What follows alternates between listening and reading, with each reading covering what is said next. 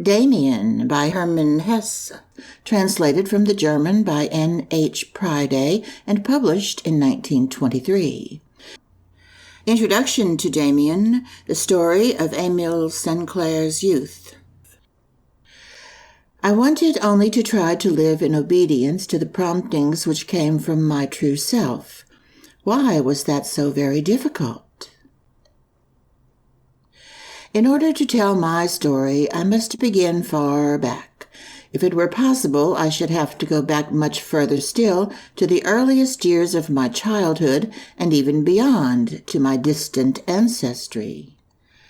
Authors, in writing novels, usually act as if they were God, and could, by a broadness of perception, comprehend and present any human story as if God were telling it to himself, without veiling anything, and with all the essential details. That I cannot do, any more than can the authors themselves. But I attach more importance to my story than can any other writer to his, because it is my own, and it is the story of a human being, not that of an invented, possible, ideal or otherwise, non-existent creature, but that of a real, unique, living man. What that is, a real living man, one certainly knows less today than ever. For men are shot down in heaps, men of whom each one is a precious, unique experiment of nature. If we were nothing more than individuals, we could actually be put out of the world entirely with a musket ball, and in that case there would be no more sense in relating stories. But each man is not only himself, he is also the unique, quite special, and in every case the important and remarkable point where the world's phenomena converge in a certain manner, never again to be repeated. For that reason, the history of everyone is important, eternal, divine. For that reason, every man, so long as he lives at all and carries out the will of nature, is wonderful and worthy of every attention. In everyone has the spirit taken shape. In everyone, creation suffers. In everyone is a Redeemer crucified. Few today know what man is. Many feel it, and for that reason die the easier, as I shall die the easier when I have finished my story. I must not call myself one who knows. I was a seeker, and am still, but I seek no more in the stars or in books. I am beginning to listen to the promptings of those instincts which are coursing in my very blood. My story is not pleasant, it is not sweet and harmonious like the fictitious stories. It smacks of nonsense and perplexity, of madness and dreams, like the lives of all men who do not wish to delude themselves any longer. The life of everyone is a way to himself, the search for a road, the indication of a path. No man has ever yet attained to self-realization, yet he strives thereafter, one ploddingly, another with less effort, each as best he can. Each one carries the remains of his birth, slime and eggshells of a primeval world, with him to the end. Many a one will remain a frog, a lizard, an ant. Many a one is top part man and bottom part fish. But everyone is a projection of nature into manhood. To us all, the same origin is common, our mothers. We all come out of the womb. But each of us, an experiment, one of nature's litter, strives after its own ends. We can understand one another, but each one is able to explain only himself. End of introduction.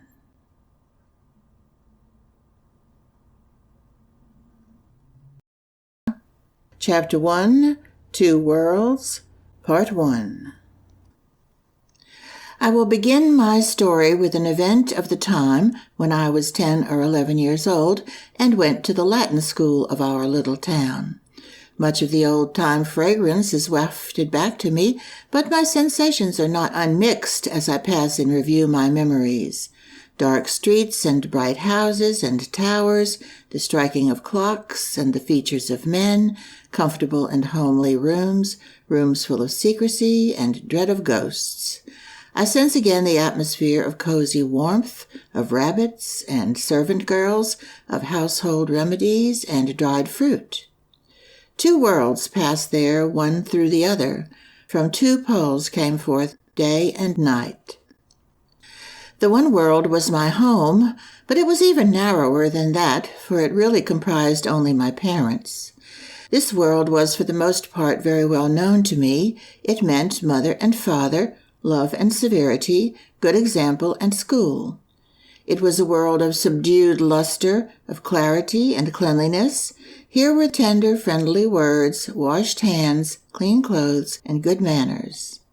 Here the morning hymn was sung, and Christmas was kept.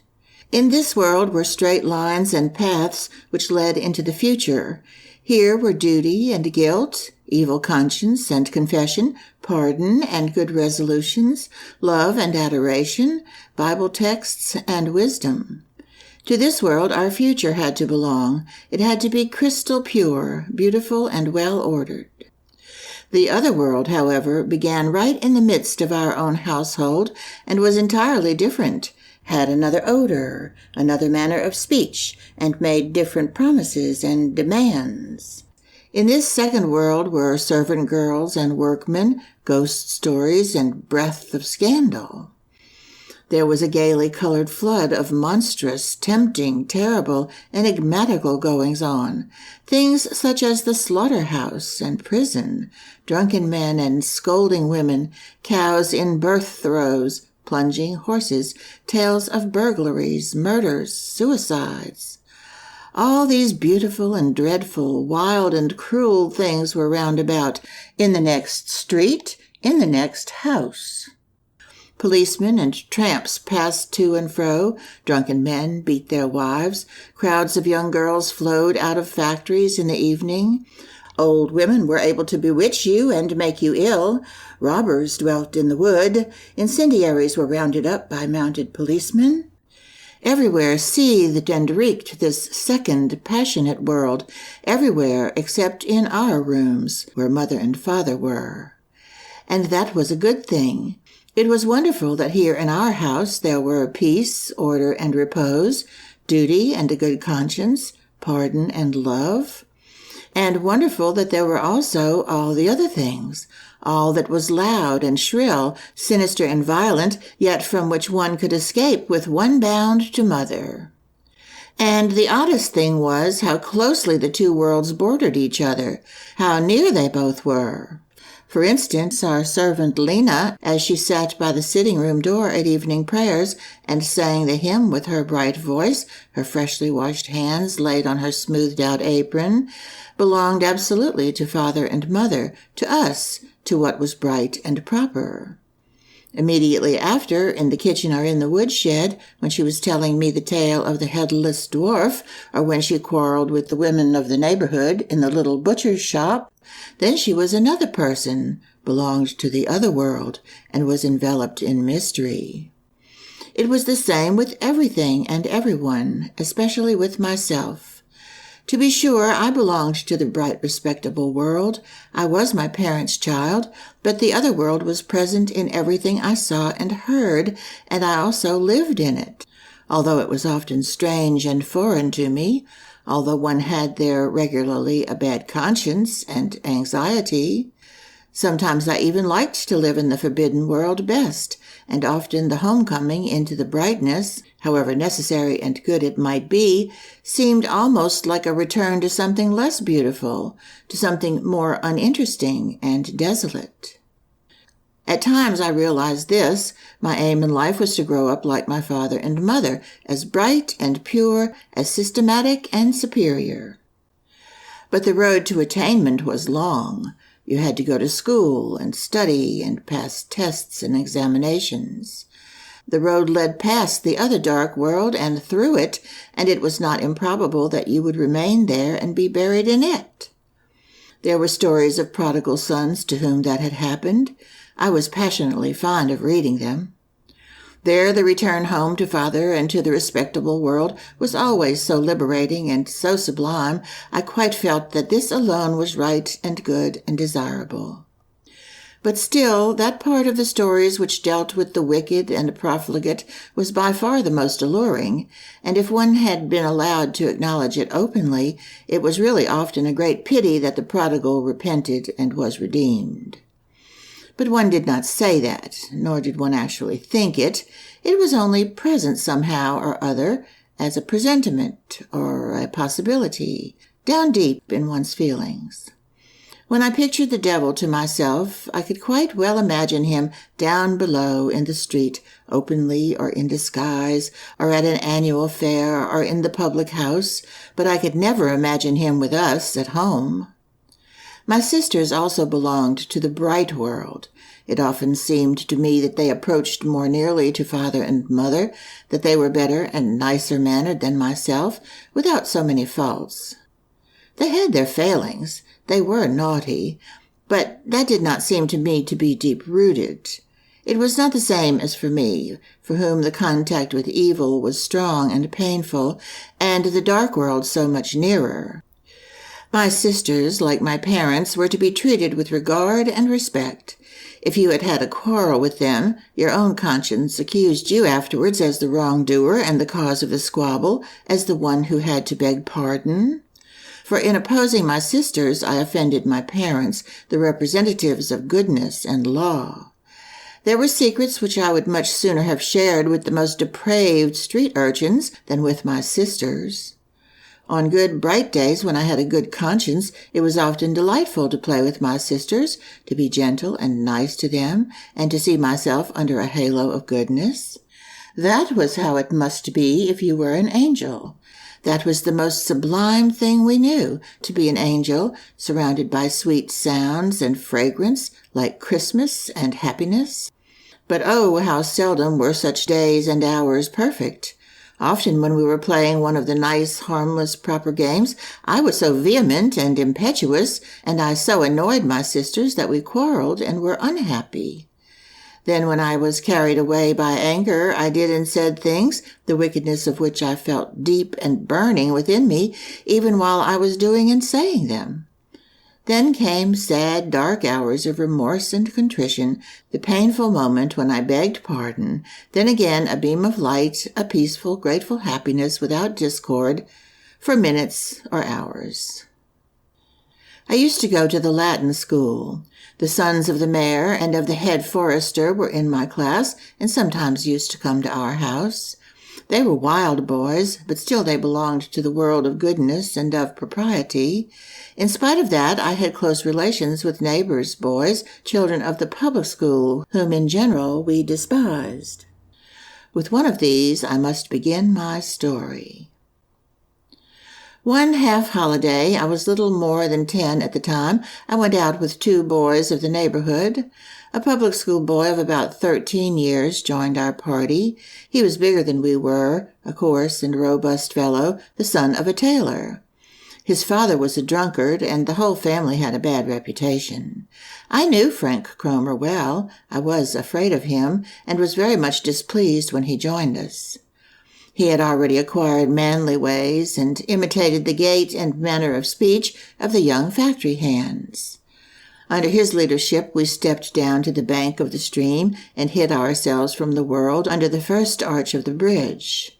The little bank between the vaulted bridge wall and the sluggishly flowing water was composed of nothing but trash, of broken china and garbage, of twisted bundles of rusty iron wire and other rubbish. You sometimes found there useful things. We had to search the stretch under Frank Cromer's direction and show him what we found. He then either kept it himself or threw it away into the water. He bid us note whether the things were of lead, brass, or tin. Everything we found of this description he kept for himself, as well as an old horn comb. I felt very uneasy in his company. Not because I knew that father would have forbidden our playing together had he known of it, but through fear of Frank himself. I was glad that he treated me like the others. He commanded and we obeyed. It seemed habitual to me, although that was the first time I was with him. At last we sat down. Frank spat into the water and looked like a full-grown man. He spat through a gap in his teeth, directing the sputum in any direction he wished. He began a conversation, and the boys vied with one another in bragging of schoolboy exploits and pranks. I was silent, and yet if I said nothing, I was afraid of calling attention to myself and inciting Cromer's anger against me. My two comrades had from the beginning turned their backs on me and had sided with him. I was a stranger among them, and I felt my clothes and manner to be a provocation. It was impossible that Frank should like me, a Latin schoolboy and the son of a gentleman, and the other two, I felt, as soon as it came to the point, would disown me and leave me in a lurch. At last, through mere fright, I also began to relate a story. I invented a long narration of theft, of which I made myself the hero. In a garden, by the mill on the corner, I recounted, I had one night, with the help of a friend, stolen a whole sack of apples, and those none of the ordinary sorts, but russets and golden pippins, the very best. In the danger of the moment, I had recourse to the telling of this story, which I invented easily and recounted readily. In order not to have to finish off immediately, and so perhaps be led from bad to worse, I gave full scope to my inventive powers. One of us, I continued, always had to stand sentinel, while the other was throwing down apples from the tree, and the sack had become so heavy that at last we had to open it again and leave half the apples behind. But we returned at the end of half an hour and took the rest away with us. I hoped at the end to gain some little applause. I had warmed to my work and had let myself go in my narration. The two small boys waited, quiet and expectant, but Frank Cromer looked at me penetratingly through half-closed eyes and asked me in a threatening tone, "Is that true?" "Yes," I said. "Really and truly?" "Yes, really and truly," I asserted defiantly, though inwardly I was stifling through fear. "Can you swear to it?" I was terribly frightened, but I answered without hesitation, "Yes." "Then say, 'I swear by God and all that's holy.'" I said, "I swear by God and all that's holy." "Ah, go on," said he, and turned away. I thought that everything was now all right, and was glad when he got up and made for the town. When we were on the bridge, I said timidly that I must go home now. "Don't be in such a hurry," laughed Frank. "We both go the same way." He dawdled on, and I dared not tear myself away, especially as he was actually taking the road to our house. As we arrived, I looked at the heavy brass knocker, the sun on the window, and the curtains in my mother's room, and I breathed a sigh of relief. Home at last. What a blessing it was to be at home again, to return to the brightness and peace of the family circle.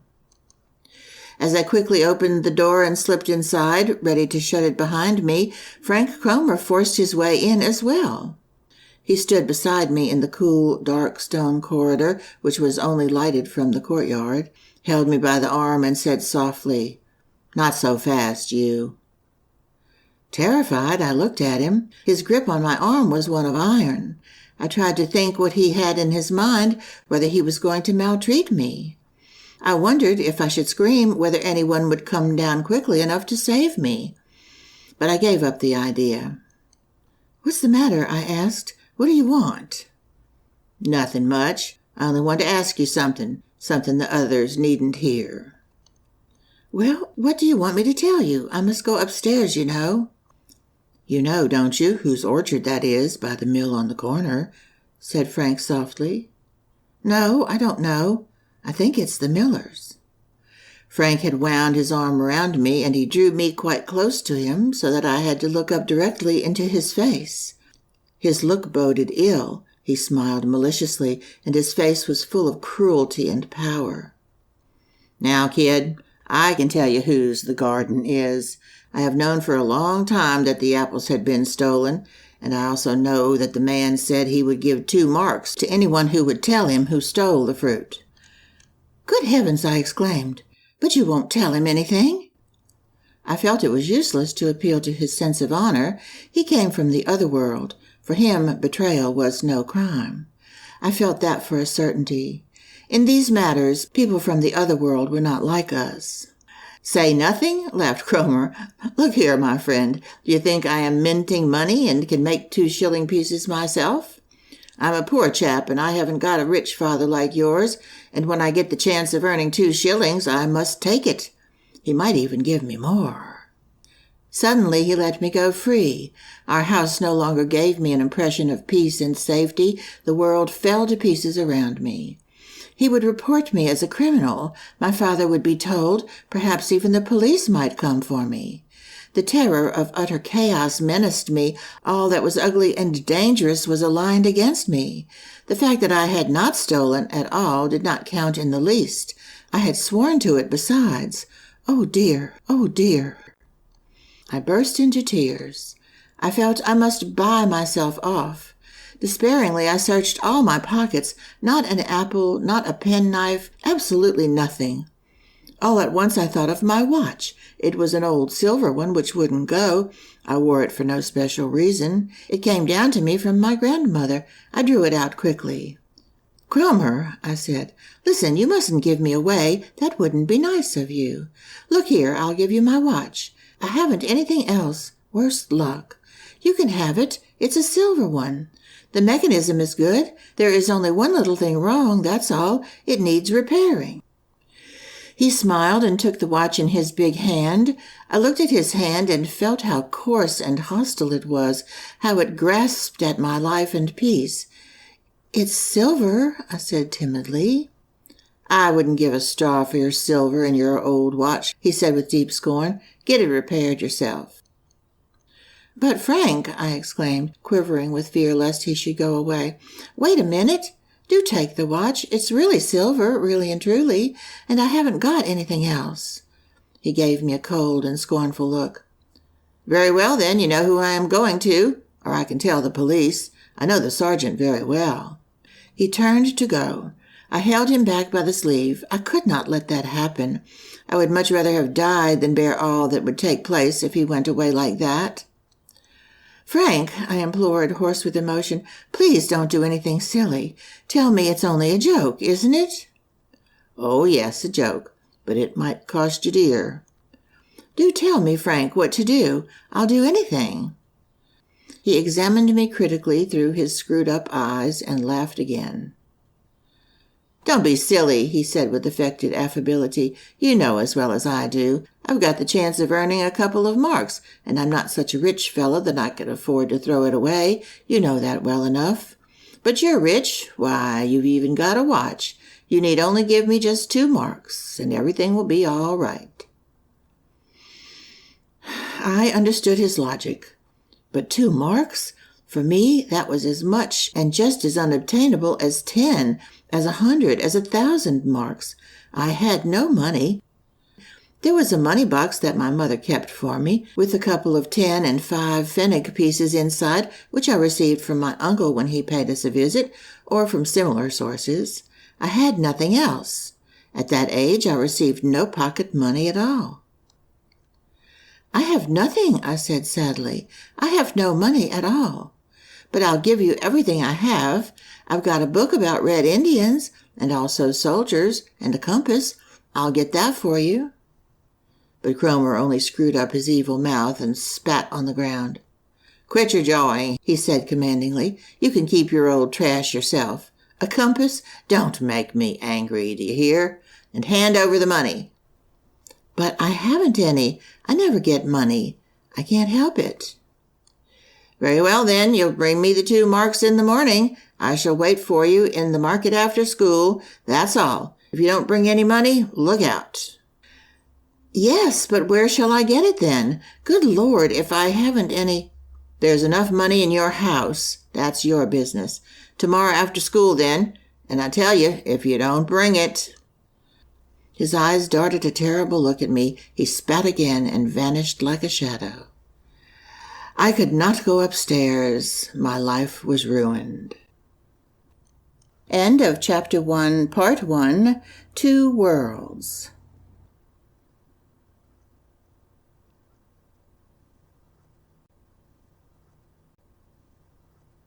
Chapter 1, 2 Worlds, Part 2. I wondered if I should run away and never come back, or go and drown myself. But these thoughts were not clearly formulated. I sat crouched in the dark on the bottom step, and I surrendered myself to my misfortune. There Lena found me in tears as she came down with a basket to get wood. I begged her to say nothing on her return, and I went up. My father's hat and my mother's sunshade hung on the rack near the glass door. All these things reminded me of home and tenderness. My heart went out to them imploringly, and grateful for their existence, I felt like the prodigal son when he looked into his old homey room and sensed its familiar atmosphere. All this, the bright father and mother world, was mine no longer, and I was buried deeply and guiltily in the strange flood, ensnared in sinful adventures, beset by enemies and dangers, menaced by shame and terror. The hat and sunshade, the good old sandstone floor, the big picture over the hall cupboard, and the voice of my elder sister in the living room, all this was dearer and more precious to me than ever, but it was no longer consolation and secure possession. All of it was now a reproach. All this belonged to me no more. I could share no more in its cheerfulness and peace. I carried mud on my shoes that I could not wipe off on the mat.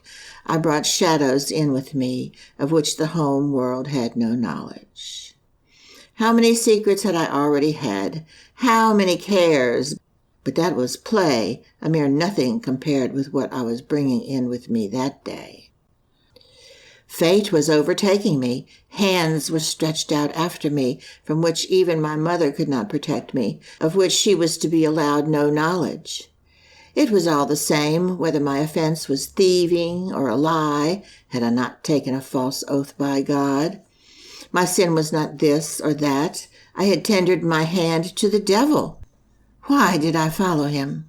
Why had I obeyed Cromer more than ever I did my father? Why had I falsely invented the story of the theft? Why had I plumed myself on having committed a crime, as if it had been a deed of heroism? Now the devil had me by the hand. Now the evil one was pursuing me. For a moment I felt no further dread of the morrow, but I had the terrible certainty that my way was leading me further and further downhill and into the darkness. I realized clearly that from my wrongdoing, other wrongdoings must result, that the greetings and kisses I gave to my parents would be a lie, that a secret destiny I should have to conceal hung over me. For an instant, confidence and hope came to me like a lightning flash as I gazed at my father's hat. I would tell him everything, would accept his judgment and the punishment he might mete out. He would be my confidant and would save me.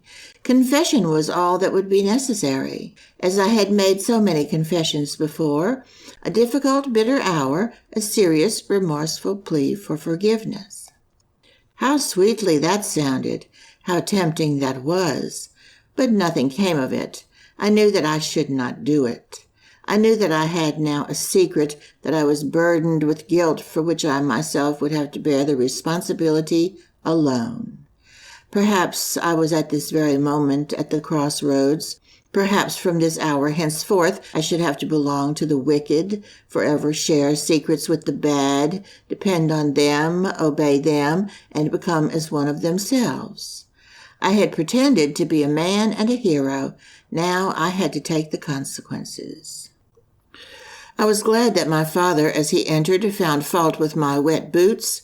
It diverted his attention from something worse, and I allowed myself to suffer his reproach, secretly thinking of the other. That gave birth to a peculiar new feeling in me, an evil, cutting feeling like a barbed hook. I felt superior to my father. I felt for an instant's duration a certain scorn of his ignorance. His scolding over the wet boots seemed to me petty.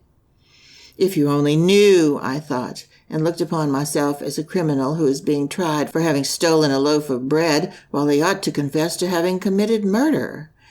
It was an ugly and repugnant feeling, yet strong and not without a certain charm, and it chained me to my secret and my guilt more securely than anything else. Perhaps Cromer had already gone to the police and given me away, I thought, and a storm is threatening to break over my head, while here I am looked upon as a mere child. This was the important and permanent element of the whole event up to this point of my narration. It was the first cleft in the sacredness of parenthood. It was the first split in the pillar on which my childhood had reposed, and which everyone must overthrow before he can attain to self-realization. The inward, fundamental basis of our destiny is built up from these events, which no outsider observes. Such a split or cleft grows together again, heals up, and is forgotten. But in the most secret chamber of the soul it continues to live and bleed. I myself felt immediate terror in the presence of this new feeling. I would have liked to embrace my father's feet there and then, to beg his forgiveness, but one cannot beg pardon for something fundamental, and a child knows and feels that as well and as deeply as any adult. I felt the need to think over the affair and to consider ways and means for the morrow, but I did not get around to it. My whole evening was taken up solely in accustoming myself to the changed atmosphere of our living room. Clock and table, Bible and looking-glass, bookcase and pictures seemed all to be saying goodbye to me. With freezing heart, I had to stand by and watch my world, the good, happy time of my life, sever itself from me, to be relegated to the past. I was forced to realize that I was being held fast to new sucking roots in the darkness of the unfamiliar world outside. For the first time I tasted death, and death tasted bitter, for it is birth with the terror and fear of a formidable renewal. I was glad to be lying at last in bed, but first I had passed through purgatory in the form of evening prayers, and we had sung a hymn, one of my favorite ones.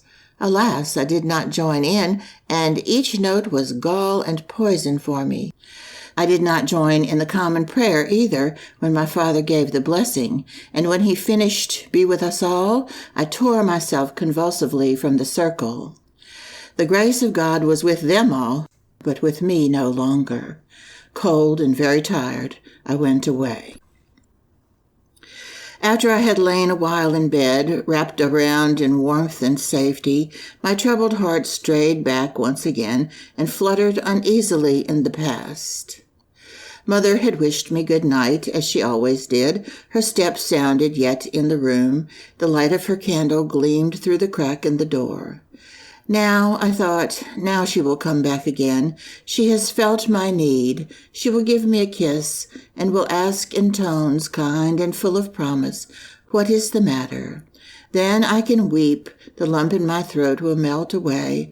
I will throw my arms about her and will tell her, and everything will be all right. I shall be saved. And when the crack in the door had become dark again, I still listened for a while and thought, she must come. She must. Then I came back to reality and looked my enemy in the face. I saw him clearly. He had one eye closed, his mouth laughed uncouthly.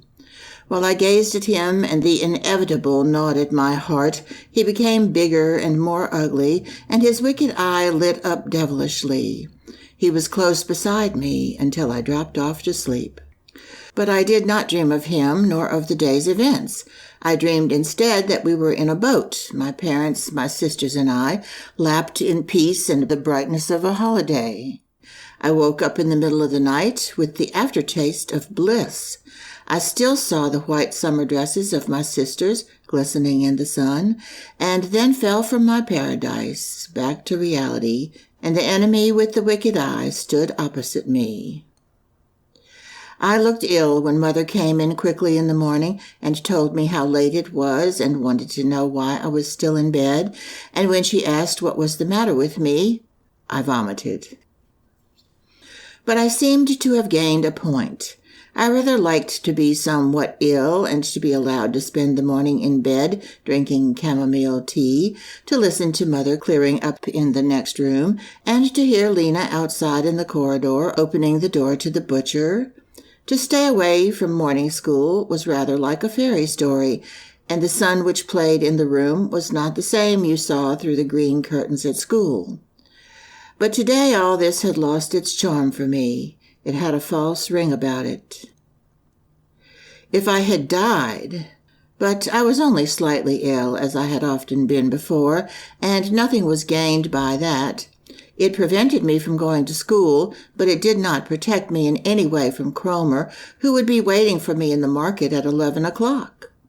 And Mother's friendliness was this time without comfort.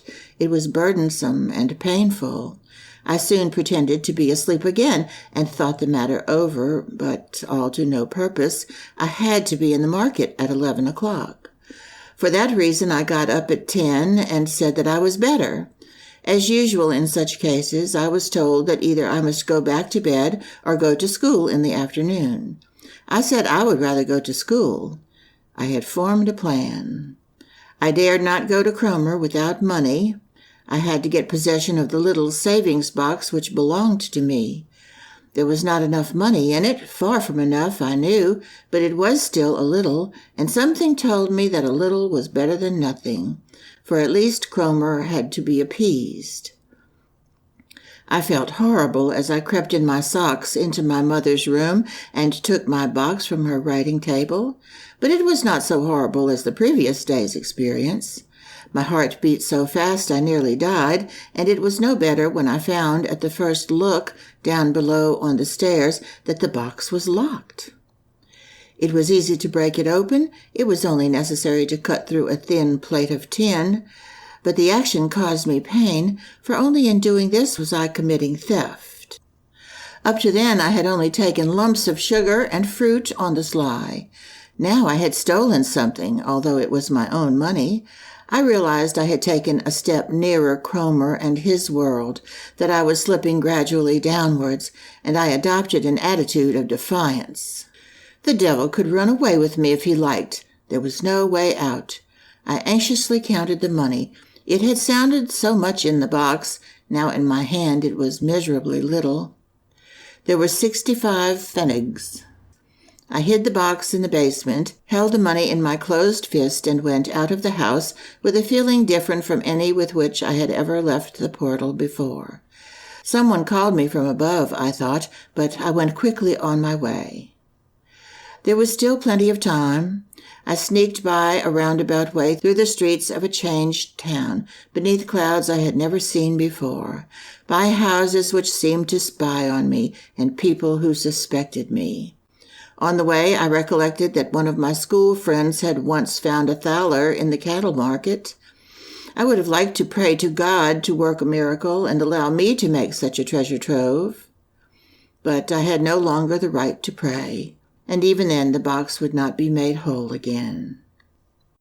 Frank Cromer saw me in the distance. However, he came along very slowly and seemed not to be looking out for me. As he approached me, he beckoned me commandingly to follow. He passed on tranquilly, without once looking round, went down Straw Street and over the bridge, and stopped on the outskirts of the town in front of a new building. No one was working there. The walls stood bare, without doors or windows. Cromer looked round and then went through the doorway. I followed him. He stepped behind the wall, beckoned to me, and stretched out his hand. "That makes 65 pfennigs," he said, and looked at me. "Yes," I said timidly, "that's all I have. It's too little, I know, but it's all. I haven't any more." "I thought you were cleverer than that," he exclaimed, blaming me in what were almost mild terms. "Between men of honor there must be honest dealing. I will not take anything from you except what is right. You know that. Take your pfennigs back there. The other, you know who, doesn't try to beat me down. He pays." "But I have absolutely nothing else. That was my money box." "That's your affair, but I don't want to make you unhappy. You still owe me 1 mark, 35 pfennigs. When can I have it?" "Oh, you'll soon have it, certainly, Cromer. I don't know yet. Perhaps tomorrow or the day after. I shall have some more. You understand that I can't tell my father, don't you?" "That's no concern of mine. I don't want to harm you. If I liked, I could get the money before noon, you see, and I'm poor. You wear nice clothes and you get something better to eat for dinner than I do. But I won't say anything. I am willing to wait a few days. The day after tomorrow, in the afternoon, I will whistle for you. Then you will bring it along. You can recognize my whistle?" He gave me a whistle that I had often heard before. "Yes," I said, "I know it." He went away as if I didn't belong to him. It had been only a transaction between us, nothing further. Even today, I believe, Cromer's whistle would terrify me if I heard it again suddenly. From then on, I heard it often. It seemed I heard it continually and always. No place, no game, no work, no idea in which this whistle would not sound. I was dependent on it. It was now the messenger of my fate. On mild, glowing autumn afternoons, I was often in our little flower garden, which I loved dearly. A peculiar impulse made me take up again boyish games, which I had played formerly. I played as if it were that I was a boy who was younger than I was, and still good and free, innocent and secure. But in the middle of the game, always expected and yet always terribly disturbing and surprising, sounded Cromer's whistle, destroying the picture my imagination had painted. Then I had to go. I had to follow my tormentor to evil and ugly places, had to render an account, and let myself be dunned. The whole business may have lasted a few weeks, but it seemed to me like a year or an eternity.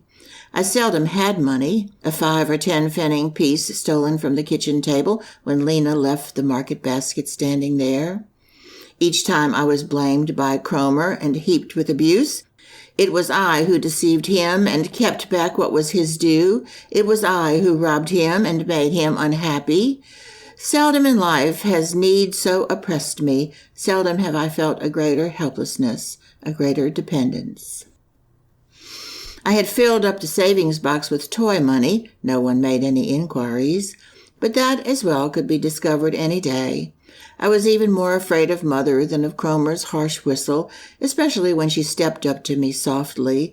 Was she not going to ask me about the money box? As I presented myself to my evil genius several times without money, he began to torment and make use of me after a different fashion. I had to work for him. He had to see to various things for his father. I did that for him, or he made me do something more difficult. Hop on one leg for 10 minutes, or fasten a scrap of paper onto the coat of a passer-by. Many nights these torments realized themselves in my dreams, and I wept and broke out in a cold sweat in my nightmare. For a time I was ill. I often vomited and felt cold, but at night I lay in a fever, bathed in perspiration. Mother felt that something was wrong and displayed much sympathy on my behalf, but this tortured me because I could not respond by confiding in her. One evening, after I had already gone to bed, she brought me a piece of chocolate. This action was a souvenir of former years when, if I had been good, I was often rewarded in this way before going off to sleep. Now she stood there and held the piece of chocolate out to me. This so pained me that I could do nothing but shake my head. She asked what was the matter with me and stroked my hair. I could only sob out, "Nothing, nothing. I won't have anything." She put the chocolate on my bed table and went away. When she wished subsequently to question me on the matter, I made as if I knew nothing about it. Once she brought the doctor to me, who examined me and prescribed cold ablutions in the morning.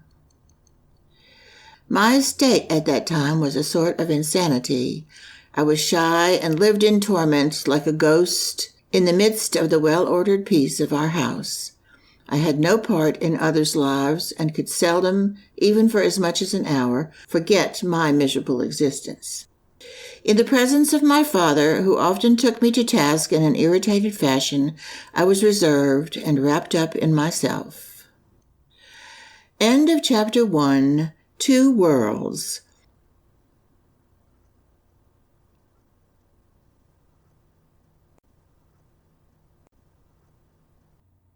Chapter 2. Cain. Part 1. Deliverance from my troubles came from quite an unexpected quarter, and with it something new entered into my life, which has up to the present day exercised a strong influence. A short time before, we had had a new boy at our Latin school. He was the son of a well-to-do widow who had moved to our town. He was in mourning and wore a crepe band round his sleeve. His form was above mine, and he was several years older, but I soon began to take notice of him, as did all of us. This remarkable boy impressed one as being much older than he looked. He made on no one the impression of being a mere schoolboy. With us childish youngsters he was as distant and as mature as a man, or rather as a gentleman. He was by no means popular. He took no part in games, much less in the fooling. It was only the self-conscious and decided tone which he adopted towards the masters that pleased the others. His name was Max Demian. One day it happened, as it occasionally did in our school, that for some cause or other another class was sent into our large schoolroom. It was Demian's form. We little ones were having biblical history. The big ones had to write an essay. While we were having the story of Cain and Abel knocked into us, I kept looking across at Demian, whose face fascinated me strangely, and saw his wise, bright, more than ordinarily strong features bent attentively and thoughtfully over his task. He did not look at all like a schoolboy doing an exercise, but like a research worker solving a problem. I did not find him really agreeable. On the contrary, I had one or two little things against him. With me, he was too distant and superior. He was much too provokingly sure of himself, and the expression of his eyes was that of an adult, which children never like, rather sad, with occasional flashes of scorn. Yet I could not resist looking at him, whether I liked him or not. But the minute he looked in my direction, I looked away, somewhat frightened. If today I consider what he looked like as a schoolboy, I can say that he was in every respect different from the others, and bore the stamp of a striking personality, and therefore attracted attention. But at the same time he did everything to prevent himself from being remarked. He bore and conducted himself like a disguised prince who finds himself among peasant boys and makes every effort to appear like them. He was behind me on the way home from school. When the others had run on, he overtook me and said, "Hello." Even his manner of greeting, although he imitated our schoolboy tone of voice, was polite and like that of a grown-up person. "Shall we go a little way together?" he questioned in a friendly way. I was flattered and nodded. Then I described to him where I lived. "Oh, there," he said laughingly. "I know the house already. There is a remarkable work of art over your door, which interested me at once." I did not guess immediately to what he was referring, and was astonished that he seemed to know our house better than I did.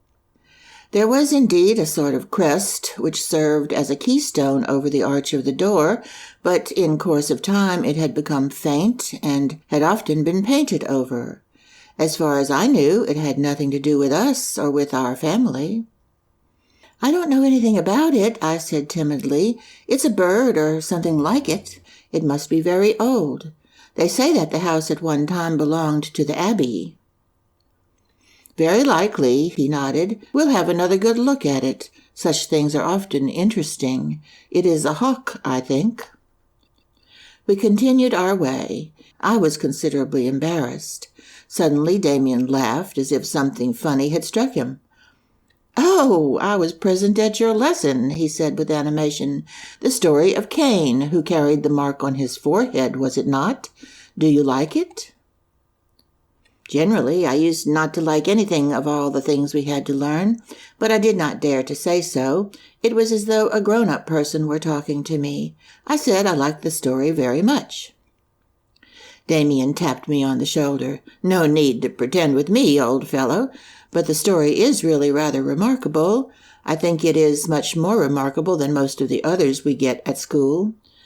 The master didn't say very much about it, only the usual things about God and sin, etc.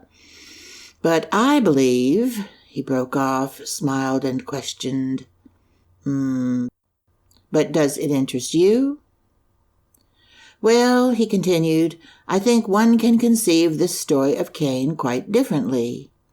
Most things we are taught are certainly quite true and right, but one can consider them all from a different standpoint from the masters, and most of them have a much better meaning then.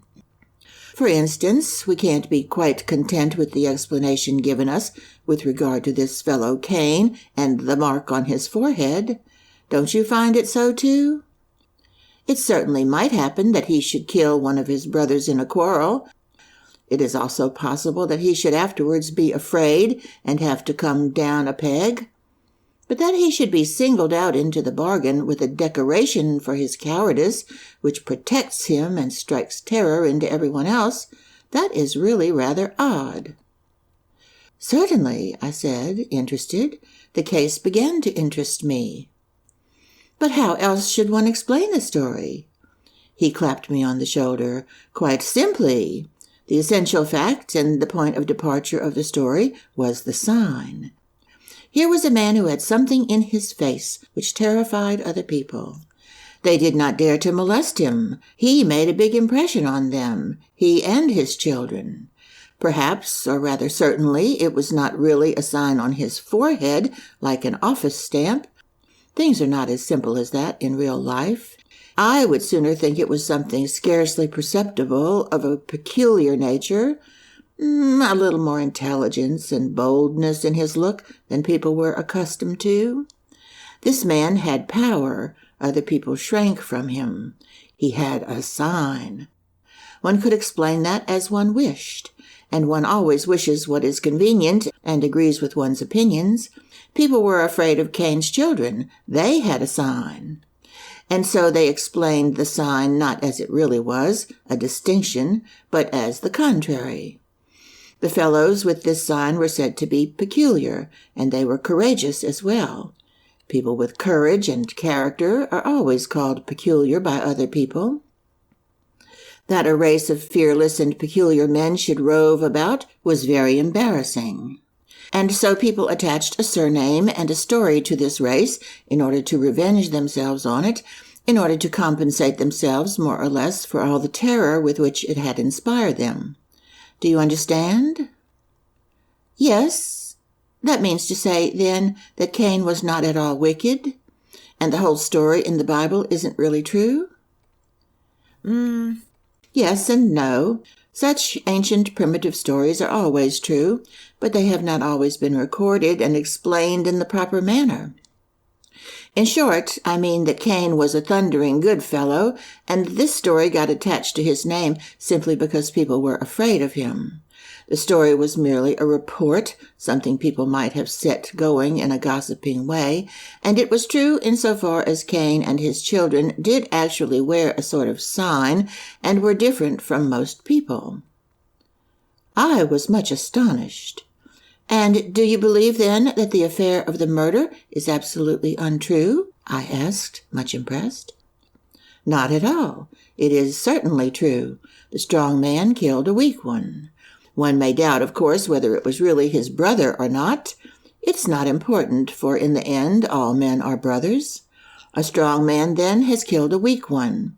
Perhaps it was a deed of heroism, perhaps it was not. But in any case, the other weak people were terrified. They lamented and complained, and when they were asked, "Why don't you simply kill him as well?" they did not answer, "Because we are cowards," but they said instead, "You can't. He has a sign. God has singled him out." The humbug must have arisen something after this style. "Oh, I'm keeping you from going in. Goodbye, then." He turned into Old Street and left me alone, more astonished than I had ever been before. Scarcely had he gone when everything that he had said seemed to me quite unbelievable. Cain, a noble fellow? Abel, a coward? Cain's sign a distinction? It was absurd. It was blasphemous and infamous. What was God's part in the matter? Had he not accepted Abel's sacrifice? Did he not love Abel? Demian's story was nonsense. I suspected him of making fun of me and of wishing to mislead me.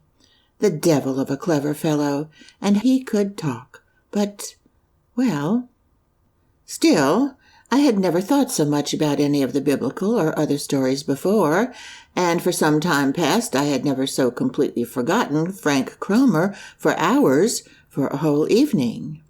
At home, I read through the story once again, as it stands in the Bible, short and clear.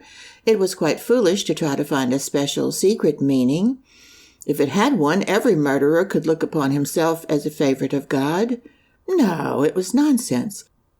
But Demian had a nice way of saying such things, so easily and pleasantly, as if everything were self-evident. And then his eyes. My ideas were certainly a little upset, or rather they were very much confused. I had lived in a bright, clean world. I myself had been a sort of Abel, and now I was so firmly fixed in the other and had sunk so deeply. But really, what could I do to help it? What was my position now? A reminiscence glowed in me, which for the moment almost took away my breath. I remembered that wretched evening from which my present misery dated, when I looked for an instant into the heart of my father's bright world and despised his wisdom. Then I was Cain and bore the sign. I imagined that it was in no way shameful, but a distinction, and in my wickedness and unhappiness I stood on a higher level than my father, higher than good and pious people. It was not in such a clear-thinking way that my experience then presented itself to me, but all this was contained therein. It was only a flaming up of feeling, of strange emotions which caused me pain and yet filled me with pride. When I considered the matter, I saw how strangely Demian had spoken of the fearless and the cowards, how curiously he had explained the mark on Cain's forehead, how singularly his eyes had lit up, those peculiar eyes of a grown person. And indistinctly it shot through my brain, is not he himself, this Demian, a sort of Cain? Why did he defend him if he did not feel like him? Why had he this force in his gaze? Why did he speak so scornfully of the others, of the fearsome, who are really the pious and the well-considered of God? This thought led me to no definite conclusion. A stone had fallen into the well, and the well was my young soul. And this business with Cain, the murderer, and the sign, was for a very long time, the point from which my seekings after knowledge, my doubts and my criticisms took their departure. I noticed that the other boys also occupied themselves a good deal with Demian. I had not told anyone of his version of the story of Cain, but he appeared to interest the others as well. At least many rumors concerning the new boy became current. If only I still knew all of them, each would help to throw fresh light on him, each would serve to interpret him. I only remember the first rumor was that Demian's mother was very rich. It was also said that she never went to church, nor the son either. Another rumor had it that they were Jews, but they could just as easily have been, in secret, Mohammedans. Furthermore, tales were told of Max Demian's strength. So much was certain that the strongest boy in his form, who challenged him to a fight, and who at his refusal branded him a coward, suffered a terrible humiliation at his hands. Those who were there said that Demian had simply taken him by the nape of the neck with one hand and had brought such a pressure to bear that the boy went white and afterwards crawled away, and that for several days he was unable to use his arm. For a whole evening, a rumor even ran that he was dead. For a time, everything was asserted and believed, everything that was exciting and wonderful. Then there was a satiety of rumors for a while. A little later, new ones circulated, which asserted that Demian had intimate relations with girls and knew everything. Meanwhile, my affair with Frank Cromer took its inevitable course. I could not get away from him, for although he left me in peace for days together, I was still bound to him. In my dreams he lived as my shadow, and thus my fantasy credited him with actions which he did not in reality do. So that in dreams I was absolutely his slave. I lived in these dreams. I was always a deep dreamer, more than in reality. These shadowy conceptions wasted my strength and my life force. I often dreamed, among other things, that Cromer ill-treated me, that he spat on me and knelt on me, and what was worse, that he led me to commit grave crimes, or rather I was not led, but simply forced through his powerful influence. The most terrible of these dreams, from which I woke up half mad, presented itself as a murderous attack on my father. Cromer whetted a knife and put it in my hand as we were standing behind the trees of a lane and lying in wait for someone, whom I knew not. But when someone came along and Cromer, through a pressure of the arm, informed me that this was the man whom I was to stab, it turned out to be my father. Then I woke up. With all these troubles, I still thought a great deal about Cain and Abel, but much less about Demian. It was, strangely enough, in a dream that he first came in contact with me again. I dreamed once more of assault and ill treatment which I suffered, but instead of Cromer, this time it was Demian who knelt upon me. And what was quite new and profoundly impressive, everything that I suffered resistingly and in torment at the hands of Cromer, I suffered willingly from Demian, with a feeling which was composed as much of joy as of fear. I had this dream twice, then Cromer occupied his old position in my thoughts.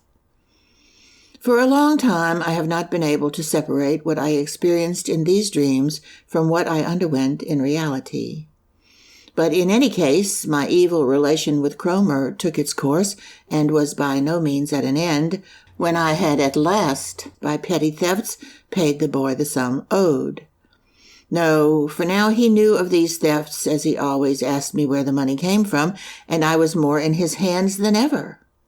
He frequently threatened to tell my father everything, and my terror then was scarcely as great as the profound regret that I had not myself done that in the beginning.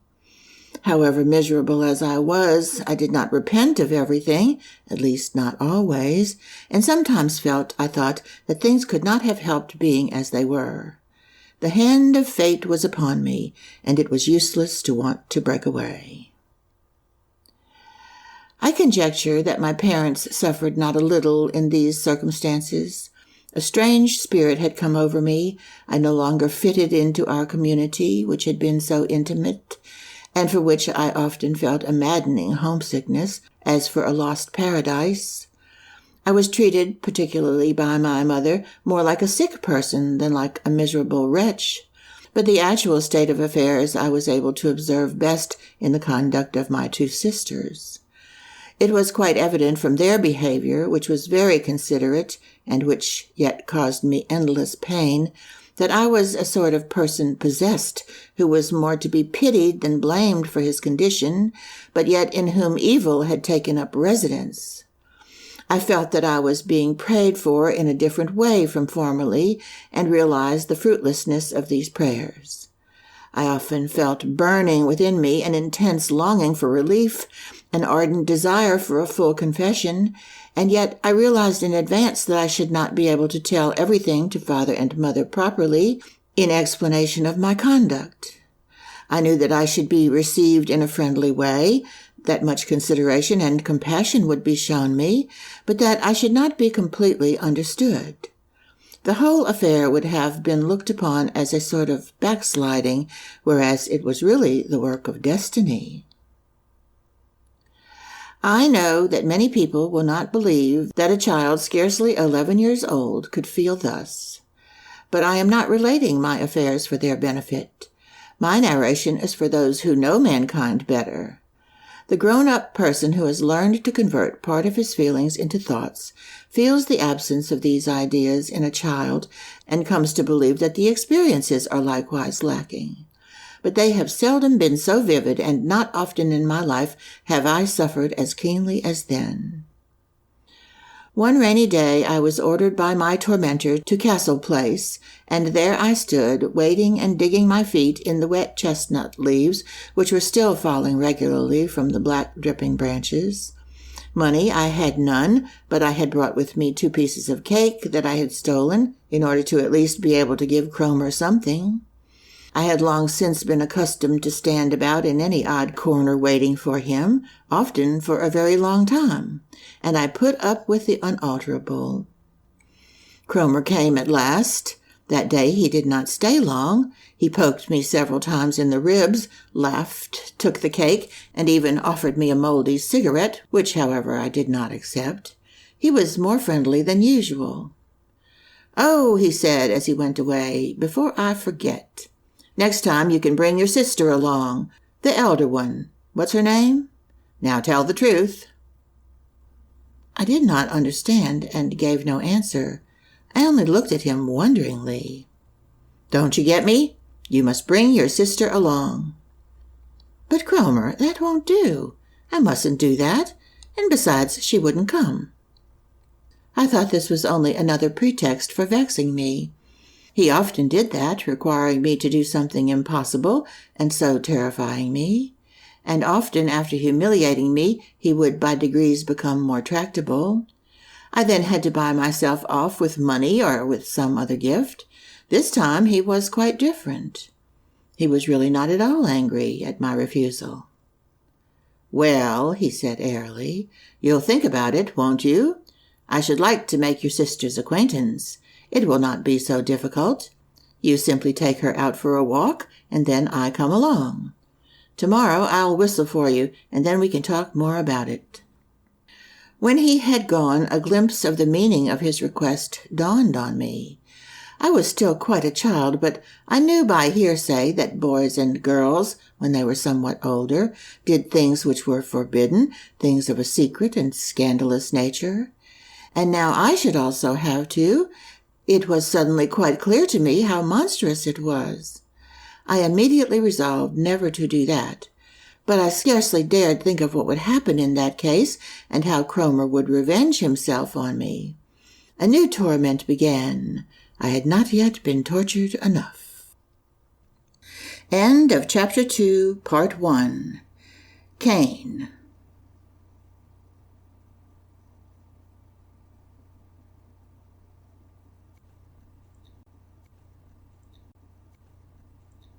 Chapter 2, Cain, Part 2.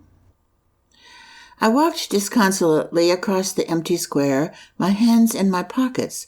Fresh torments, a new servitude. Suddenly a fresh, deep voice called to me. I was terrified and began to run on. Someone ran after me. A hand gripped me from behind. It was Max Demian. I let myself be taken prisoner. I surrendered. "It's you," I said uncertainly. "You frightened me so." He looked at me, and never had his glance been more like that of an adult, of a superior and penetrating person. For a long time past we had not spoken with one another. "I am sorry," he said in his courteous and at the same time very determined manner. "But listen, you mustn't let yourself be frightened like that." "Oh, that can happen sometimes."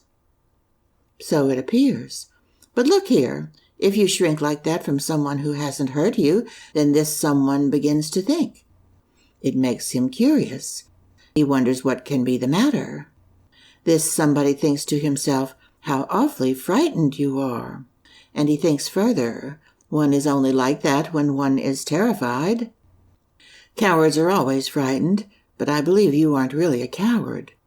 Aren't I right? Of course, you aren't a hero either. There are things of which you are afraid. There are also people of whom you are afraid, and that should never be. No one should ever be afraid of other people. You aren't afraid of me. Or are you, perhaps? Oh, no, of course not. There, you see, but there are people you are afraid of. I don't know. Let me go. What do you want of me? He kept pace with me. I was going quicker with the idea of escaping. I felt his look directed on me from the side. "Just assume," he began again, "that I mean well with you. In any case, you needn't be afraid of me. I would very much like to try an experiment with you. It's funny, and you can learn something that's very useful. Listen, I often practice an art which is called mind reading. There's no witchcraft in it, but it seems very peculiar if someone doesn't know how to do it. You can surprise people very much with it. Well, let us try it. I like you, or I interest myself in you, and I would like to find out what your real feelings are. I have already made the first step toward doing that. I have frightened you. You are, then, easily frightened. There are things and people of which and of whom you are afraid. Why is it? One need be afraid of no one. If you fear somebody, then it is due to the fact that he has power over you. For example, you have done something wrong, and the other person knows it. Then he has power over you. Do you get me? It's clear, isn't it? I looked helplessly into his face, which was serious and prudent as always, and kind as well, but without any tenderness. His features were rather severe. Righteousness or something akin lay therein. I was not conscious of what was happening. He stood like a magician before me. "Have you understood?" he questioned again.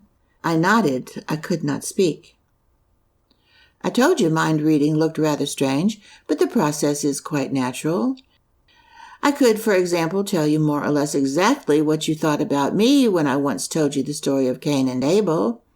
But that has nothing to do with the matter in hand. I also think it possible that you have dreamed of me. But let's leave that out. You're a clever kid. Most of 'em are so stupid. I like talking now and then with a clever fellow whom I can trust.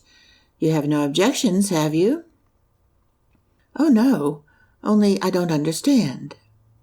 "Let's keep to our old experiment. We have found that the boy S is easily frightened. He is afraid of somebody. He apparently shares a secret with this other person, which causes him much disquietude.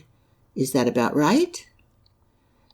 As in a dream, I lay under the influence of his voice, of his personality. I only nodded. Was not a voice talking there, which could only come from myself, which knew all in a better, clearer way than I myself? Demian gave me a powerful slap on the shoulder. "That's right, then. I thought so. Now, just one question more. Do you know the name of the boy who has just gone away?" I sank back. He had the key to my secret, this secret which twisted back inside me as if it did not want to see the light. "What sort of fellow?" There was no one there except myself. He laughed. "Don't be afraid to tell me," he said laughingly. "What's his name?"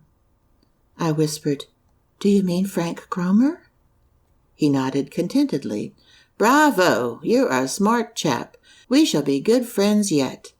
But now I must tell you something else. This Cromer, or whatever his name is a nasty fellow. His face tells me he's a rascal. What do you think?" "Oh, yes," I sobbed out. "He is nasty. He's a devil. But he mustn't know anything. For God's sake, he mustn't know anything. Do you know him? Does he know you?" "Don't worry. He's gone, and he doesn't know me. Not yet. But I should like to make his acquaintance. He goes to the public school?"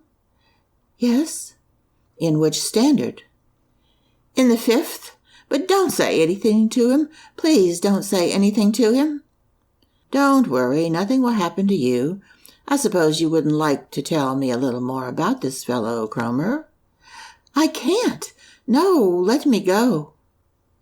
He was silent for a while. "It's a pity," he said. "We might have been able to carry the experiment still further, but I don't want to bother you. You know, don't you, that it is not right of you to be afraid of him. Such fear quite undermines us. You must get rid of it. You must get rid of it if you want to become a real man. Do you understand?" "Certainly, you're quite right. But it won't do. You don't know." "You have seen that I know a lot, more than you thought. Do you owe him any money?" "Yes, I do. But that isn't the essential point. I can't tell. I can't." "It won't help matters, then, if I give you the amount you owe him? I could very well let you have it." No, that's not the point. And please don't say anything to anybody. Not a word. You're making me miserable." "Rely on me, Sinclair. Later you can share your secrets with me." "Never, never!" I exclaimed vehemently. Just as you please. I only mean perhaps you will tell me something more later on. Only of your own free will, you understand. Surely you don't think I shall act like Cromer." "Oh, no. But you don't even know anything about it." "Absolutely nothing. But I think about it, and I shall never act like Cromer, believe me. Besides, you don't owe me anything." We remained a long time silent, and I became more tranquil. But Demian's knowledge became more and more of a puzzle to me. "I'm going home now," he said, and in the rain he drew his coat more closely about him. "I should only like to repeat one thing to you, since we have gone so far in the matter. You ought to get rid of this fellow. If there's nothing else to be done, then kill him. It would impress me and please me if you were to do that. Besides, I would help you." I was again terrified. I suddenly remembered the story of Cain. I had an uncanny feeling, and I began to cry softly. So much that was weird seemed to surround me. "All right," Max Demian said, smiling. "Go home now. We will put things square, although murder would have been the simplest. In such matters, the simplest way is always the best. You aren't in good hands with your friend Cromer." I came home, and it seemed to me as if I had been away a year. Everything looked different. Between myself and Cromer there now stood something like future freedom, something like hope. I was lonely no longer. And then I realized for the first time how terribly lonely I had been for weeks and weeks. And I immediately recollected what I had on several occasions turned over in my mind, that a confession to my parents would afford me relief, and yet would not quite liberate me. Now I had almost confessed to another, to a stranger, and as if a strong perfume had wafted to me, sensed the presentiment of salvation. Still, my fear was far from being overcome, and I was still prepared for long and terrible mental wrestlings with my evil genius. So it was all the more remarkable to me that everything passed off so very secretly and quietly. Cromer's whistle remained absent from our house for a day, 2 days, 3 days, a whole week. I dared not believe my senses, and lay inwardly on the watch to see whether he would not suddenly stand before me just at that moment when I should expect him no longer. But he was and remained away.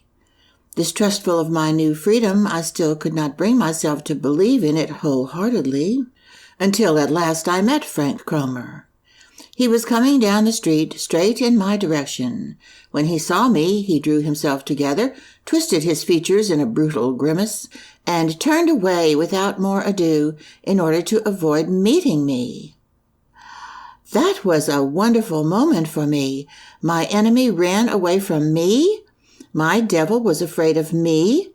Surprise and joy shook me through and through. In a few days, Demian showed himself once again. He waited for me outside school. "Hello," I said. "Good morning, Sinclair. I only wanted to hear how you're getting on. Cromer leaves you in peace, doesn't he?" "Did you manage that? But how did you do it?" "How? I don't understand it. He hasn't come near me." "Splendid. If he should come again, I don't think he will, but he's a cheeky fellow. Then simply tell him to remember Demian." "But what does it all mean? Have you had a fight with him and thrashed him?" "No, I'm not so keen on that. I simply talked to him as I did to you, and I made it clear to him that it is to his own advantage to leave you in peace." "Oh, but you haven't given him any money?" "No, kid. You've already tried that way yourself." I attempted to pump him on the matter, but he disengaged himself. The old embarrassed feeling concerning him came over me, an odd mixture of gratitude and shyness, of admiration and fear, of affection and inward resistance. I had the intention of seeing him again soon, and then I wanted to talk more about everything, about the Cain affair as well. But I did not see him. Gratitude is not one of the virtues in which I believe, and to require it of a child would seem to me wrong. So I do not wonder very much at the complete ingratitude which I evinced towards Max Demian. Today I believe positively that I should have been ruined for life if he had not freed me from Cromer's clutches. At that time also I already felt this release as the greatest event of my young life, but I left the deliverer on one side as soon as he had accomplished the miracle. As I have said, ingratitude seems to me nothing strange. Solely the lack of curiosity I evinced is odd. How was it possible that I could continue for a single day my quiet mode of life without coming nearer to the secrets with which Demian had brought me in contact? How could I restrain the desire to hear more about Cain, more about Cromer, more about the thought-reading? It is scarcely comprehensible, and yet it is so. I suddenly saw myself extricated from the demoniacal toils, saw again the world lying bright and cheerful before me. I was no longer subject to paroxysms of fear. The curse was broken. I was no longer a tormented and condemned creature.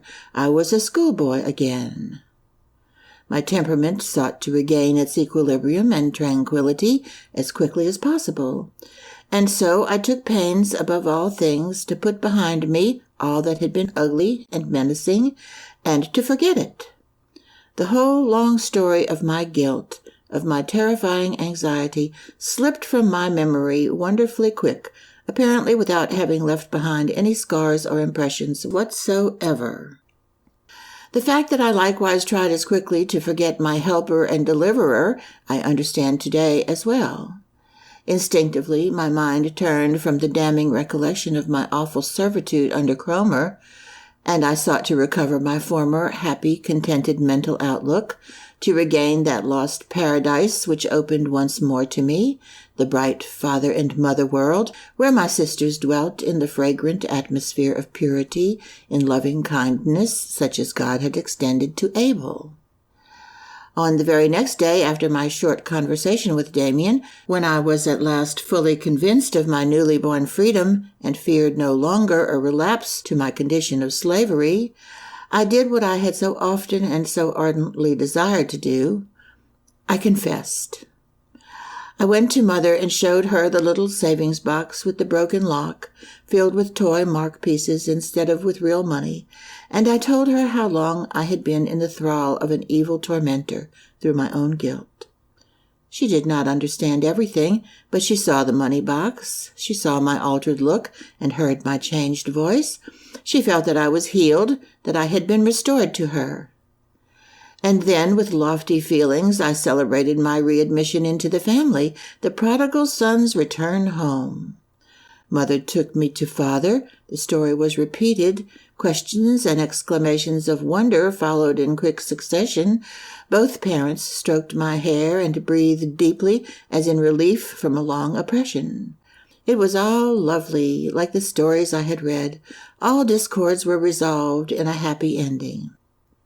I surrendered myself passionately to this harmonious state of affairs. I could not have enough of the idea that I was again free and trusted by my parents.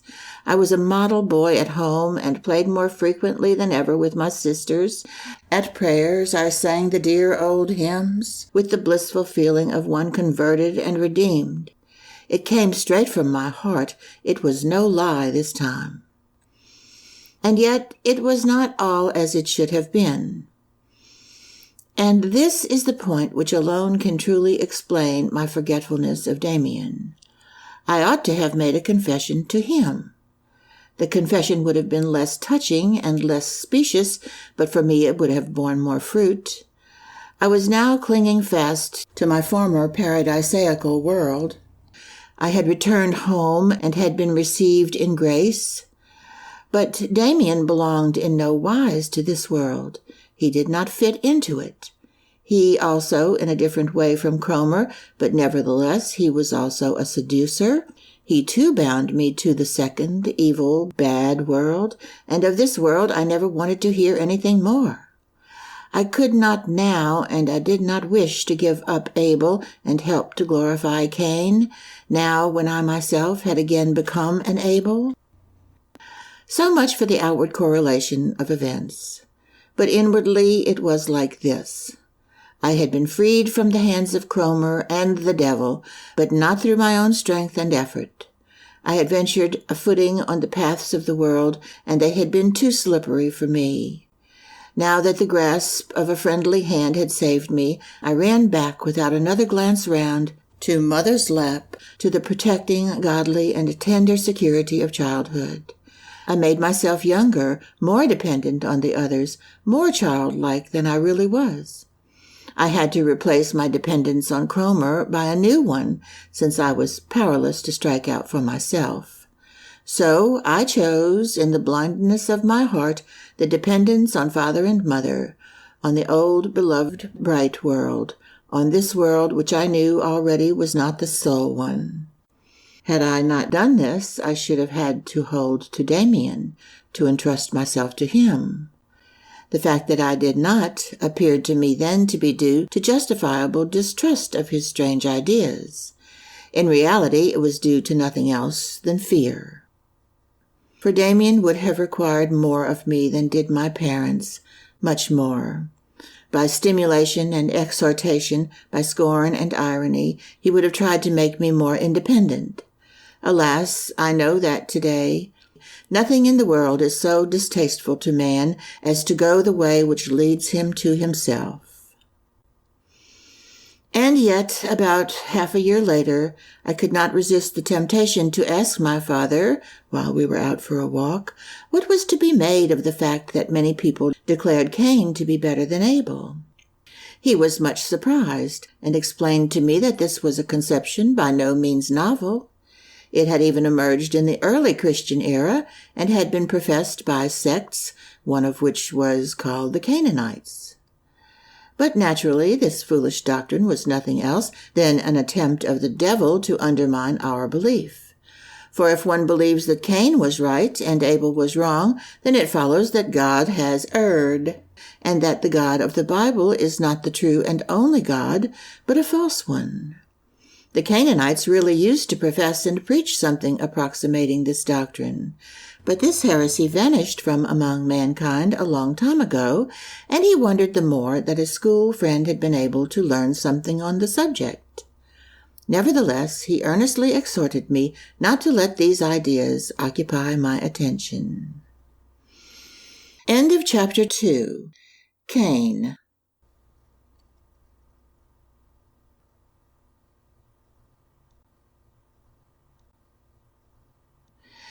Chapter 3. The Thief on the Cross, Part 1. I could describe scenes of my childhood, spent in peaceful security at the side of father and mother, relate how I passed this period of my life playing contentedly in the midst of surroundings brightened by love and tenderness. But others have done that. I am only interested in the steps I took in life in order to attain self-realization.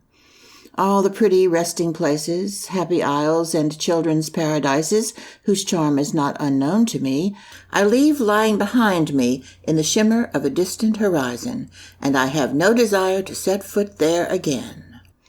For that reason I will speak, so far as I intend to dwell on the period of my childhood, only of new events which overtook me, and of what impelled me forward, enabling me to throw off my shackles. These impulses always came from the other world. They always brought fear, coercion, and a bad conscience in their train. They were always of a revolutionary tendency, and a danger to the peace in which I would willingly have been allowed to remain. There came the years in which I had to discover anew that there was within me an instinct which had to lie close and concealed in the bright world of moral sanction. As to every man, the slowly awakening sense of sex came to me as an enemy and a destroyer, as something forbidden, as seduction and sin. What my curiosity sought to know, what caused me dreams, desire, and fear, the great secret of puberty, that was not at all in keeping with the guarded happiness of my peaceful childhood. I did as everyone else. I led the double life of a child, who is yet a child no longer. My conscious self lived under the conditions sanctioned at home. It denied the existence of the new world whose dawn glimmered before me. But I lived as well in dreams, impelled by desires of a secret nature upon which my conscious self anxiously attempted to build a new fabric as the world of my childhood fell into ruins about me. Like almost all parents, my own did nothing to help the awakening life instincts about which not a syllable was uttered. They only aided with untiring care my hopeless attempts to deny the reality and to continue my existence in a childlike world which was ever becoming more unreal and more mendacious. I do not know whether parents can do much in such a case, and I make mine no reproach. It was my own affair to settle my difficulties and to find my way, and I carried through the business badly, like most of those who are well brought up. Every man passes through this difficulty. For the average person, this is the point in his life where the demands of his own life come most in conflict with his surroundings, where the road forward has to be attained through the bitterest fighting. For many people, this is the only time in their lives that they experience the sequence of death and rebirth that is our fate, when they become conscious of the slow process of the decay and breaking up of the world of their childhood, when everything beloved of us leaves us, and we suddenly feel the loneliness and deathly cold of the universe around us. And for very many, this pitfall is fatal. They cling their whole life long painfully to the irrevocable past, to the dream of a lost paradise, the worst and most deadly of all dreams. But to return to the story. The sensation and dream pictures in which the close of childhood presented itself to me are not important enough to be described. The important point was that I was once again conscious of the existence of the dark world, the other world. What Frank Cromer had once been to me was now present within myself. And so, from the outside as well, the other world once more gained power over me. Several years had passed since my affair with Cromer. The dramatic and guilty time of my life lay far behind me at that time, and seemed to have passed like a quick nightmare into nothingness. Frank Cromer had long since disappeared from my life. I scarcely gave it a moment's thought if I chanced to meet him. But the other important figure in my tragedy, Max Demian, never entirely disappeared from my life. However, for a long time he stood on the far horizon, visible but not affecting me. Only by degrees he approached me again, and I came once more under the ray of his power and influence. I will try to recollect what I know of Demian in that period. Perhaps for a year or longer I did not have a single conversation with him. I avoided him, and he in no wise forced himself on me. Once or twice when we met, he nodded to me in friendly greeting. Then it seemed to me at times that there was a note of scorn or ironical reproach in his friendliness, but that might only have been imagination on my part. My relation with him and the strange influence he had exercised over me were as if forgotten by him as well as by me. I tried to recall his face. As I recollect him, I see that I was conscious of his existence after all, and took notice of him. I can see him going to school, alone, or with some of the other big boys. I see him walking among them like a stranger, lonely and still like a celestial body, enveloped in a different atmosphere and subject to his own laws. No one liked him. He was intimate with no one except his mother, and his relations with her did not seem like those of a child, but those of a grown-up person. The masters left him as much as possible in peace. He was a good pupil, but he did not go out of his way to please them. From time to time we heard in gossip of a word, a comment, or a retort he had made to a master, and which left nothing to be desired in the way of blunt challenge or irony. I call him to mind as I close my eyes, and I see his picture emerge. Where was it? Ah, now I have it again. It was in the street in front of our house. There one day I saw him standing, a notebook in his hand. I saw that he was drawing. He was drawing the old crest with the bird over the door of our house, and I stood at a window, concealed behind a curtain, and gazed at him.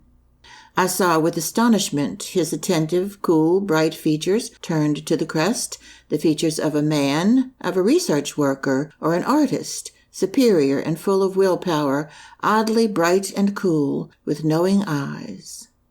And again I can see him.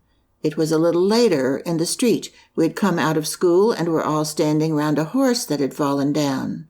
It lay, still harnessed to the shaft, in front of a peasant's cart, and sniffed the air pitifully with open nostrils, while blood flowed from an invisible wound, so that the white dust in the street darkened as it became slowly saturated. As I, with a feeling of nausea, turned my gaze away, I saw Demian's face. He had not pressed forward. He stood furthest back of all, rather elegant, quite at his ease, as was proper to him. His gaze seemed to be directed at the horse's head, and expressed again that deep, quiet, almost fanatical and yet calm attentiveness. I could not resist watching him some considerable time, and I remember feeling, though quite unconsciously, that there was something very peculiar about him. I saw Demian's face. I saw not only that he had not the face of a boy, but that of a man. I saw still more. I thought I saw or felt that it was not the face of a man either, but something else besides. There seemed to be almost something of the woman in his features, and particularly it seemed to me for a moment not manly or boyish, nor old or young, but somehow or other 1,000 years old, not to be measured by time, bearing the stamp of other epochs. Animals could look like that, or trees or stones. I did not realize that precisely. I did not experience the exact sensation which I, a grown-up person, am now describing, but what I felt then approximated in some way to what I have just related. Perhaps he was beautiful. Perhaps he pleased me. Perhaps even he was repugnant. I could not then determine. I saw only that he was different from us. He was like an animal, or a spirit, or a picture. I know not what he was like, but he was different, inconceivably different from us all. My reminiscence tells me nothing more, and perhaps even what has been described has arisen in part from later impressions. Until I was several years older, I did not come into close contact with him again. Contrary to custom, Demian had not been confirmed with the boys of his year, and in consequence, fresh rumors concerning him were set afloat. In school, they were again saying that he was really a Jew, or no, a heathen, and others pretended to know that he and his mother professed no religion, or that they belonged to a bad sect in mythology. In connection with this, I seem to remember that he was suspected of living with his mother as with a mistress. Presumably the facts were that he had been, up to that time, brought up without any denominational creed, and that it was now thought that this might be disadvantageous for his future career. In any case, his mother now decided, after all, to allow him to be prepared for confirmation 2 years later than the boys of his own age. Hence it came about that for months he was my classmate in the confirmation class. For a time I kept out of his way. I did not want to have anything to do with him. Too many mysterious rumors had become attached to his name. But above all things, I was worried by a sense of obligation implanted in me since my affair with Cromer. And just at that time, I had enough to do with my own secrets. For the confirmation class coincided with the period when I was definitely enlightened on matters of sex, and in spite of my good will, my interest in the pious instruction was on that account greatly diminished. The things of which the clergyman spoke lay far from me in a still, sacred unreality. They may have been quite beautiful and valuable, but in no way real and stirring, as were in the highest degree these other things. The more indifferent I became under these conditions to our spiritual instruction, the more was my interest drawn towards Max Demian again. Something or other seemed to unite us. As nearly as I remember, it began in class early one morning, while the light was still burning in the schoolroom. The clergyman taking the confirmation class happened to be talking about Cain and Abel. I hardly paid any attention. I was sleepy and scarcely listened. Then, with raised voice, the clergyman began to speak fervently of Cain's sign. At this moment I felt a sort of contact or exhortation, and looking up I saw Demian's face turned toward me from a row of desks in front, with a bright speaking look which could have expressed scorn as much as seriousness. He looked at me for a moment only, and suddenly I was listening intently to the clergyman's words. I heard him speak of Cain and the mark on his forehead, and suddenly I felt deep within me the knowledge that the story could have a different signification, that it could be looked at from another view, that it was possible to be critical. From that instant, the bond of communication between Demian and myself was again established. And oddly enough, scarcely had this sense of a certain solidarity between us presented itself to my mind than I saw it transferred as if by magic from the ideal world to the world of space. I did not know whether he had been able to arrange it himself or whether it was pure chance. At that time I believed firmly in chance. But a few days after, I noticed Demian had suddenly changed his place and was now sitting directly in front of me. I recollect still how pleasant it was, in the midst of the miserable workhouse atmosphere of the overcrowded schoolroom, to sense the delicate, fresh aroma of soap from his neck in the morning. A few days later he had changed again, and now he sat next to me. And there he stayed, occupying the same place through the whole of that winter and spring. Morning lessons had quite changed. They were no longer sleepy and boring. I looked forward to them. Sometimes we both listened to the clergyman with the greatest attention. A glance from my neighbor would suffice, calling my attention to a strange story or a peculiar text. And another glance from him, a very decided one, acted on me as an admonition, arousing criticism and doubt. But very often we were bad pupils and heard nothing of the lesson. Demian was always courteous towards masters and schoolfellows. I never saw him commit a schoolboy prank, never heard him laugh out loud or talk in class. He never drew on himself the master's blame. But noiselessly, rather by signs and glances than by whispered words, he knew how to let me share in his own occupations. These were, in part, of a peculiar nature. For instance, he told me which of the fellows interested him and in what manner he studied them. He judged many of them with accuracy. He used to say to me before the lesson, "When I signal to you with my thumb, so-and-so will look round at us, or will scratch his neck," etc. Then during the lesson, when I scarcely gave a thought to what he had told me, Max would attract my attention by suddenly bending his thumb. I would look up quickly at the boy already designated, and every time, as if attached to a wire, the fellow would make the gesture required of him. I bothered Max to try this on the master, but he did not want to do it. But once, when I came into class and told him I had not done my preparation, and that I hoped the clergyman would not question me that day, he helped me. The master looked around for a boy to recite a portion of the catechism, and his roving eye rested on me. He approached me slowly, stretched out his finger in my direction, and already had my name on his lips, when suddenly he became absent-minded or uneasy, put his hand to his collar, stepped up to Demian, who looked fixedly into his face. He seemed to want to ask him something, but he turned away, to our surprise, coughed a little, and put his question to another boy. These jokes amused me very much, but only gradually did I notice that my friend frequently played the same game with me. It would happen that, on my way home from school, I had suddenly the feeling that Demian was a little way behind me, and when I turned around, there he was, sure enough.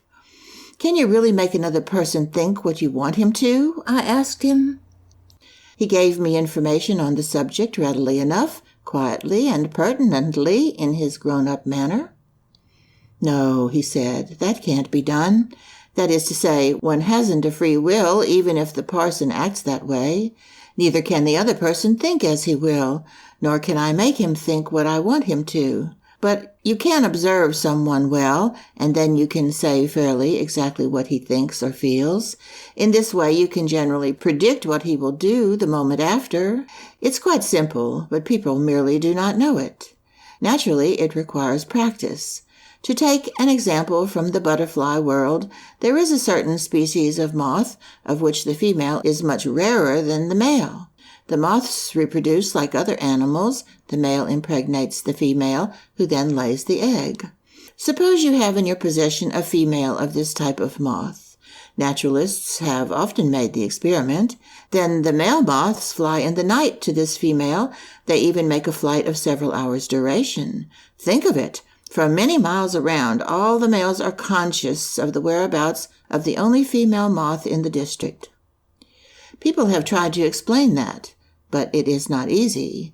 Moths must have a sense of smell or something like it, which allows them to pick up and follow an almost imperceptible scent, like a good hound. You understand? There are such things. Nature is full of them, and no one can explain them. Now, I draw the conclusion that if among this class of moths the females were as abundant as the males, then these latter would not have such a refined sense of smell. They have it simply because they have been trained like that. If an animal or a man concentrates his whole attention and his whole willpower on a certain thing, then he attains it. That's all. And it is just the same with what you have asked me. Observe a man sufficiently well, and you will know more about him than he does himself.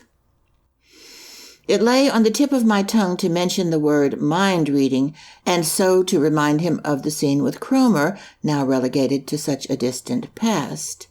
But the odd thing between us both was that neither he nor I ever made the slightest reference to the fact that several years ago he had intervened so decisively in my life. It was as if formerly there had been nothing between us, or as if each of us reckoned that the other had forgotten the affair. It even happened once or twice when we were together that we met Frank Cromer in the street, but we exchanged no look, neither did we speak of him. "But what has that got to do with willpower?" I asked. "You said there was no such thing as free will. And then you said one only had to concentrate one's will on something to be able to attain one's ends. That doesn't agree. If I am not master of my will, then I can't direct it here or there as I wish." "Ha ha, good question," he said, laughing. "You should always ask questions. You must always doubt. But the explanation is very simple. If a moth, for instance, wants to concentrate his willpower on a star or something like that, he can't do it. Only he doesn't try. He seeks only what has sense and value for him, satisfies his needs. He gets what he absolutely must have. And it is just there that the unbelievable succeeds. He develops a marvelous sixth sense that no other animal besides him has. People in our position have more elbow room, certainly, and more interests than an animal, but even we are confined to a comparatively small space beyond which we cannot go. To be sure, I can imagine this or that, or make myself believe that I absolutely want to get to the North Pole or somewhere, but I can only carry that out and wish it strongly enough when the desire lies right in myself, when my whole being is really filled with it. As soon as that is the case, as soon as you try to carry out an inward command, then you succeed. Then you can harness your will as you would a good nag. If, for instance, I resolve that our good Mr. Parson shall not wear his spectacles for the future, then that wouldn't work. That is merely play. But when last autumn I had the fixed intention of getting myself moved to another desk, I succeeded. Someone suddenly arrived who came before me in the alphabet and who up to then had been ill. Because someone had to make room for him, it was naturally I who did it, because my willing it had made me ready to seize the opportunity. "Yes," I said, "that seemed to me very strange at the time. From the moment we began to get interested in one another, you managed to get nearer and nearer to me. But how was that? You did not immediately take a place next to me. For a few lessons at first you were sitting in the row of desks in front of me, weren't you? How did that come about?"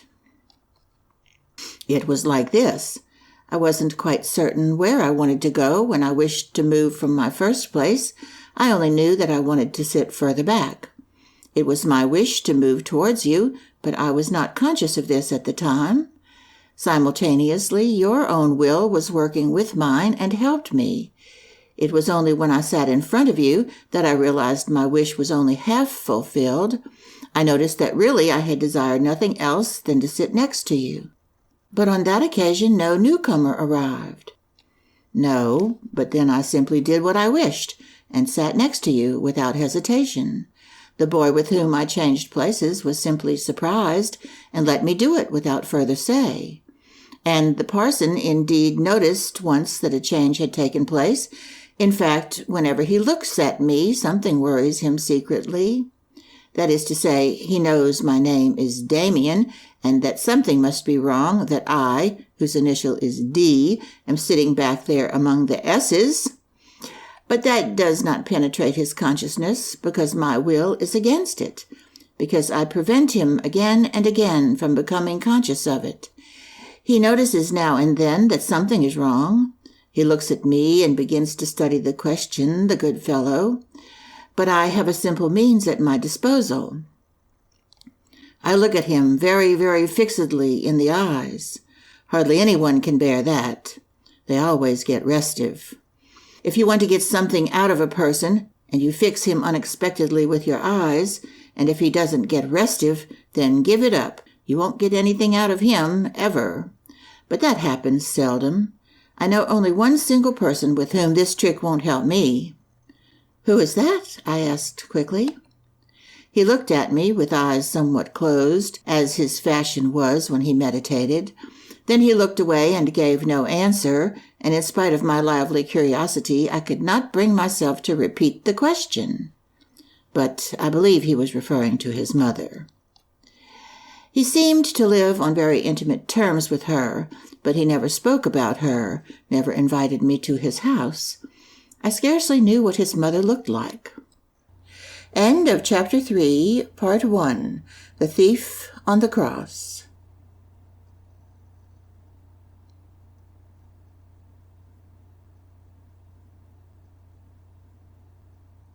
Chapter 3, The Thief on the Cross, Part 2.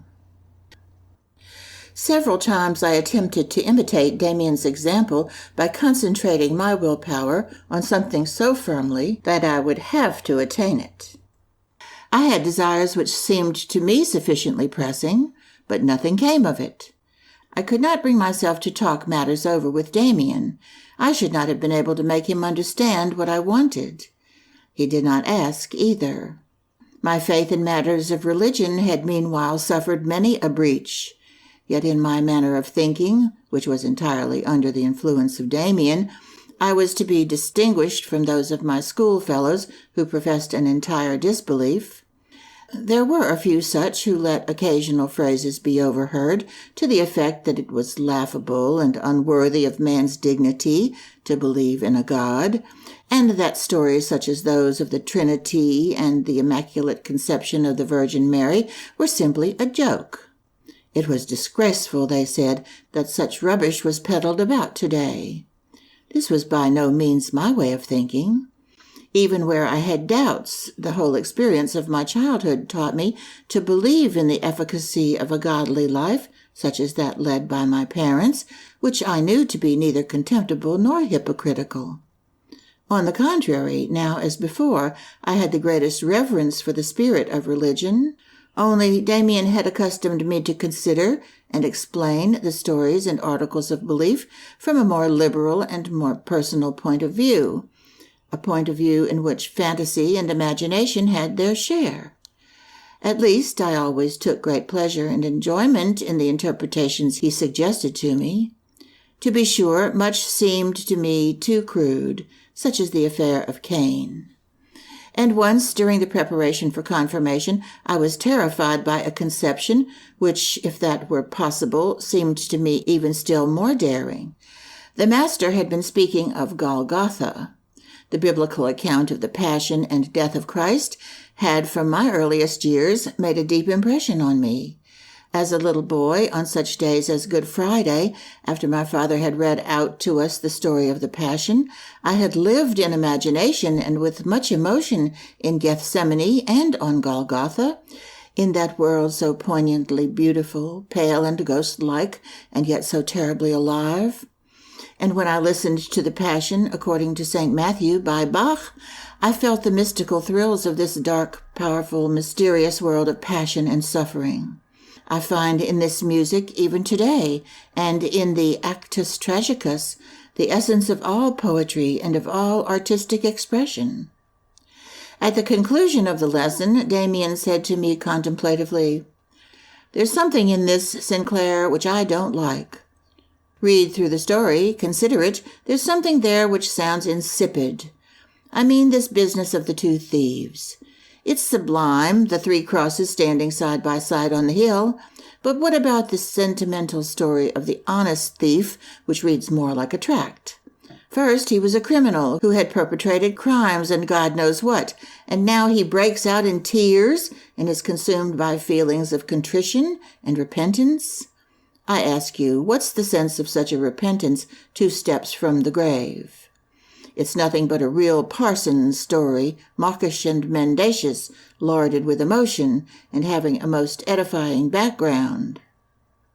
If today you had to choose one of the 2 thieves as your friend, or if you consider which of the 2 you would sooner have trusted, it would most certainly not be this weeping convert.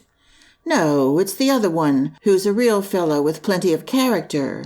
He doesn't care a straw about conversion, which in his case can mean simply nothing more than pretty speeches. He goes his way bravely to the end, without being such a coward as to renounce the devil in the last moment, who up to that point has had to help him. He is a character, and in biblical history, people of character always come off second best. Perhaps he's a descendant of Cain. Don't you think so?" I was dismayed. I had believed myself to be quite familiar with the story of the crucifixion. And now I saw for the first time what little personal judgment I had brought to bear on it, with what little force of imagination and of fantasy I had listened to it and read it.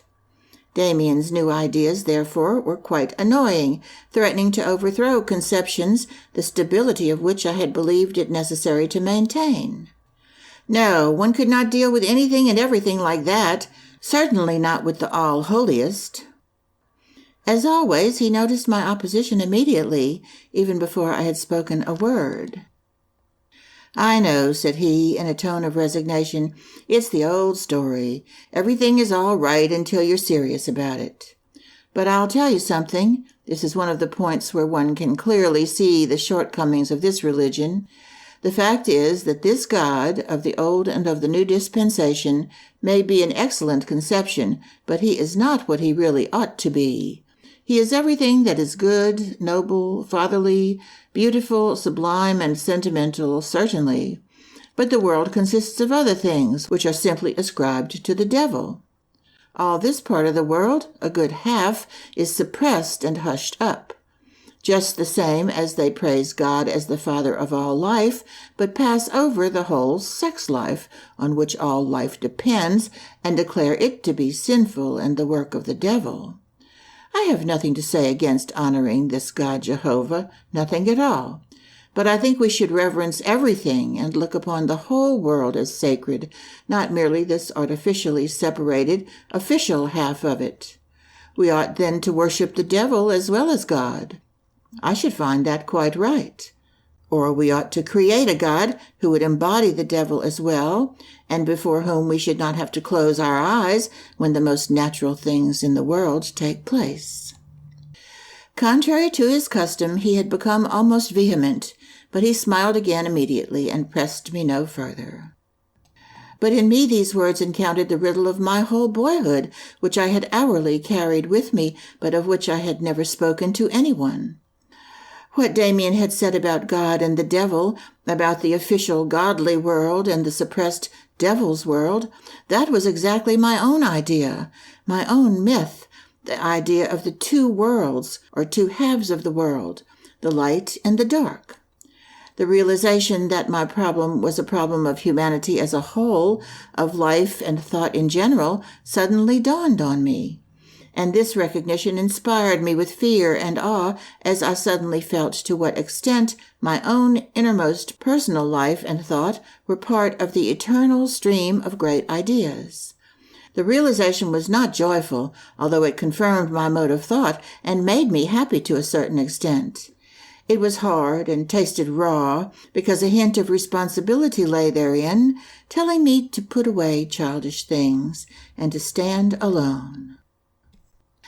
I told my friend, the first time in my life I had revealed so deep a secret, of my conception of the two worlds, a conception which had been formed since the earliest years of my childhood.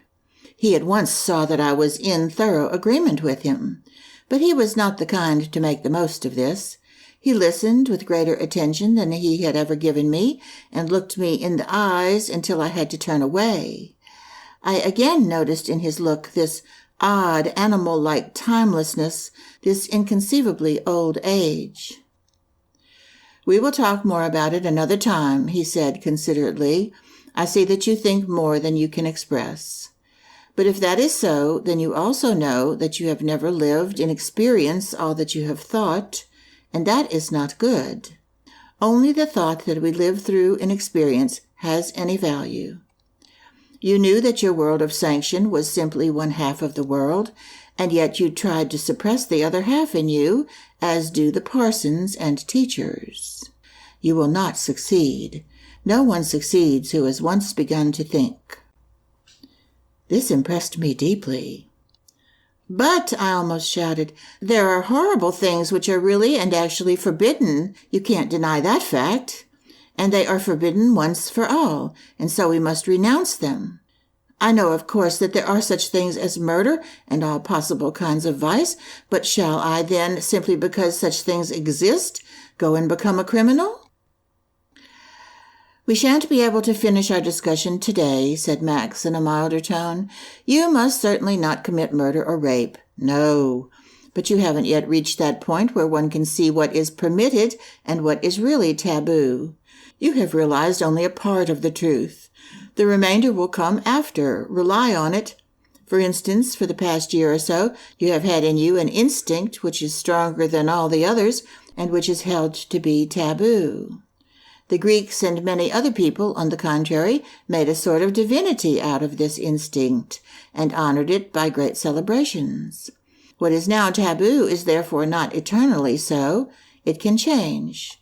Today, everyone is permitted to sleep with a woman as soon as he has been with her to a parson and has gone through the ceremony of marriage. With other races, it is different, even today. For that reason, each one of us must find out for himself what is permitted and what is forbidden. Forbidden, that is, to himself. You need never do anything that is forbidden and yet be a thorough rascal, and vice versa. It is really merely a question of convenience. Whoever is too lazy to think for himself and to constitute himself his own judge simply conforms to the taboos, whatever they happen to be. He has an easy time of it. Others realize they carry laws in themselves. For them, things are forbidden which every man of honor does daily. On the other hand, things are permitted them which are otherwise taboo. Everyone must stand up for himself. Suddenly he seemed to regret having said so much and broke off. I felt I could understand to a certain extent what his sentiment was. That is to say, however agreeably he used to present his ideas, apparently in a cursory manner, he could on no account tolerate a conversation made simply for the sake of talking, as he once said. He realized in my case that, although my interest was genuine enough, I was too much inclined to look upon discussion as a game, too fond of clever talking. In short, I was lacking in perfect seriousness. As I read again the words I have just written, perfect seriousness, another scene suddenly comes into my mind, the most impressive experience I lived through with Max Demian in those still half-childlike times. Our confirmation classes were drawing to an end, and the closing lessons were devoted to the Last Supper. The clergyman thought this very important, and he took pains to make us feel something of the inspiration and sacred character of his teaching. However, precisely in those last few lessons, thoughts were diverted to another object, to the person of my friend. Looking forward to my confirmation, which was explained to us as being our solemn admission into the community of the church, the thought presented itself imperatively to me that the value of this half-year's religious instruction did not lie for me in what I had learned in class, but rather in Demian's presence and influence. It was not into the church that I was ready to be received, but into something else, into an order of ideas and of personalities which surely existed somewhere or other on earth, and of which I felt my friend was the representative or messenger. I tried to repress this thought. In spite of everything, I earnestly intended to go through the ceremony of confirmation with a certain dignity, and the new notions I was forming seemed scarcely compatible with this. Yet do what I would, the idea was there, and gradually identified itself with the approaching religious ceremony. I was ready to celebrate it in a different fashion from the other confirmation candidates. For me, it would mean admission into the world of ideas, with which I had become acquainted through Demian. In those days, it happened that I had another discussion with him. It was just before a lesson. My friend was wrapped up in himself and took little pleasure in my talk, which was perhaps rather precocious and bombastic. "We talk too much," he said with unwonted gravity. "Wise speeches have no value at all, absolutely none. You only escape from yourself. To escape from yourself is a sin. You should be able to creep right into yourself, like a tortoise." We entered the schoolroom immediately thereafter. The lesson began. I took pains to listen, and Demian did not disturb me in my effort. After a while, I began to feel something peculiar at my side, where his place was, a sort of emptiness or coolness or something like that, as if his seat had suddenly become vacant. The feeling became oppressive, and I turned around. There I saw my friend sitting, upright in his customary attitude, but he looked quite different from usual. Something I did not know went out from him, enveloped him. I thought his eyes were closed until I saw he held them open, but they were stiff, as if gazing within or directed to an object a great way off. He sat there perfectly motionless. He seemed not to be breathing, and his mouth was as if carved out of wood or stone. His face was white, uniformly white, as stone. His brown hair showed more signs of life than did any other feature.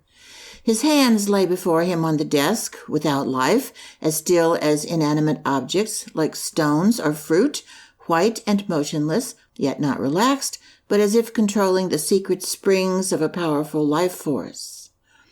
The sight made me tremble. "He is dead," I thought. I almost said it out loud, but I knew he was not dead. Mesmerized, I hung on his look. My eyes were riveted to this white stone mask.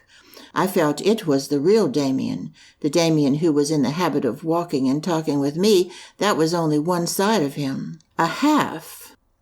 Demian, who from time to time played a part, who accommodated himself to circumstances out of mere complacence. But the real Demian looked like this, with just this look of stone, prehistorically old, like an animal, beautiful and cold, dead yet secretly full of fabulous life force, and around him this still emptiness, this infinite ethereal space, this lonely death. Now he has quite retired into himself, I felt with a shudder. Never had I been so isolated. I had no part in him. He was unattainable. He was further from me than if he had been on the most distant isle in the world. I scarcely understood why no one beside myself noticed it. I thought that everyone would have to remark him, that everyone would shudder. But no one gave him any attention. He sat like a picture, and as I could not prevent myself from thinking, as stiff as a strange idol. A fly settled on his forehead, moved slowly down over his nose and lips. Not a muscle, not a nerve in his face twitched. Where was he now? What was he thinking? What was he feeling? Was he in heaven or in hell?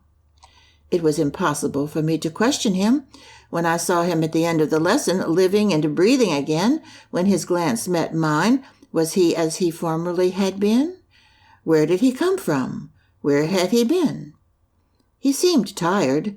His face had its normal color. His hands moved again, but his brown hair was lusterless and fatigued, as it were. In the days following, I practiced a new exercise in my bedroom several times. I sat stiffly on a chair, kept my eyes fixed, and held myself perfectly motionless.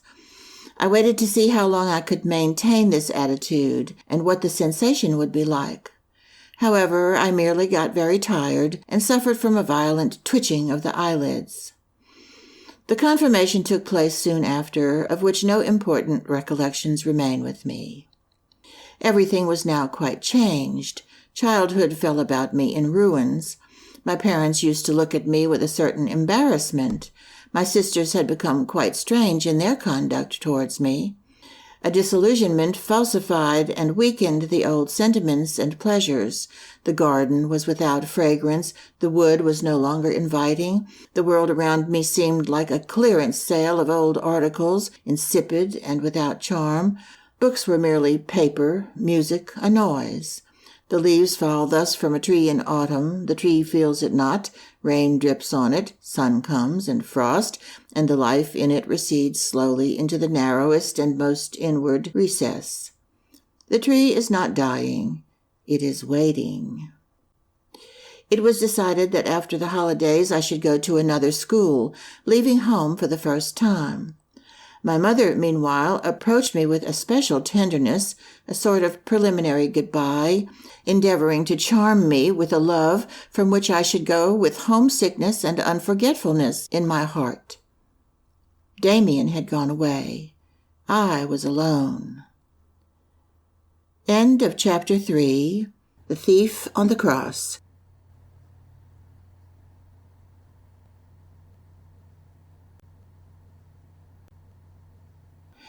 Chapter 4. Beatrice, Part 1.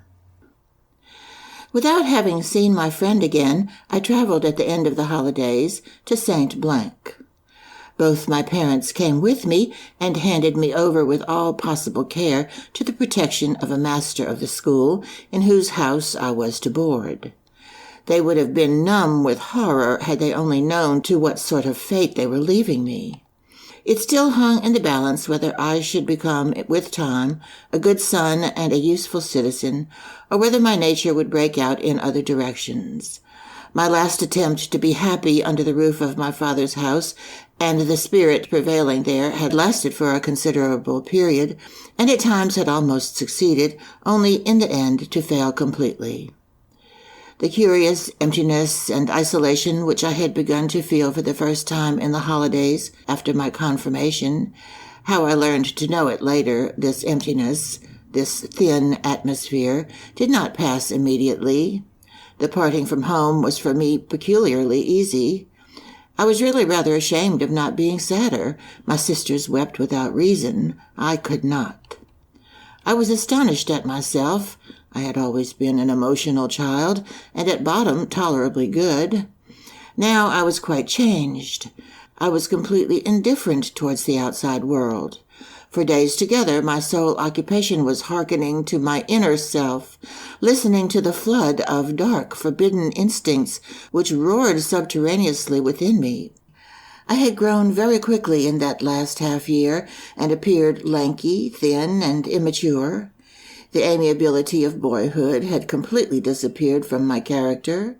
I realized myself that it was impossible to like me thus, and I by no means loved myself.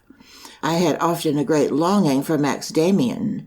On the other hand, I hated him not seldom, and looked upon him as responsible for the moral impoverishment of my life, to which I resigned myself as to a sort of nasty disease. In the beginning, I was neither liked nor respected in our school boarding house. First they ragged me, then kept out of my way, looking upon me as a rotter and an eccentric character.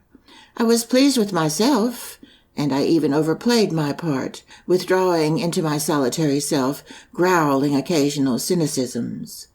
Superficially, I appeared to despise the world in most manly fashion, whereas in reality I was secretly consumed by melancholy and despair. In school, I could fall back on a knowledge amassed at home. The form I was in was not so advanced as the same form in the school I had just left, and so I acquired the habit of despising my school contemporaries, regarding them as mere children. This attitude lasted a year and longer. My first holiday visits at home brought no change. I went gladly away again. It was in the beginning of November. I had formed the habit of taking short, meditative walks in all kinds of weather, during which I often experienced a sort of joy, a joy full of melancholy, contempt of the world, and contempt of self. I was sauntering thus one evening through the damp, foggy twilight in a suburb of the town. The broad drive of the public park stood completely deserted, inviting me to enter. The road lay thick with fallen leaves, into which I dug voluptuously with my feet. It smelt damp and bitter. In the distance the trees stood up tall and shadowy, ghost-like in the fog. At the end of the drive I stood still and undecided, staring into the black foliage, scenting eagerly the damp odor of decomposition and death, which seemed to be in harmony with my own mood. Oh, how insipid life tasted! A man, with the collar of his raincoat blowing about him, came out of a side path. I was just going on when he called me. "Hello, Sinclair." It happened to be Alphonse Beck, the senior boy of the house. I was always glad to see him and had nothing against him, except that he always treated me as he did all the younger boys, in an ironical and grandfatherly manner. He passed for being as strong as a bear, was said to have great influence on the housemaster, and was the hero of many school stories. "What are you doing here?" he asked affably, in the tone the seniors always used when they condescended on occasion to talk to us. "Composing verse, I bet?" "Shouldn't dream of it," I disclaimed gruffly. He laughed, came up to me, and we chatted together in a manner to which I had not been accustomed for some time past. "You needn't be afraid, Sinclair, that I shouldn't understand. I know the feeling when one goes for a walk on a foggy evening, the thoughts autumn inspires in one. And one writes poetry about dying nature, of course, and spent youth, which is very much like it. Read Heinrich Heine?" "I'm not so sentimental," I said in self-defense. "Oh, all right. But in this weather, I think it does a man good to find a quiet place where one can take a glass of wine or something. Are you coming with me for a bit? I happen to be quite alone, or wouldn't you care to? I wouldn't like to lead you astray, old man, if you are one of those model boys." A little while after, we sat clinking our thick glasses in a little tavern in the suburbs, drinking wine of a doubtful quality. At first I wasn't much pleased. Still, it was rather a novelty for me. But, unaccustomed to wine, I soon became talkative. It was as if a window had been flung open within me, and the world shining in. For how long, how terribly long, had I not eased my heart by talking? I gave full play to my imagination, and once started, I related the story of Cain and Abel.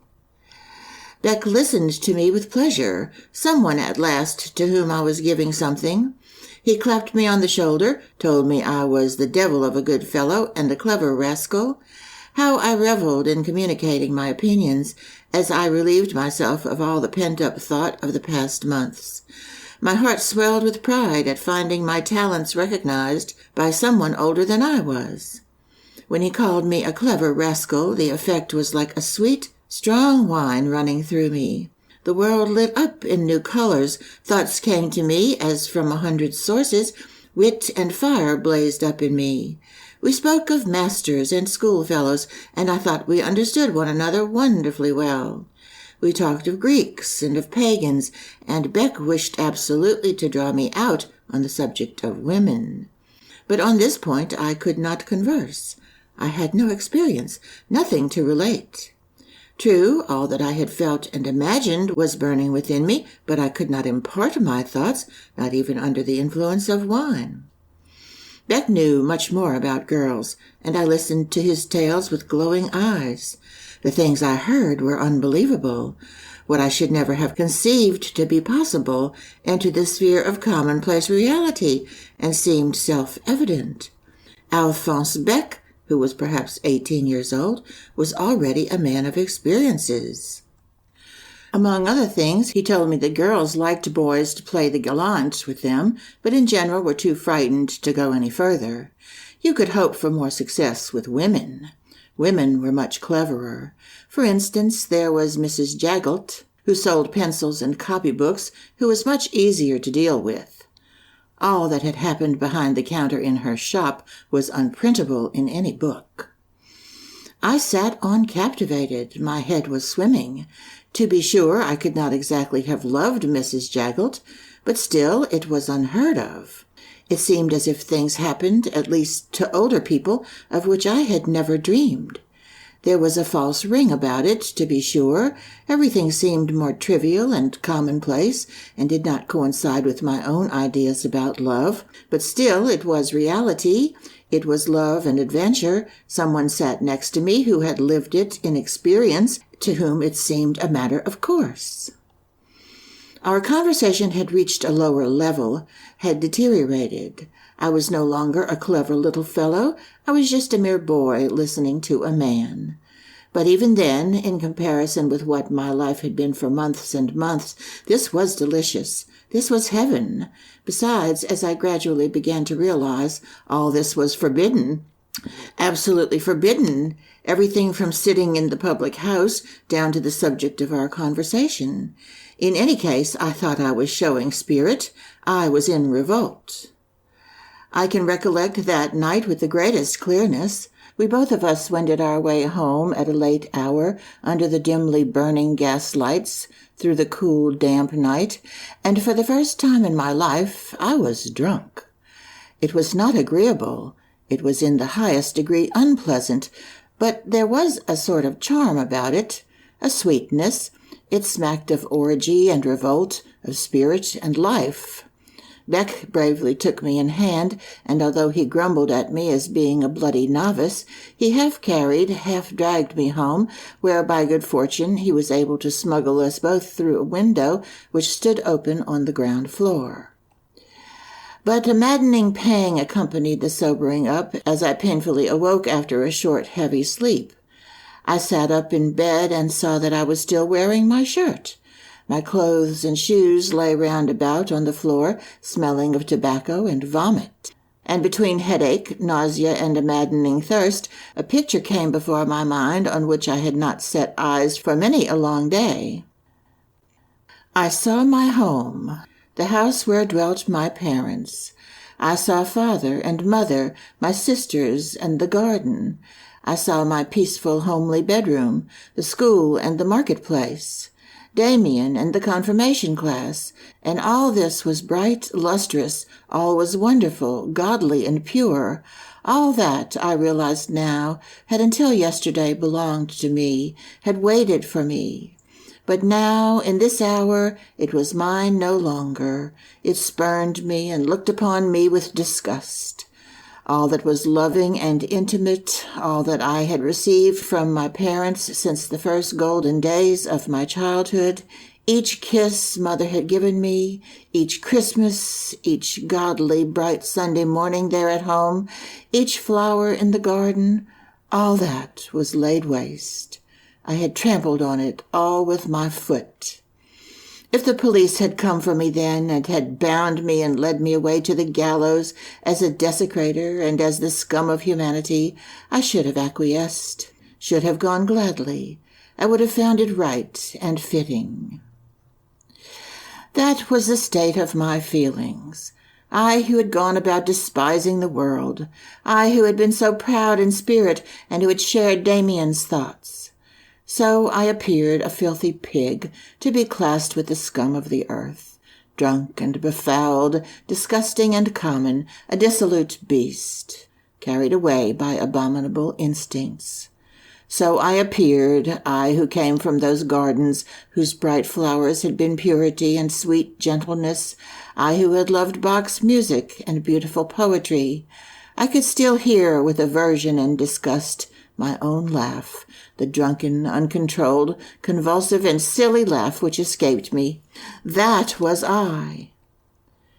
But in spite of everything, there was a certain enjoyment in suffering these torments. I had lived for so long a blind, dull existence, for so long had my heart been silent, impoverished, and shut up, that even this self-accusation, this self-aversion, this entirely dreadful feeling was welcome. At least it was feeling. Flowers were flaring up, emotion was quivering therein. I experienced in the midst of my misery a confused sensation of liberation, of the approach of spring. However, as far as outward appearances went, I was going fast down the hill. The first debauch was soon followed by others. There was much drinking at school, and other things not in accord with study. I was among the youngest who carried on in this way, but from being just tolerated and looked upon as a mere youngster, I soon rose to be considered as a leader and a star. I was renowned as a daredevil who could drink with the best. Once again I belonged entirely to the dark world, to the devil, and I passed in this world for being a splendid fellow. But at the same time I was in a pitiful state of mind. I lived in a whirl of self-destroying debauchery, and while I was looked up to by my friends as a leader and the devil of a good fellow, as a cursed, witty, and spirited drinking companion, my anxious soul was full of apprehension. I remember on one occasion tears started to my eyes when on coming out of a tavern one Sunday morning I saw children playing in the street, bright and contented, with freshly combed hair and in their Sunday clothes, and while I amused and often terrified my friends with monstrous cynicisms as we sat at dirty tables stained with puddles of beer in low public houses, I had in my heart a secret, deep reverence for everything at which I scoffed. Inwardly I was weeping bitterly at the thought of my past life, of my mother, of God. There is a good reason for the fact that I was never one with my companions, that I remained lonely even in their midst, that I suffered in the manner above described. I was a hero of drinking bouts with the roughest of them. I was a scoffer after their own heart. I showed courage and wit in my ideas and in my talks about masters, school, parents, the church. I listened to their smutty stories unflinchingly and even ventured one or two myself. But I was never about when my boon companions went off with girls. I remained behind alone, filled with an ardent desire for love, a hopeless longing, whereas to judge from my conversation, I must have been a hardened rake. No one was more vulnerable, no one more chaste than I. And when from time to time I saw young girls pass by in the town, pretty and clean, bright and charming, they seemed to me like wonderful, pure dream women, 1,000 times too good and too pure for me. For a long time I could not bring myself to enter Mrs. Jaggel's stationery shop, because I blushed when I saw her and thought of what Alphonse Beck had told me about her. The more I realized how different I was from the members of my new set, how isolated I was in their midst, the less easy was it, for that very reason, to break with them. I do not really know whether the toping and bragging ever caused me much pleasure, and I could never so accustom myself to hard drinking that I did not feel the painful consequences after each bout. I was as if coerced into doing this. I did it because I had to, because I was otherwise absolutely ignorant of a course to follow. I knew not where to begin. I was afraid of being long alone. I was frightened of the many tender, chaste, intimate moods to which I constantly felt myself inclined. I was afraid of the tender notions of love which so often came to me. One thing I lacked most of all, a friend. There were 2 or 3 schoolfellows whom I liked very much, but they belonged to the good set, and my vices had for a long time been a secret to no one. They avoided me. With all, I passed for a hopeless gamester under whose feet the very earth quaked. The masters knew much about me. Severe punishments were several times inflicted on me. My final expulsion from the school was waited for with more or less certainty. I knew that myself. For a long time I had ceased to be a good pupil. I got through my work by hook or by crook, with the feeling that the state of affairs could not last much longer.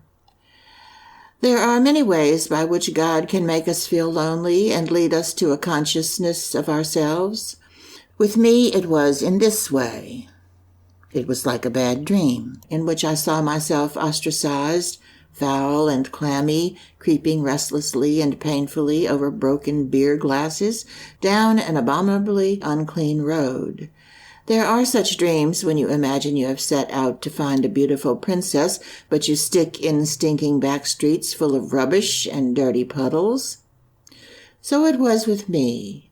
In this scarcely refined way, I was destined to become lonely and to put between myself and my childhood a locked door of Eden, over against which stood merciless sentinels on guard in beaming rays of light. It was a beginning, an awakening of that homesickness, that longing to return to my true self. I was terribly frightened when my father, alarmed by a letter from my housemaster, appeared for the first time in St. Blank and faced me unexpectedly. When he came for the second time, towards the end of that winter, I was hard and indifferent. I let him heap blame on me. I let him beg me to think of my mother. I was unmoved. Finally, he grew very angry and said that if I did not turn over a new leaf, he would have me disgraced and chased out of the school and would have me placed in a reformatory. Little I cared. When he went away, I felt sorry for him, but he had accomplished nothing. He had found no approach to me, and for a few moments I felt that it served him right.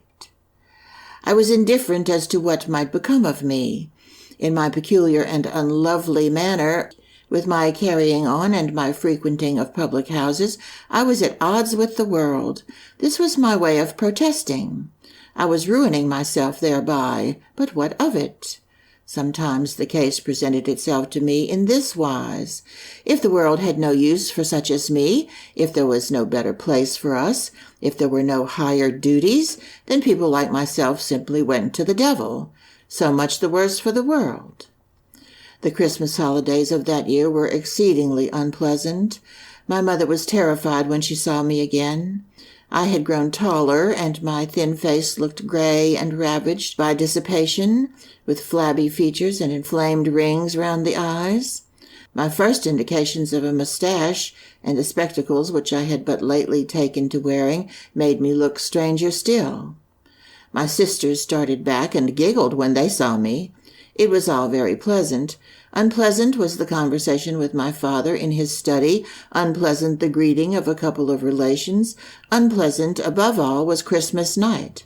That has been since my birth the great day of our house, the evening of festivity and love, of gratitude, of the renewal of the bond between my parents and myself. This time everything was depressing and embarrassing.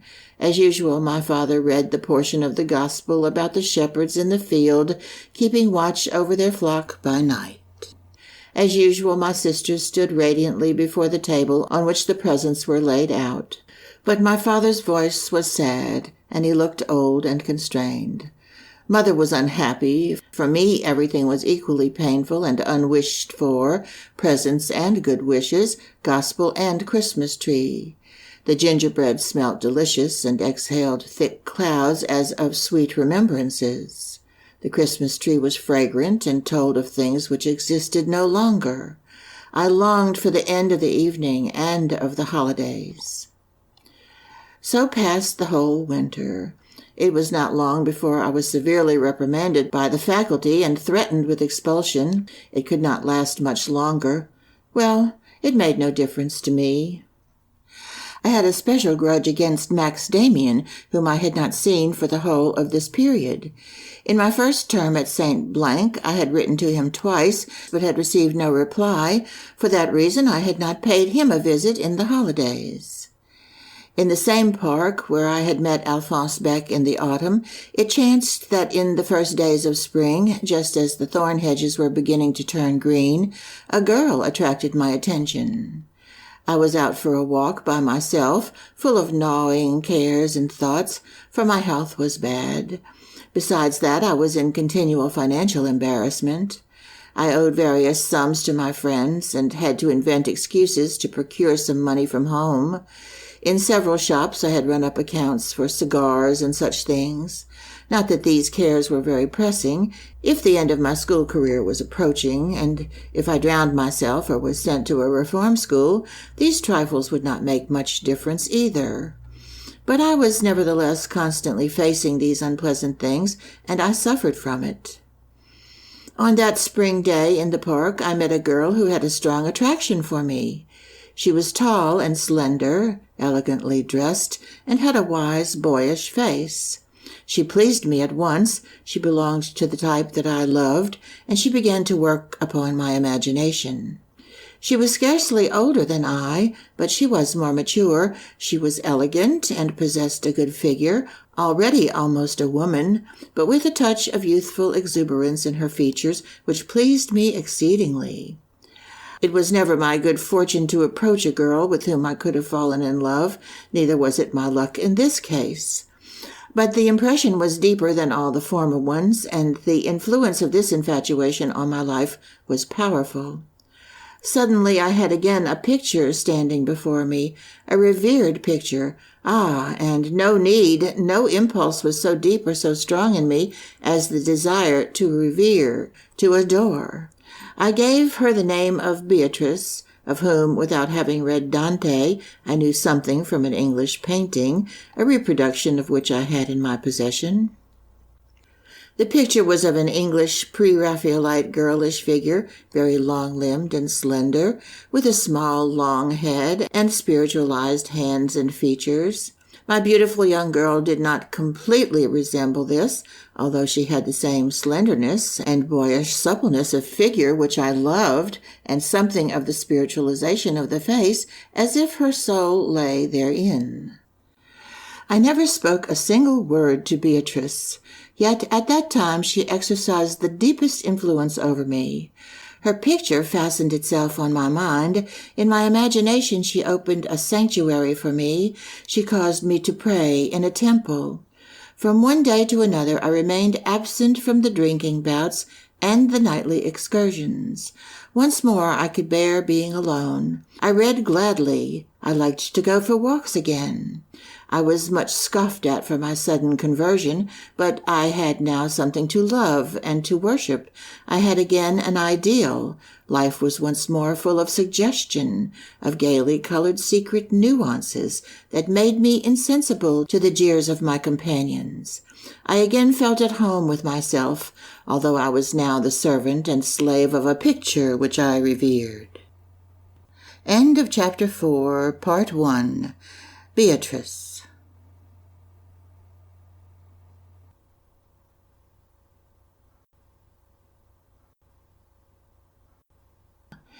Chapter 4, Beatrice, Part 2. I cannot think of that time without a certain emotion. With earnest striving, I again endeavored to build a bright world out of the ruins of that period of my life which had broken up around me.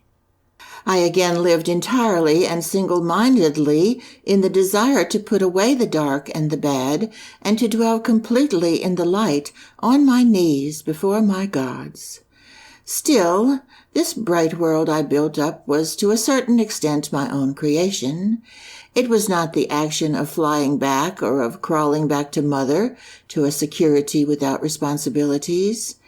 It was a new service upon which I entered, invented by myself for my own requirements, with responsibilities and discipline of self. The sex consciousness from which I suffered and before which I was in constant flight was now transmuted into this sacred fire to spirit and devotion. The grim and horrible would disappear. I should groan through no more agonizing nights. There would be no more heart beatings in front of lewd pictures, no more listening at forbidden doors, no more lasciviousness. Instead of all this, I set up my altar with the picture of Beatrice, and in dedicating myself to her, I dedicated myself to the Spirit and to the gods. That part of myself which I withdrew from the powers of darkness, I brought as a sacrifice to the powers of light. Not lust was my aim, but purity, not happiness, but beauty and spirituality. This cult for Beatrice completely changed my life. A precocious cynic but a short while before, I had now become a servant in the temple, whose aim it was to be a saint. I not only renounced the evil life to which I had accustomed myself, but I endeavored to change everything, to set myself a standard of purity, nobility, and dignity, which I even applied to eating and drinking, to my manner of speech and dress. I began each morning to wash with cold water, to the use of which I had in the beginning to force myself. I behaved with gravity and dignity, carried myself erect, and acquired a slower and more dignified gait. To an observer it might have seemed rather ludicrous, but to me it was the performance of a divine worship. Of all the ways in which I sought to find expression for my new faith, one bore fruit. I began to paint. To start with, the English picture of Beatrice I had in my possession did not bear a sufficient resemblance of Beatrice. I wanted to try to paint her for myself. Full of new pleasure and hope, I carried into my room — I had recently been given a room to myself — beautiful paper, colors, and a paintbrush.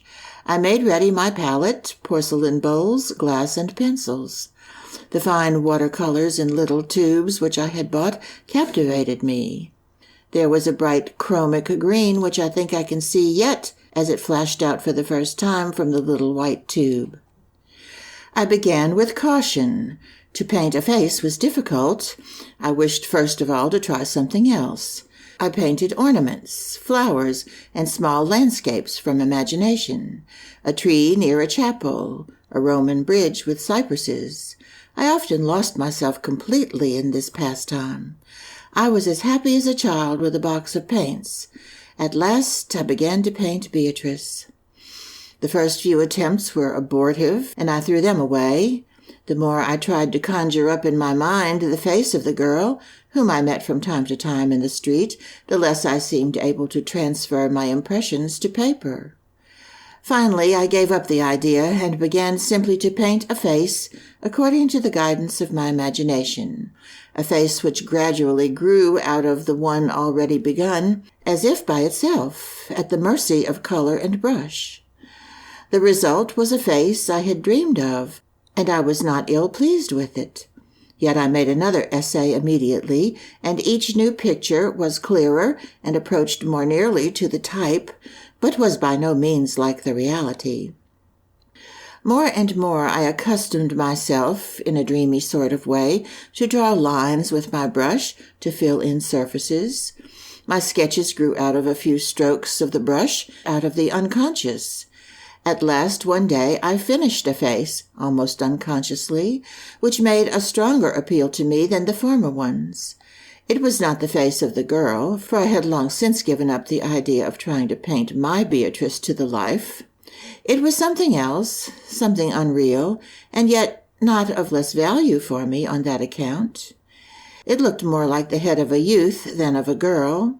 The hair was not blonde like that of my pretty girl, but brown with a tinge of red. The chin was strong and firm, but the mouth was red as a blossom. The features were rigid like a mask, but impressive and full of secret life. As I sat before the finished sketch, it made a peculiar impression on me. It seemed to me a sort of picture of a god, or of a sacred mask, half man, half woman, ageless, the expression being at once dreamy and strong-willed, stiff and yet secretly alive. This face seemed to have something to say to me. It belonged to me. Its look was rather imperative, as if requiring something of me. And there was a certain resemblance to someone or other to whom I knew not.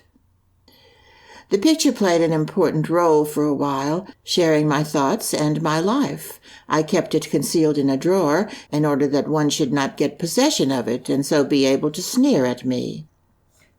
But as soon as I found myself alone in my little room, I took out the picture and communed with it.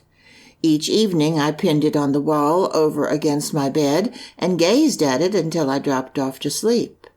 In the morning it was the first object which met my gaze. Just at that time I began again to dream a great deal, as I had constantly done when a child. It seemed to me that for years I had had no more dreams. Now they came again, quite a new kind of pictures, and often the painted image appeared therein, living and speaking, friendly or inimical, with the features sometimes twisted into a grimace, sometimes infinitely beautiful, harmonious, and noble. And one morning, as I awoke out of such a dream, I suddenly realized who was the original of the picture. I recognized it. It gazed at me in such a fabulously well-known way and seemed to be calling my name. It seemed to know me like a mother, seemed to love me as if since the beginning of time. With beating heart, I stared at the paper, at the thick brown hair, at the half-womanly mouth, the strong forehead with the wonderful brightness. It had dried that way of itself, and more I felt in me the knowledge, the certainty of having somewhere met the original of this picture. I sprang out of bed, placed myself in front of the face, and gazed at it from the closest proximity, straight into the wide-open, greenish, staring eyes, the right eye somewhat higher than the other, and all at once this right eye twitched perceptibly but still decidedly, and from this twitching I recognized the picture. How was it that I had found it out so late? It was Demian's face. Later, I often compared the picture with Demian's real features as they had remained in my memory. They were not quite the same, although there was a resemblance, but it was Demian nevertheless. Once, on an evening in early summer, the red sun shone obliquely through my window, which looked towards the west. In the room, the dusk was gathering. I suddenly had the idea of pinning the picture of Beatrice, or of Demian, to the crossbar of the window and of gazing at it while the evening sun was shining through. The whole outline of the face disappeared, but the reddish-ringed eyes, the brightness of the forehead, and the strong red mouth glowed deeply and wildly from the surface of the paper. I sat opposite it for a long time, even after the light had died away. And by degrees the feeling came to me that this wasn't Beatrice or Demian, but myself. The picture did not resemble me. It was not meant to, I felt. But there was that in it which seemed to be made up of my life, something of my inner self, of my fate, or of my demon. My friend would look like that if I ever found another. My mistress would look like that if ever I had one. My life and death would be like that. It had the ring and rhythm of my fate. In those weeks I had begun to read a book which made a deeper impression on me than anything I had read before. Even in later years I have seldom chanced upon books which have made such a strong appeal to me, except perhaps those of Nietzsche. It was a volume of Novaks, containing letters and apothegms. There was much that I did not understand, but the book captivated me and occupied my thoughts to an extraordinary degree. One of the aphorisms now occurred to me. I wrote it with a pen under the picture. Fate and soul are the terms of one conception. That I now understood. I frequently used to meet the girl I called Beatrice. I felt no emotion on seeing her, but I was often sensible of a harmony of sentiment which seemed to say, "We are connected," or rather, not you and I, but your picture and I. You are a part of my destiny. My longing for Max Demian was again eager. I had had no news of him for several years. On one occasion only I had met him in the holidays. I see now that I have failed to mention this short meeting in my narrative, and I see that this was owing to shame and self-conceit on my part. I must make up for it now. So then, once in the holidays, I was parading my somewhat tired, blasé self through the town.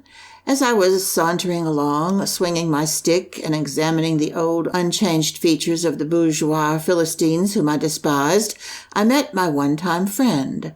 Scarcely had I caught sight of him when I started involuntarily. With lightning rapidity, my thoughts were carried back to Frank Cromer. I hoped and prayed Demián had really forgotten the story. It was so disagreeable to be under this obligation to him, simply owing to a silly, childish affair. Still, I was under an obligation. He seemed to be waiting to see whether I would greet him. I did, as calmly as possible under the circumstances, and he gave me his hand. This was indeed his old handshake, so strong, warm, and yet cool, so manly. He looked at me attentively in the face and said, "You've grown a lot, Sinclair." He himself seemed quite unchanged, just as old, just as young as ever. He proposed we should go for a walk, and we talked of secondary matters, not of the past. I remembered that I had written to him several times without having received an answer. I hoped he had forgotten this as well, those silly, silly letters. He made no mention of them. At that time there was no Beatrice and no picture. I was still in the period of my dissipation. Outside the town, I invited him to come with me into an inn. He came. With much ostentation, I ordered a bottle of wine and filled a couple of glasses. I clinked glasses with him, showing him how conversant I was with student drinking customs, and I emptied my first glass at a gulp. "Do you frequent public houses often?" he asked me. "Oh, yes," I said with a drawl. "What else is there to do? It's certainly more amusing than anything else, after all." "You think so?" "Perhaps. It may be so. There's certainly something very pleasing about it, intoxication, bacchanalian orgies. But I find with most people who frequent public houses, this sense of abandon is lost. It seems to me there is something typically Philistine, bourgeois in the public house habit. Of course, for just one night, with burning torches, to have a proper orgy and drunken revel. But to do the same thing over and over again, drinking one glass after another, that's hardly the real thing. Can you imagine Faust sitting evening after evening, drinking at the same table?" I drank and looked at him with some enmity. "Yes, but everyone isn't a Faust," I said curtly. He looked at me with a somewhat surprised air. Then he laughed in his old superior way. "What's the good of quarreling about it? In any case, the life of a toper, of a libertine, is, I imagine, more exciting than that of a blameless citizen.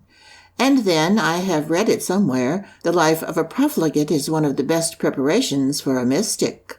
There are always such people as St. Augustine, who become seers. Before, he was a sort of rake and profligate."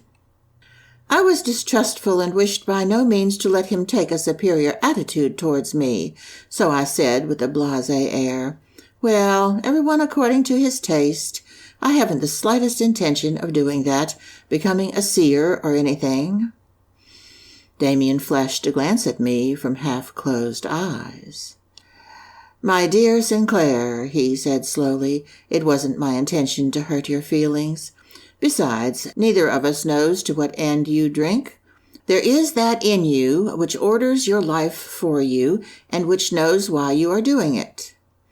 It is good to realize this. There is someone in us who knows everything, wills everything, does everything better than we do ourselves.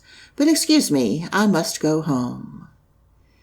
We did not linger over our leave-taking. I remained seated, very dejected, and emptied the bottle. I found when I got up to go that Demián had already paid for it. That made me more angry still. This little event recurred to my thoughts, which were full of Demián, and the words he had spoken in the inn came back to my mind, retaining all their old freshness and significance. It is good to know that there is one in us who knows everything. I looked at the picture hanging in the window, now quite dark. The eyes glowed still. It was Demián's look. On it was the look of the one inside me who knows all. Oh, how I longed for Demian. I knew nothing of his whereabouts. For me, he was unattainable.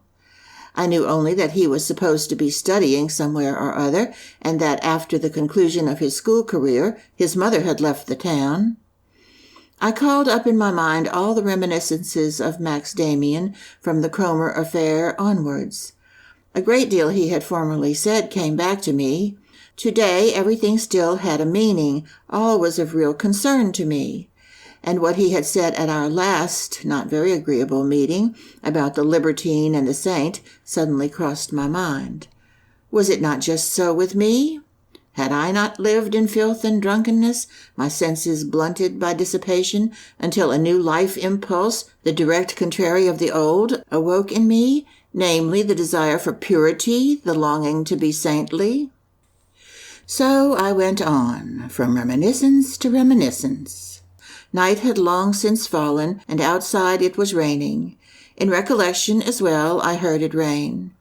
It was the hour under the chestnut trees when he first questioned me concerning Frank Cromer, so guessing my first secrets.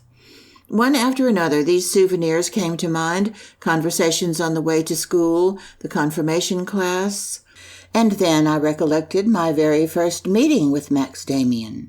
What had we been talking about? I could not for the moment recollect, but I took my time. I thought deeply. At last I remembered. We were standing in front of our house after he had imparted to me his opinion about Cain. Then he spoke to me about the old, almost obliterated crest which stood over the door, in the keystone which widened as it got higher. He said it interested him, and that one ought not to let such things escape one's notice. That night I dreamt of Demian and of the crest. It changed perpetually.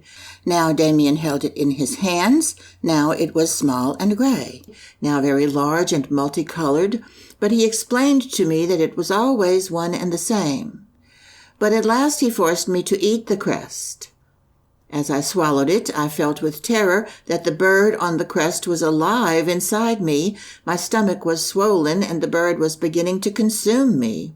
With the fear of death upon me, I commenced to struggle. Then I woke up.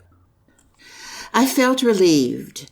It was the middle of the night, and I heard the rain blowing into the room. I got up to close the window, and in doing so I trod on a bright object which lay on the floor. In the morning I found it was my painting. It was lying there in the wet, and had rolled itself up. In order to dry it, I stretched it out between 2 sheets of blotting paper and placed it under a heavy book. When I looked at it the next day, it was dry, but it had changed. The red mouth had paled and become smaller. Now it was exactly Demian's mouth.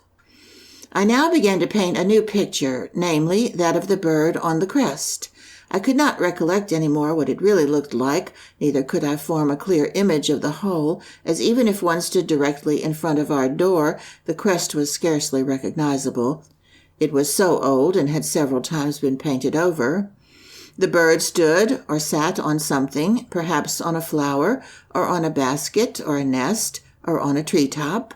I did not bother about that. I began with the part I could picture clearly.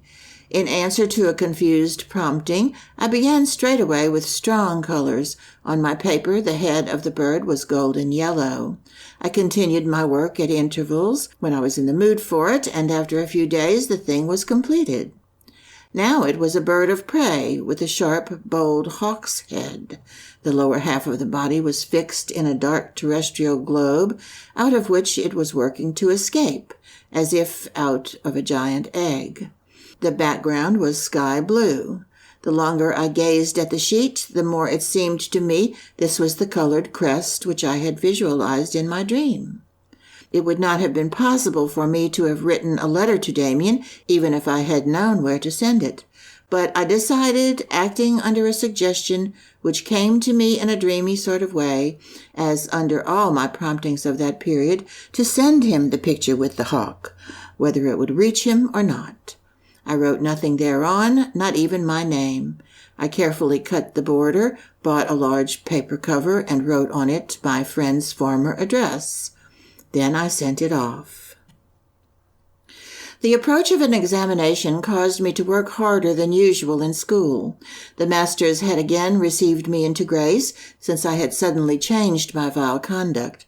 I was not, even now, by any means a good pupil, but neither I nor anyone else seemed to remember that half a year before my expulsion from the school had been imminent. My father now wrote to me as formerly, adopting his old cheerful tone, without reproaches or threats. Yet I had no impulse to explain to him or to anyone how the change was brought about. It was merely chance that this change coincided with the wishes of my parents and the masters. It did not bring me into closer contact with the others, but isolated me still more. I myself was ignorant of the tendency of the change in me. It might be leading me to Demian, to a distant fate. It had begun with Beatrice, but for some time past I had been living in quite an unreal world, with my paintings and my thoughts of Demian, so that she quite disappeared from my mind, as she did from my view. I should not have been able to say a word to anyone of my dreams, of my expectations, of the inner change realized in me, not even if I had wished to do so. But I had not the faintest desire ever to broach the subject. End of Chapter 4. Beatrice.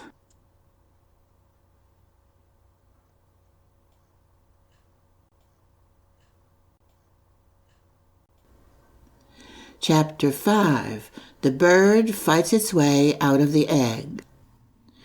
My painted dream bird was on its way, searching out my friend. An answer came to me in the most curious manner. In my classroom in school, I found at my desk, in the interval between 2 lessons, a piece of paper slipped between the pages of my book. It was folded in the manner we used for passing notes to one another in class. I wondered who could have sent me such a note, as I was not so intimate with any of the boys that one of them should wish to write to me. I thought it was a summons to participate in some school rag or other, in which, however, I should not have taken part, and I replaced the note unopened in my book. During the lesson, it fell by chance into my hands again. I toyed with the paper, unfolding it without thinking, and discovered a few words written thereon. I threw a glance at the writing. One word riveted my attention.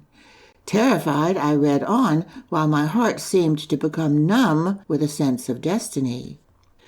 The bird fights its way out of the egg. The egg is the world. Whoever will be born must destroy a world. The bird flies to God. The name of the God is Abraxas. I sank into deep meditation after I had read the words through several times. It admitted of no doubt this was Demian's answer. None could know of the bird except our 2 selves. He had received my picture. He had understood and helped me to explain its significance. But where was the connection in all this? And what worried me above all, what did Abraxas mean? I had never read or heard of the word. The name of the god is Abraxas. The hour passed without my hearing anything of the lesson. The next lesson began, the last of the morning, and it was taken by quite a young assistant master, fresh from the university, to whom we had already taken a liking, because he was young and pretended to no false dignity with us. We were reading Herodotus under Dr. Fallon's guidance. This was one of the few school subjects which interested me, but this time my attention wandered. I had mechanically flung open my book, but I did not follow the translation, and remained lost in thought. For the rest, I had already several times had the experience that what Demian had said to me in the confirmation class was right. If you willed a thing strongly enough, it happened. If, during the lesson, I was deeply immersed in thought, I need not fear that the master would disturb my peace. Certainly, if you were absent-minded or sleepy, then he stood suddenly there. That had already happened to me several times.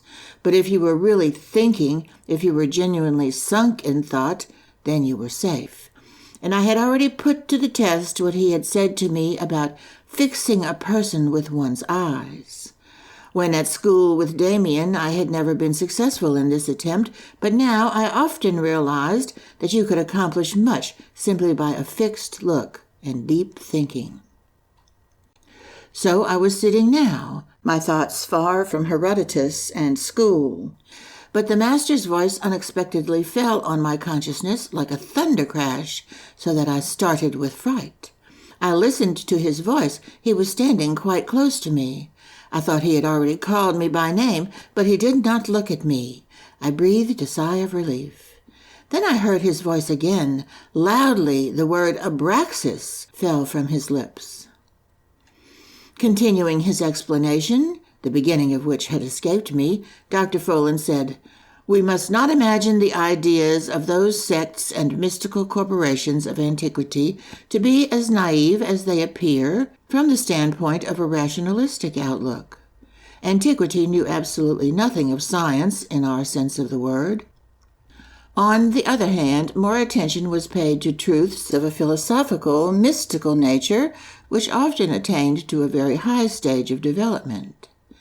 Magic in part arose therefrom, and often led to fraud and crime.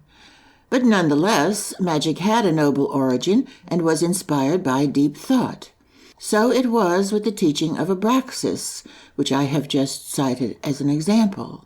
This name is used in connection with Greek charm formulas. Many opinions coincide in thinking it is the name of some demon of magic, such as some savage people worship today.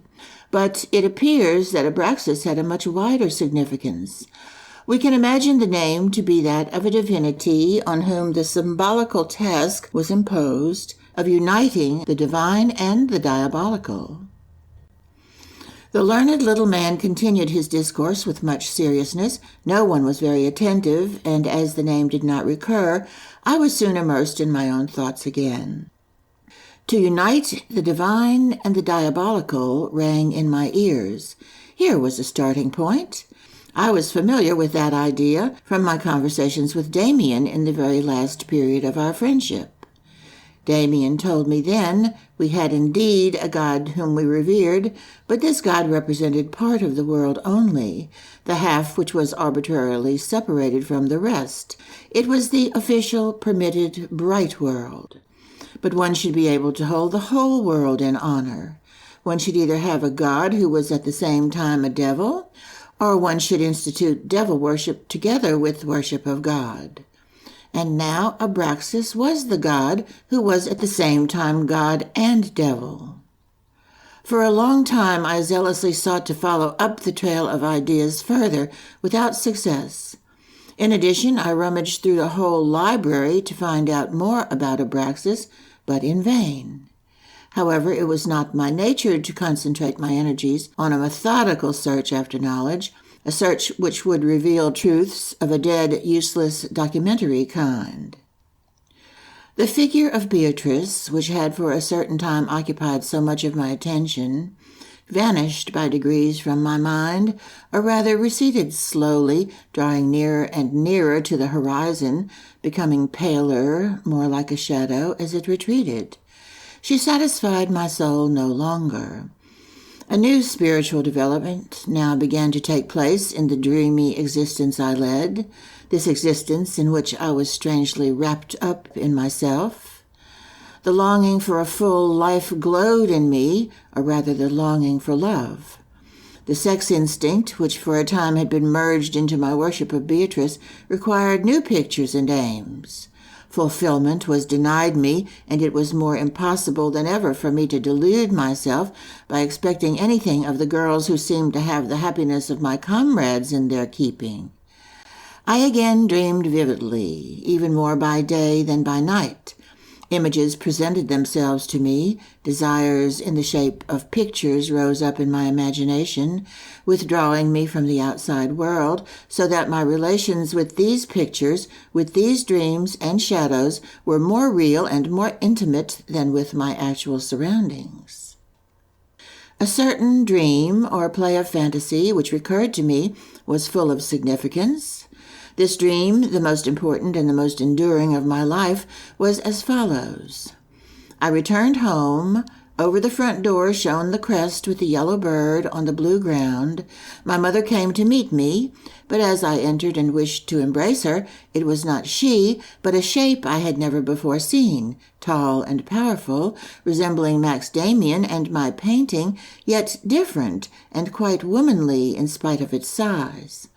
This figure drew me towards it and held me in a quivering, passionate embrace. Rapture and horror were mixed. The embrace was a sort of divine worship, and yet a crime as well.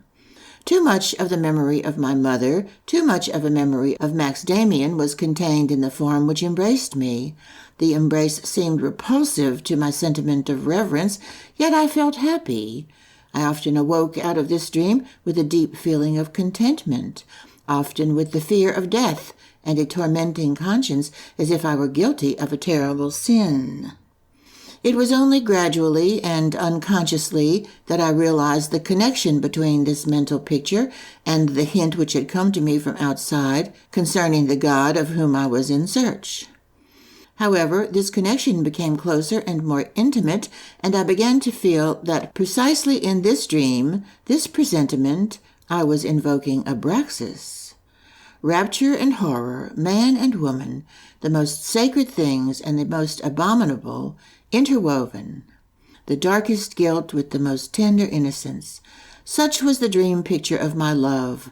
Such also was Abraxas. Love was no longer a dark animal impulse, as I had felt with considerable anxiety in the beginning. Neither was it a pious, spiritualized form of worship any longer, such as I had bestowed upon the picture of Beatrice. It was both, and yet much more. It was the image of an angel and of Satan, man and woman in one, human being and animal, the highest good and lowest evil. It was my destiny. It seemed that I should experience this in my own life. I longed for it and was afraid of it. I followed it in my dreams and took to flight before it, but it was always there, was always standing over me.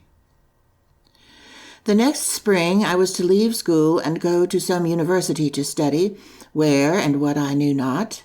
A small mustache grew on my lip. I was a grown man, and yet completely hopeless and aimless. Only one thing was firm, the voice in me, the dream picture. I felt it my duty to follow this guidance blindly. But it was difficult, and daily I was on the point of revolting. Perhaps I was mad, I often used to think. Perhaps I was not as other men. But I could do everything the others did. With a little pains and industry, I could read Plato. I could solve a trigonometrical problem or work out a chemical analysis. Only one thing I could not do, discover the dark, concealed aim within me and make up my mind as others did. Others who knew well enough whether they wanted to be professors or judges, doctors or artists. They knew what career to follow and what advantages they would gain by it. But I was not like that.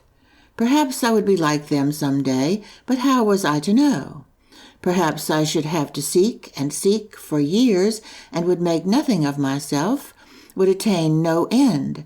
Perhaps I should attain an end, but it might be wicked, dangerous, terrible. I wanted only to try to live in obedience to the promptings which came from my true self. Why was that so very difficult? I often made the attempt to paint the powerful love figure of my dream, but I never succeeded. If I had been successful, I would have sent the picture to Demian. Where was he? I knew not. I only knew there was a bond of union between us. When should I see him again? The pleasant tranquility of those weeks and months of the Beatrice period was long since gone. I thought at that time I had reached a haven and had found peace. But it was ever so. Scarcely did I begin to adapt myself to circumstances. Scarcely had a dream done me good when it faded again. In vain to complain. I now lived in a fire of unstilled desires, of tense expectation, which often rendered me completely wild and mad. I frequently saw before me the picture of my dream mistress with extraordinary clearness, much more clearly than I saw my own hand. I spoke to it, wept over it, cursed it. I called it mother and knelt before it in tears. I called it my beloved and felt its ripe kiss of fulfilled desire. I called it devil and whore, vampire and murderer. It invited me to the tenderest dreams of love and to the most horrible abominations. Nothing was too good and precious for it, nothing too bad and vile. I passed the whole of that winter in a state of inward tumult difficult to describe. I had long been accustomed to loneliness. That did not depress me. I lived with Demian, with the hawk, with my picture of the big dream figure, which was my fate and my mistress. It sufficed to live in close communion with those things, since they opened up a large and broad perspective leading to Abraxas. But I was not able to summon up these dreams, these thoughts, at will. I could not invest them in colors as I pleased. They came of themselves, taking possession of me, governing me, and shaping my life. I was secure in so far as the outside world was concerned. I was afraid of no one. My schoolfellows had learned to recognize that and observed a secret respect towards me, which often caused me to smile. When I wished, I could penetrate most of them with a look, thereby surprising them occasionally. Only I seldom or never wanted to do this. It was my own self which occupied my attention, always myself. And yet I longed ardently to live a bit of real life, to give something of myself to the world, to enter into contact and battle with it.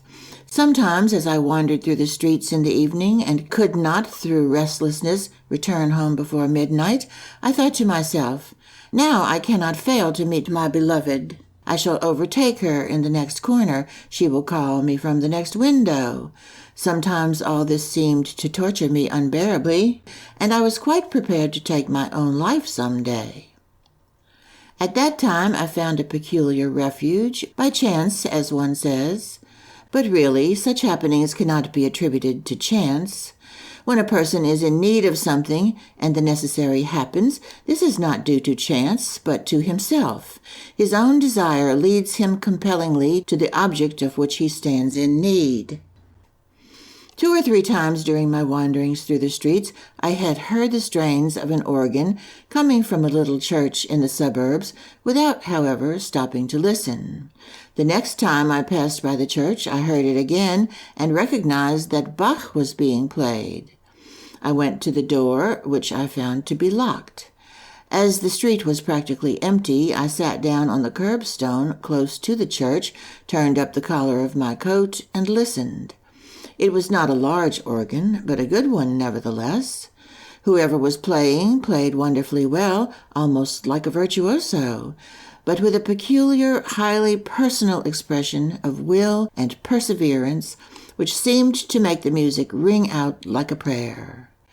I had the feeling that the man who was playing knew a treasure was shut up in the music, and he struggled and tapped and knocked to get at the treasure as if his life depended on his finding it. In the technical sense, I do not understand very much about music, but this form of the soul's expression I have from my childhood intuitively understood. I feel music is something which I can comprehend without initiation. The organist next played something modern. It might have been Reger. The church was almost completely dark. Only a very narrow beam of light shone through the window nearest to me.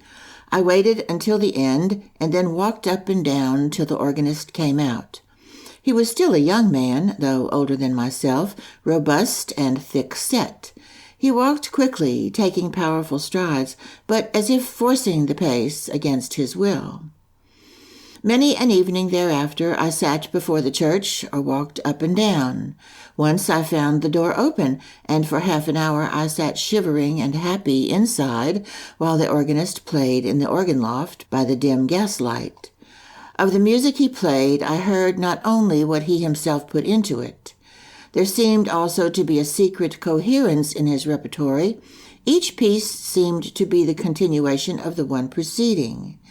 Everything he played was pious, expressing faith and devotion, but not pious like churchgoers and clergymen, but like pilgrims and beggars of the Middle Ages. Pious with a reckless surrender to a world feeling which was superior to all confessions of faith. He frequently played music by the pre-Bach composers and old Italian music. And all the pieces said the same thing. All expressed what the musician had in his soul, a longing to identify oneself with the world and to tear oneself free again, listening to the workings of one's own dark soul, an orgy of devotion and lively curiosity of the wonderful. I once secretly followed the organist as he left the church. He continued his way to the outskirts of the town and entered a little tavern. I could not resist the temptation to go in after him. For the first time I had a clear view of him. He sat at the table in the corner of the little room, a black felt hat on his head, a measure of wine before him, and his face was just as I had expected it to be. It was ugly and somewhat uncouth, with the look of a seeker and of an eccentric, obstinate and strong-willed, with a soft and childish mouth. The expression of what was strong and manly lay in the eyes and forehead. On the lower half of the face sat a look of gentleness and immaturity, rather effeminate and showing a lack of self-mastery. The chin indicated a boyish indecision, as if in contradiction with the eyes and forehead. I liked the dark brown eyes, full of pride and hostility. Silently, I took my place opposite him. There was no one else in the tavern.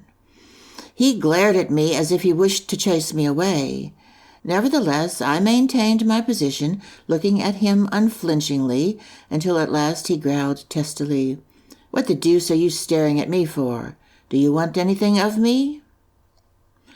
"I don't want anything," I said. "You have already given me much." He wrinkled his forehead. "Ah, you're a music enthusiast, are you? I think it's disgusting to go mad over music." I did not let myself be intimidated. "I have so often listened to your playing there in the church," I said, "but I don't want to bother you. I thought perhaps I should discover something in you, something special. I don't know exactly what, but please don't mind me. I can listen to you in the church." "Why, I always lock the door." "Just lately you forgot, and I sat inside. Otherwise I stand outside or sit on the curbstone." "Is that so? Another time you can come inside. It's warmer. You simply got to knock on the door, but loudly and not while I'm playing. Now, what did you want to say? But you're quite young, apparently, a schoolboy or a student. Are you a musician?"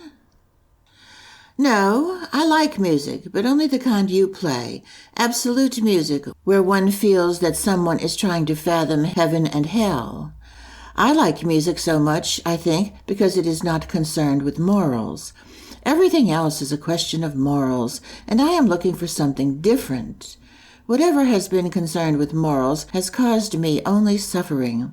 I don't express myself properly. Do you know that there must be a God who is at the same time God and a devil? There must have been one. I have heard so." The organist pushed back his broad hat and shook the dark hair from his forehead. He looked at me penetratingly and bent forward, his face towards me over the table. Softly and tensely he questioned, "What's the name of the God of whom you are talking?" "Unfortunately, I know practically nothing about him, really, only his name. His name's Abraxas." The musician looked distrustfully around, as if someone might be eavesdropping. Then he bent toward me and said in a whisper, "I thought so. Who are you?" "I'm a student from the school." "How do you know about Abraxas?" "By chance." He thumped on the table so that his wine spilled over.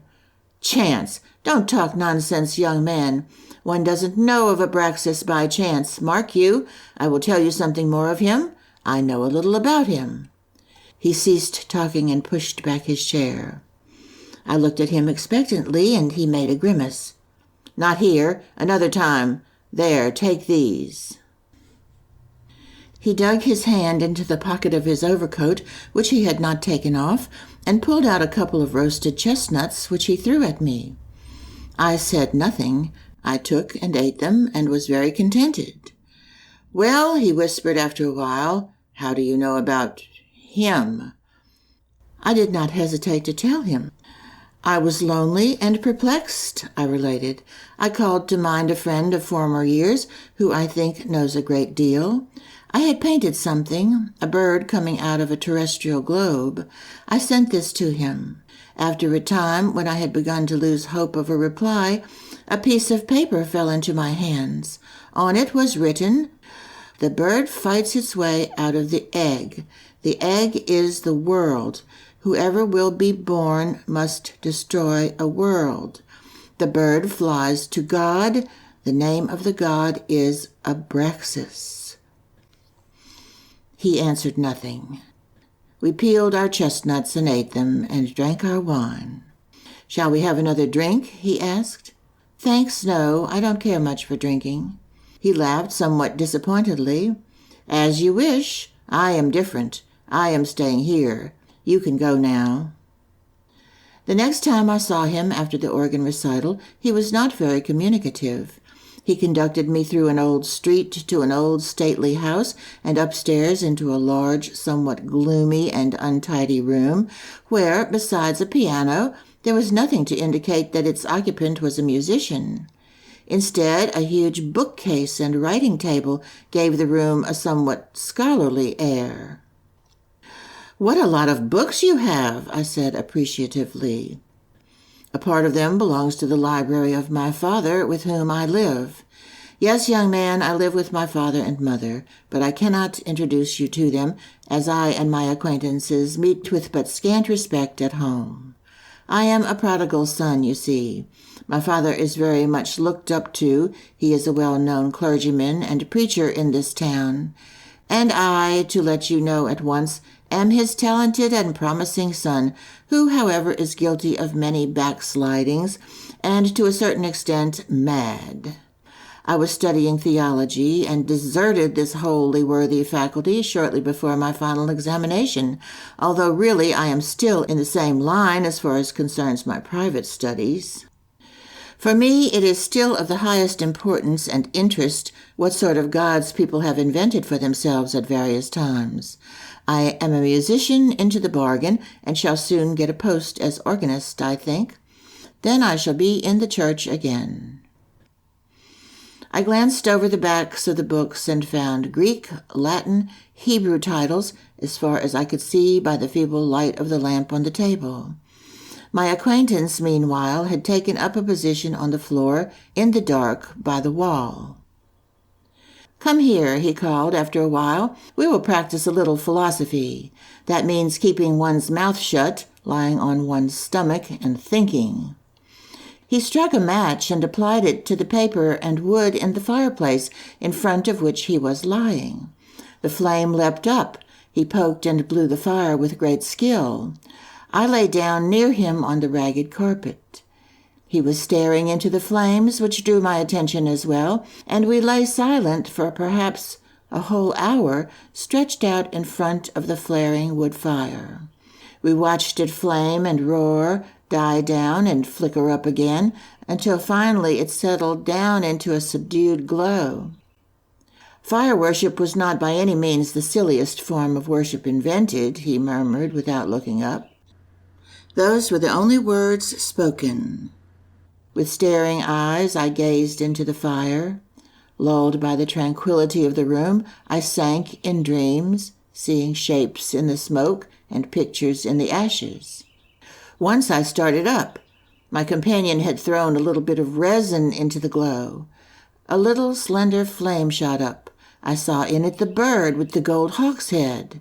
In the glow which died away in the fireplace, golden glittering threads wove themselves together into a net, letters and pictures, memories of faces, of animals, of plants, of worms and serpents.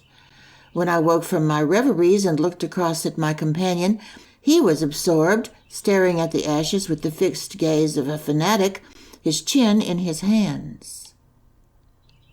"I must go now," I said softly. "Well, go then. Goodbye." He did not get up, and as the lamp had gone out, I had to feel my way across the dark room, through dark corridors and down the stairs, and so out of the enchanted old dwelling. Once in the street, I stopped and looked up at the house. In not one of the windows was a light burning. The little brass plate shone in the gleam of the gas lamp before the door. "Pistorius, Vicar," I read thereon. As I sat in my little room after supper, I remembered that I had learned nothing about Abraxas or anything else from Pistorius. We had scarcely exchanged 10 words. But I was quite contented with the visit I had paid him, and he had promised to play next time an exquisite piece of organ music, a passacaglia by Buxtehude. Without my having realized it, the organist Pistorius had given me a first lesson as we lay on the floor in front of the fireplace of his melancholy hermit's room. Staring into the fire had done me good. It had confirmed and set in activity tendencies which I had always had, but had never really followed. Gradually and in part, I saw light on the subject. When quite a child, I had from time to time the propensity to watch bizarre forms of nature, not observing them closely, but simply surrendering myself to their peculiar magic, absorbed by the contemplation of their curling shapes. Long, dignified tree roots, colored veins in stone, flecks of oil floating on water, flaws in glass, all things of a similar nature had had great charm for me at that time.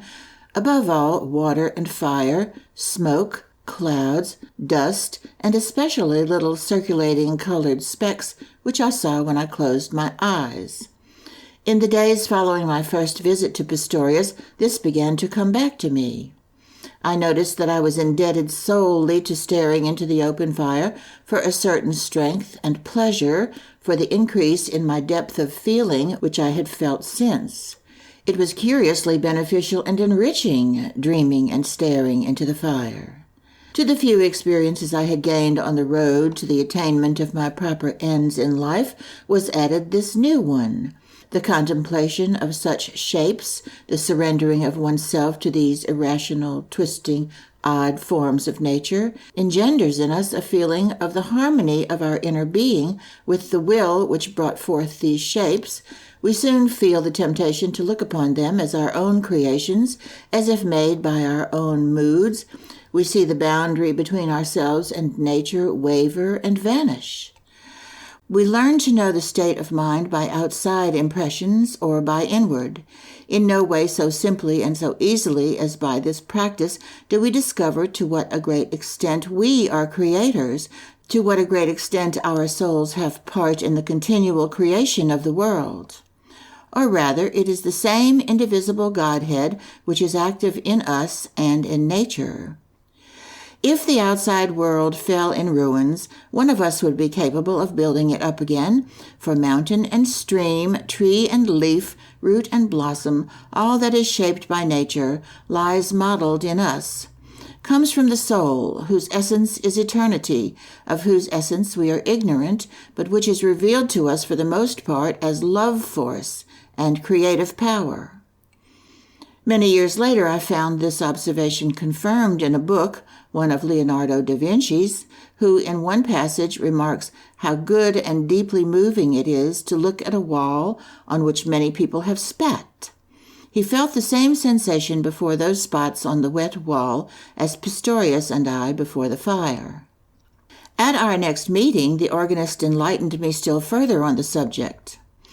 We confine our personality within much too narrow bounds. We count as composing our person only that which distinguishes us as individuals, only that which we recognize as irregular. But we are made up from the entire world stock, each one of us, and just as in our body is displayed the genealogical table of development back through the fish stage and still further, so we have accumulated in our souls all the experiences through which a human soul has ever lived. All the gods and devils which have ever been, whether those of the Greeks or Chinese or Zulus, all are in us, are there as potentialities, as desires, as starting points. If all mankind died out, with the exception of a single moderately gifted child who had not enjoyed the slightest instruction, so would this child rediscover the whole process of things. It would be able to produce gods, demons, paradises, the commandments and prohibitions, Old and New Testaments, everything. Well and good, I objected, but then what does the worth of the individual consist of? Why do we continue to strive if everything has already been achieved in us? Stop, exclaimed Pistorius vehemently. There is a great difference between whether one merely carries the world in oneself or whether one is conscious of that as well. A madman can have ideas which remind one of Plato, and a pious little boy in a Moravian boarding school will recreate in his thought profound mythological ideas which occur in the Gnostics or in Zoroaster. But he does not realize it. He is a tree or a stone, at best an animal, as long as he does not know it. But when the first spark of this knowledge glimmers in him, he becomes a man. You will not consider all the two-legged creatures who walk out there in the street as human beings simply because they walk erect and carry their young 9 months in the womb. Look how many of them are fish or sheep, worms or leeches, how many are ants or bees. Well, in reach of them are the possibilities of becoming human creatures, but only when they feel this. It is only when, if even in part, they learn to make them conscious that these potentialities become theirs. Our conversations were somewhat after this style. They seldom taught me anything completely new, anything absolutely surprising, but all, even the most banal, hit like a light, persistent hammer stroke on the same point in me. All helped in my development. All helped to peel off skins, to break up eggshells, and after each talk I held my head somewhat higher. I was more sure of myself, until my yellow bird pushed his beautiful bird of prey crest through the ruins of the world shell. We frequently related our dreams to one another. Pistorius knew how to interpret them. A curious example comes to my mind. I dreamed I was able to fly. I was flung through the air, so to speak, impelled by a great force over which I had not the mastery. The sensation of this flight was exhilarating, but soon changed to fear as I saw myself snatched up involuntarily to risky heights.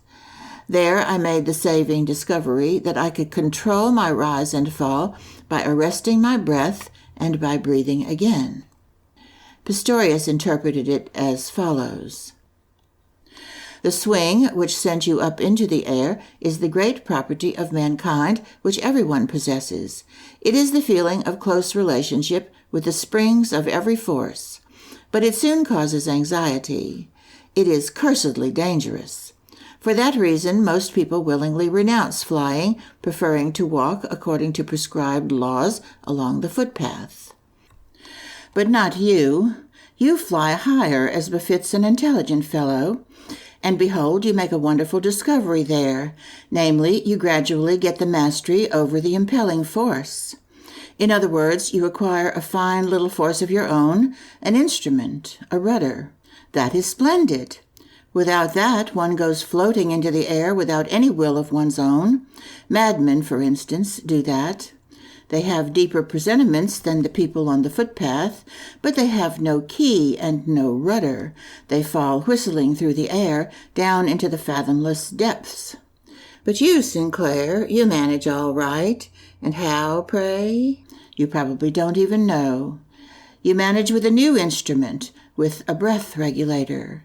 And now you can see that your soul isn't really personal at bottom. I mean that you didn't invent this regulator. It isn't new. It is alone. It has existed for thousands of years. It is the balancing organ fish have, the air bladder. Even today, we actually still have a few very rare kinds of fish whose air bladder is at the same time a sort of lung, and on occasion can use it to breathe with. In your dream, you made use of your lungs in exactly the same way as these fish do their air bladder. He even brought me a volume on zoology and showed me the original drawings of these ancient fish, and with a peculiar thrill, I felt an organ of early evolutionary epochs functioning in me.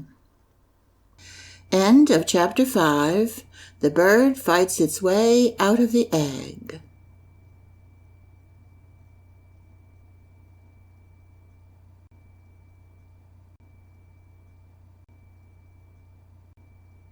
Chapter 6. Jacob Wrestles with God, Part 1. I cannot relate in brief all that I learned from the singular musician Pistorius about Abraxas. The most important result of his teaching was that I made a further step forward on the road to self-realization. I was then about 18 years old. I was a young man, rather out of the ordinary, precocious in 100 things, and in 100 other things backward and helpless. When from time to time I used to compare myself with others, I was often proud and conceited, but just as frequently I felt depressed and humiliated. I had often looked upon myself as a genius, often as half mad. I could not share the pleasures and life of the fellows of my age, and often I heaped reproaches on myself, and was consumed with cares, thinking I was hopelessly cut off from them, and that life was closed to me. Pistorius, himself full-grown and an eccentric, taught me to preserve my courage and my self-esteem.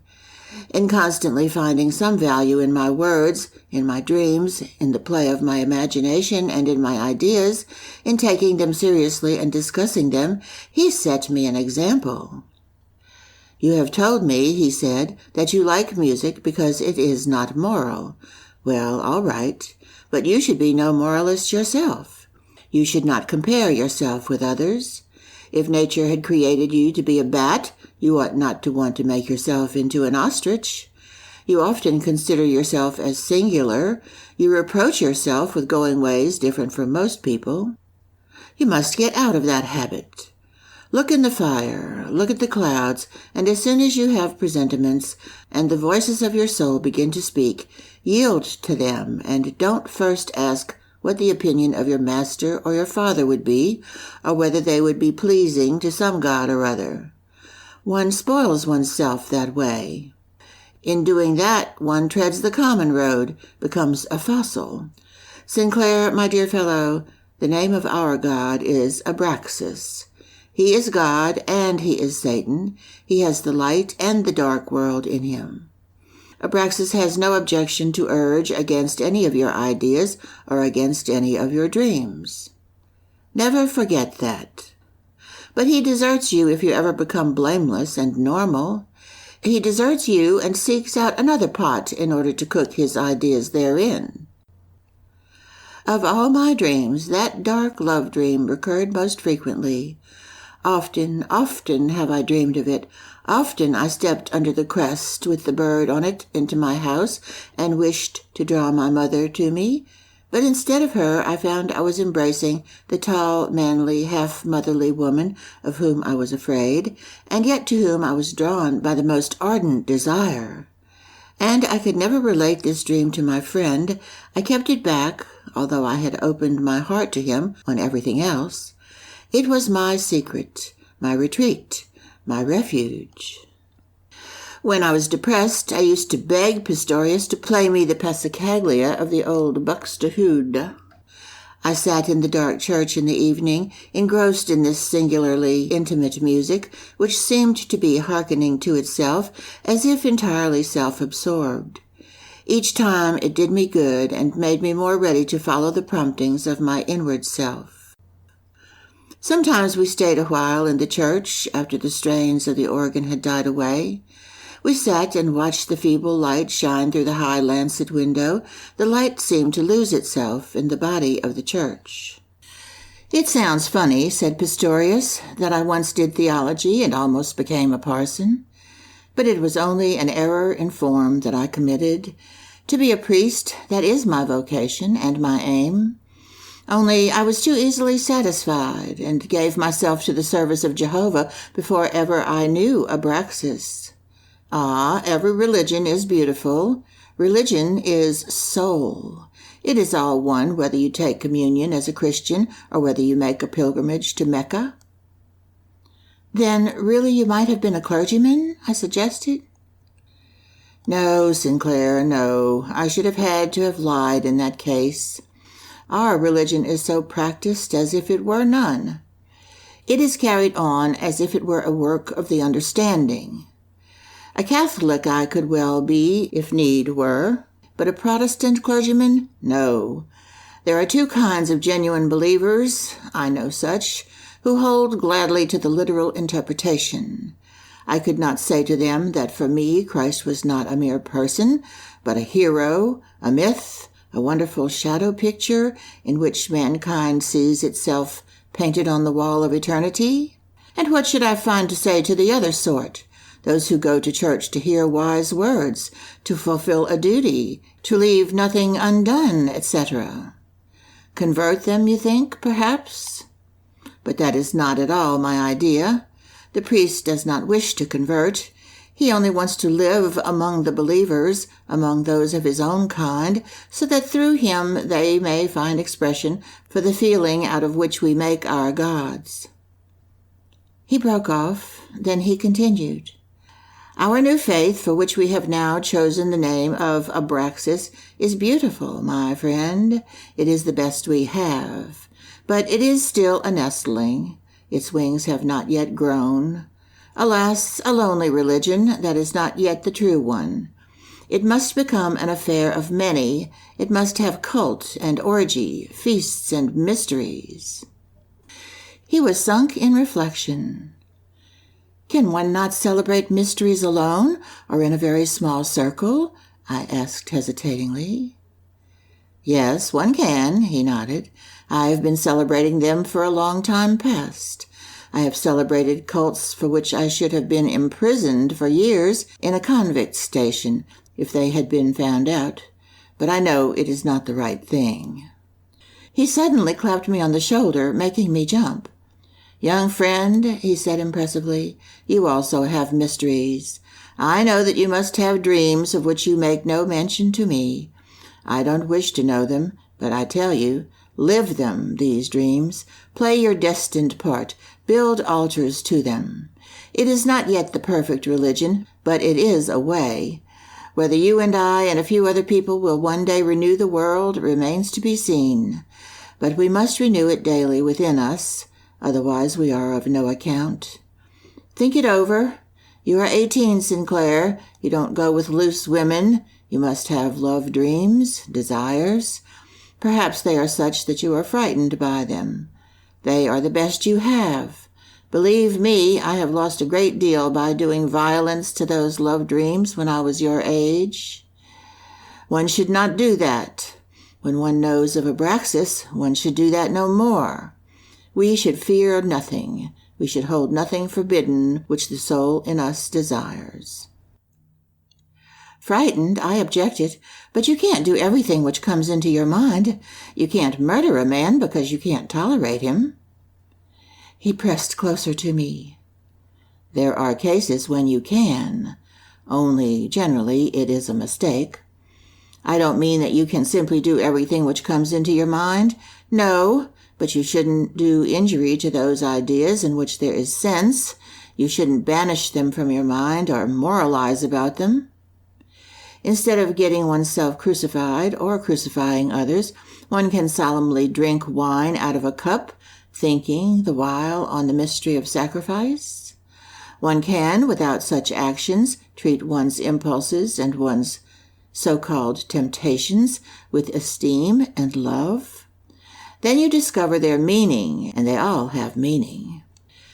Next time the idea takes you to do something really mad and sinful, Sinclair, if you would like to murder someone or do something dreadfully obscene, then think a moment that it is Abraxas who is indulging in a play of fancy. The man you would like to kill is never really Mr. So-and-so. That is really only a disguise. When we hate a man, we hate in him something which resides in us ourselves. What is not in us does not move us. Never had Pistorius said anything to me which went home so deeply as this. I could not reply. But what moved me most singularly and most powerfully was that Pistorius in this conversation had struck the same note as Demian, whose words I had carried in my mind for years and years past. They knew nothing of one another, and both said to me the same thing. The things we see, said Pistorius softly, are the same things which are in us. There is no reality except that which we have in ourselves. For that reason, most people live so unreally, because they hold the impressions of the outside world for real, and their own world in themselves never enters into their consideration. You can be happy like that. But if once you know of the other, then you no longer have the choice to go the way most people go. Sinclair, the road for most people is easy. Ours is hard. Let us go. A few days later, after I had on 2 occasions waited for him in vain, I met him late one evening in the street. He came stumbling round a corner, blown along by the cold night wind. He was very drunk. I did not like to call him. He passed by without noticing me, staring in front of him with strange glowing eyes, as though he were moving in obedience to a dark call from the unknown. I followed him down one street. He drifted along as if drawn by an invisible wire, with the swaying gait of a fanatic or like a ghost. Sadly, I went home to the unsolved problems of my dreams. Thus he renews the world in himself, I thought, and felt instantly that my thought was base and moral. What did I know of his dreams? Perhaps in his intoxication he was going a surer way than in my anxiety. In the intervals between lessons, it struck me once or twice that a boy who had never before attracted my notice was hovering about in my proximity. It was a little, weak-looking, slim youngster with reddish-blonde, thin hair, who had something peculiar in his look and behavior. One evening, as I came home, he was on the watch for me in the street. He let me pass by, then walked behind me, and remained standing in front of the door of the house. "Can I do anything for you?" I asked. "I only want to speak to you," he said timidly. "Be good enough to come a few steps with me." I followed him, observing that he was deeply excited and full of expectation. His hands trembled. "Are you a spiritualist?" he asked quite suddenly. "No, Knauer," I said, laughing. "Not a bit. How did you get hold of that idea?" "But you are a theosophist?" "No again." "Oh, please don't be so reserved. I feel with absolute certitude that there is something singular about you. It is in your eyes. I thought it certain you communed with spirits." "I am not asking out of curiosity, Sinclair. No. I am myself a seeker, you know, and I am so lonely." "Tell me, then," I encouraged him. "I know absolutely nothing of ghosts. I live in my dreams. That is what you have felt about me. Other people live in dreams as well, but not in their own. That is the difference." "Yes, perhaps so," he whispered. "Only it depends on the sort of dreams you live in. Have you ever heard of white magic?" I had to admit my ignorance. "It's when you learn to get the mastery over yourself. You can be immortal and have magical powers as well. Have you never practiced such experiments?"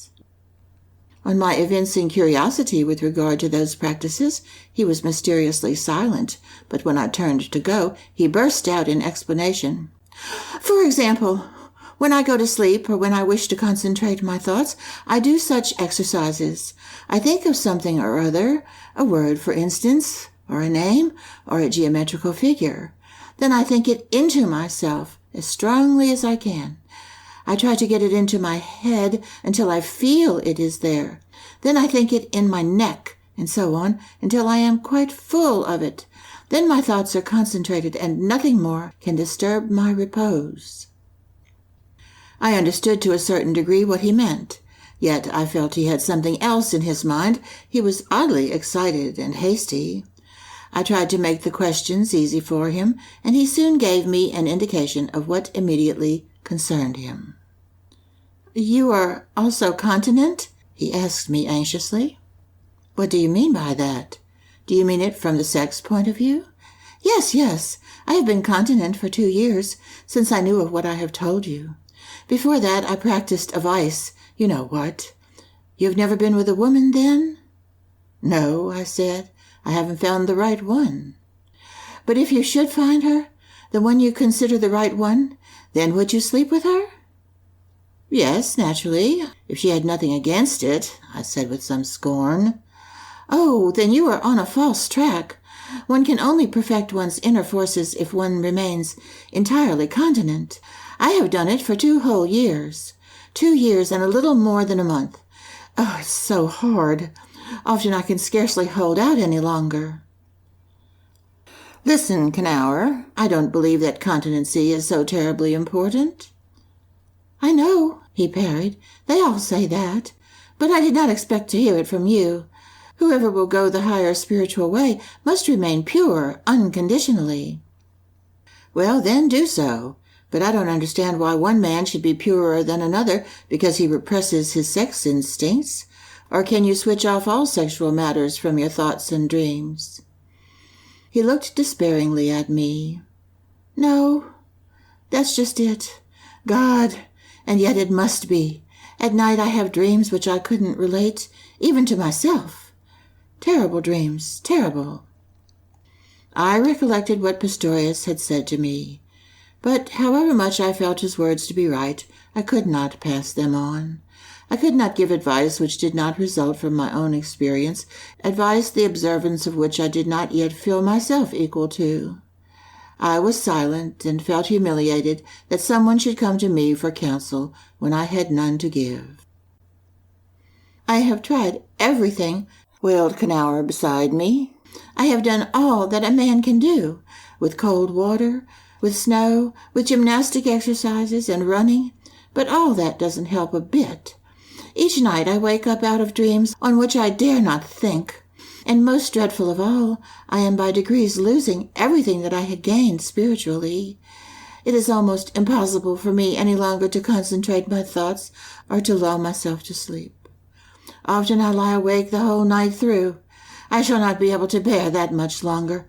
Finally, when I can carry on the struggle no further, when I give in and make myself impure again, then I shall be worse than all the others who have never struggled against it. You understand that, don't you?" I nodded, but could say nothing to the point. He began to bore me, and I was horrified at myself because his obvious need and despair made no deep impression on me. My only sentiment was, "I can't help you." "Then you know nothing that would help me?" he asked at last, exhausted and sad. "Nothing at all? There must be some way. How do you manage?" "I can't tell you anything, Knauer. People can't help one another in this case. No one has helped me either.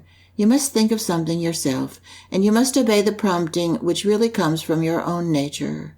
There is nothing else. If you cannot find yourself, you won't find any spirits either." Disappointed and suddenly become dumb, the little fellow looked at me. Then his look suddenly glowed with hate. He made a grimace at me and cried with rage, "Ah, you're a nice sort of saint. You have your vice as well, I know.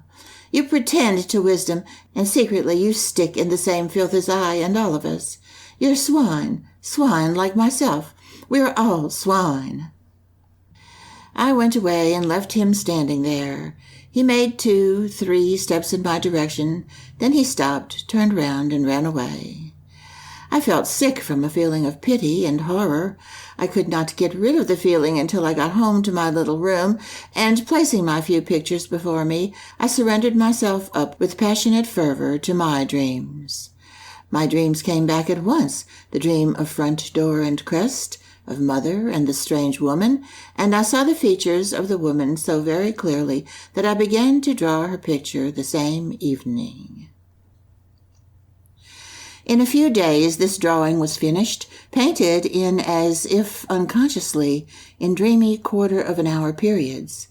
In the evening I hung it on the wall, put the reading lamp in front of it, and stood before it as before a spirit with whom I had to fight until victory should be decided one way or the other. It was a face similar to the former, resembling my friend Demián, in certain traits even resembling myself.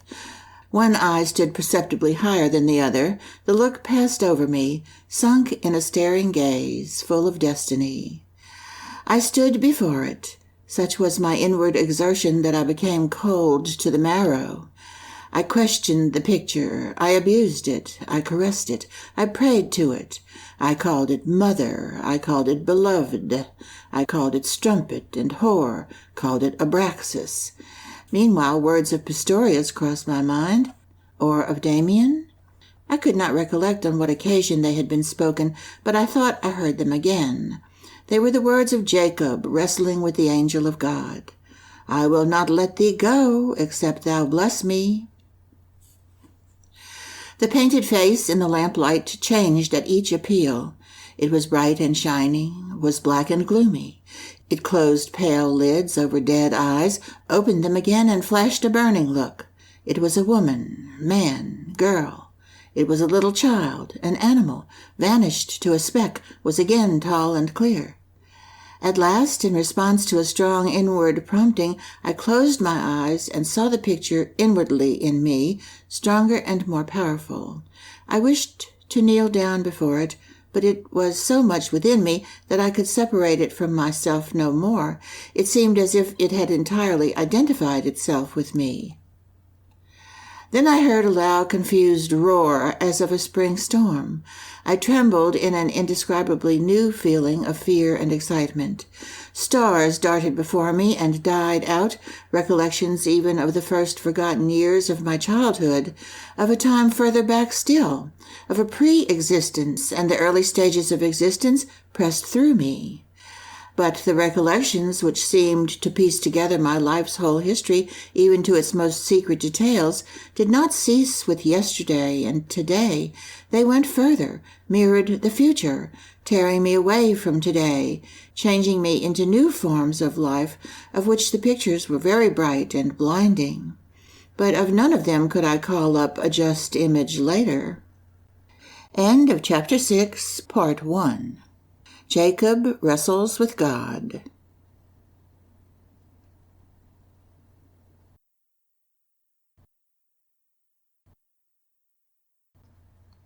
Chapter 6, Jacob wrestles with God, Part 2. In the night I woke up out of a deep sleep. I was dressed and lying transversely across the bed. I struck a light, feeling that I must try to remember something important that had happened. I knew nothing of the hours just past. I turned on the light, and recollection came back gradually. I looked for the picture. It was not hanging on the wall, neither was it lying on the table. I thought confusedly that I must have burned it. Or was it a dream that I had burned it in my hands and had eaten the ashes? A great inquietude convulsed me and drove me forth. I put on my hat, went out of the house and down the street, as if under coercion. I walked and walked through streets and squares, as if blown along by a storm. I listened in front of the gloomy church of my friend, searched in obedience to a blind impulse, without knowing what I was looking for. I went through a suburb where brothels stood. Here and there a light was still shining. Further on stood new buildings and brick heaps covered in part with gray snow.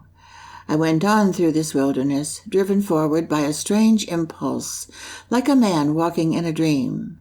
The thought of the new building in my native town crossed my mind, that building to which my tormentor, Cromer, had drawn me to settle accounts with him. In the gray night, a similar building stood there in front of me, its black doorway yawning wide. I was drawn towards it, but wanted to shun it and stumbled over sand and rubbish. The impulse was stronger than I. I had to go in. I staggered over planks and broken bricks into the deserted room. There was a moldy smell of damp, cold stones. A heap of sand lay there, a gray, bright speck. Otherwise all else was dark. Suddenly a terrified voice called to me, "In God's name, Sinclair, where have you come from?" and a human figure rose out of the darkness close to me, a little thin shape like a ghost. I recognized, while yet my hair was standing on end, my school companion, Knauer. "How did you get here?" he asked as if mad with excitement. "How have you been able to find me?" I did not understand. "I wasn't looking for you," I said, dazed. I spoke with difficulty. The words came from me painfully, as if from dead, heavy, frozen lips. "You weren't looking for me?" "No, I was drawn here. Did you call me?" "You must have called. But what are you doing here? It's still night." He put his thin arms convulsively round me. "Yes, night, but it must soon be morning. Oh, Sinclair, to think that you didn't forget me. Can you ever forgive me?" "What then?" I was so hateful." Then I recollected our conversation. Had that taken place 4 or 5 days ago? It seemed to me like a lifetime. But suddenly I knew all. Not only what had occurred between us, but also why I had come and what Knauer wanted to do there. "You wanted then to take your life, Knauer?" He shuddered through cold and fear. "Yes, I wanted to. I don't know whether I could have. I wished to wait until morning came." I drew him into the open. The first oblique rays of day glimmered indescribably cold through the gray atmosphere. I led the boy on my arm a little way. I heard my own voice saying, "Now go home and don't say anything to anybody. You were on a false track, and we are not swine as you think. We are men. We make gods, and we wrestle with them, and they bless us." Silently we went on and separated. When I came home, it was day. The best that mystery in Saint Blank had yet to give me was the hours with Pistorius at the organ or by the chimney fire. We read a Greek text about Abraxas together. He read to me portions of a translation of the Veda and taught me to say the sacred Om. However, it was not this learned instruction which was of service to my inner self, but rather the contrary. What did me good was the self-progression I made, the increasing confidence in my own dreams, thoughts, and presentiments, and the consciousness of the power that I carried in me. I had an excellent understanding with Pistorius in every way. I needed only to think intently of him, and I could be sure that he, or a greeting from him, would come to me. I could ask him, just as I could Demian, something or other, without his being there in person. I needed only to imagine his presence and put my questions to him as intensive thoughts. Then all the soul force I had put into the question came back to me as answer. Only it was not the person of Pistorius which I called up in my imagination, nor that of Max Demian, but it was the picture I had painted and of which I had dreamed. It was the half-man, half-woman dream picture of my demon to which I called. It lived now not only in my dreams, it was no longer painted on paper, but it was in me as a desire picture and an enhancement of my spiritual self. The relation into which the unsuccessful suicide Knauer entered with me was peculiar and sometimes amusing. Since the night I had been sent to him, he dogged my steps like a faithful servant or hound, sought to attach himself to me, and followed me blindly. He came to me with curious questions and wishes. He wanted to see spirits, to learn the Kabbalah, and he did not believe me when I assured him I understood nothing of all these things. He credited me with being able to do anything. But it was singular that he often came to me with his queer and silly questions just at the moment when I myself had a mental knot to be disentangled.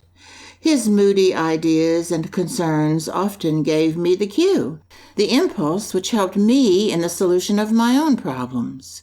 He was often tiresome, and I imperiously drove him away.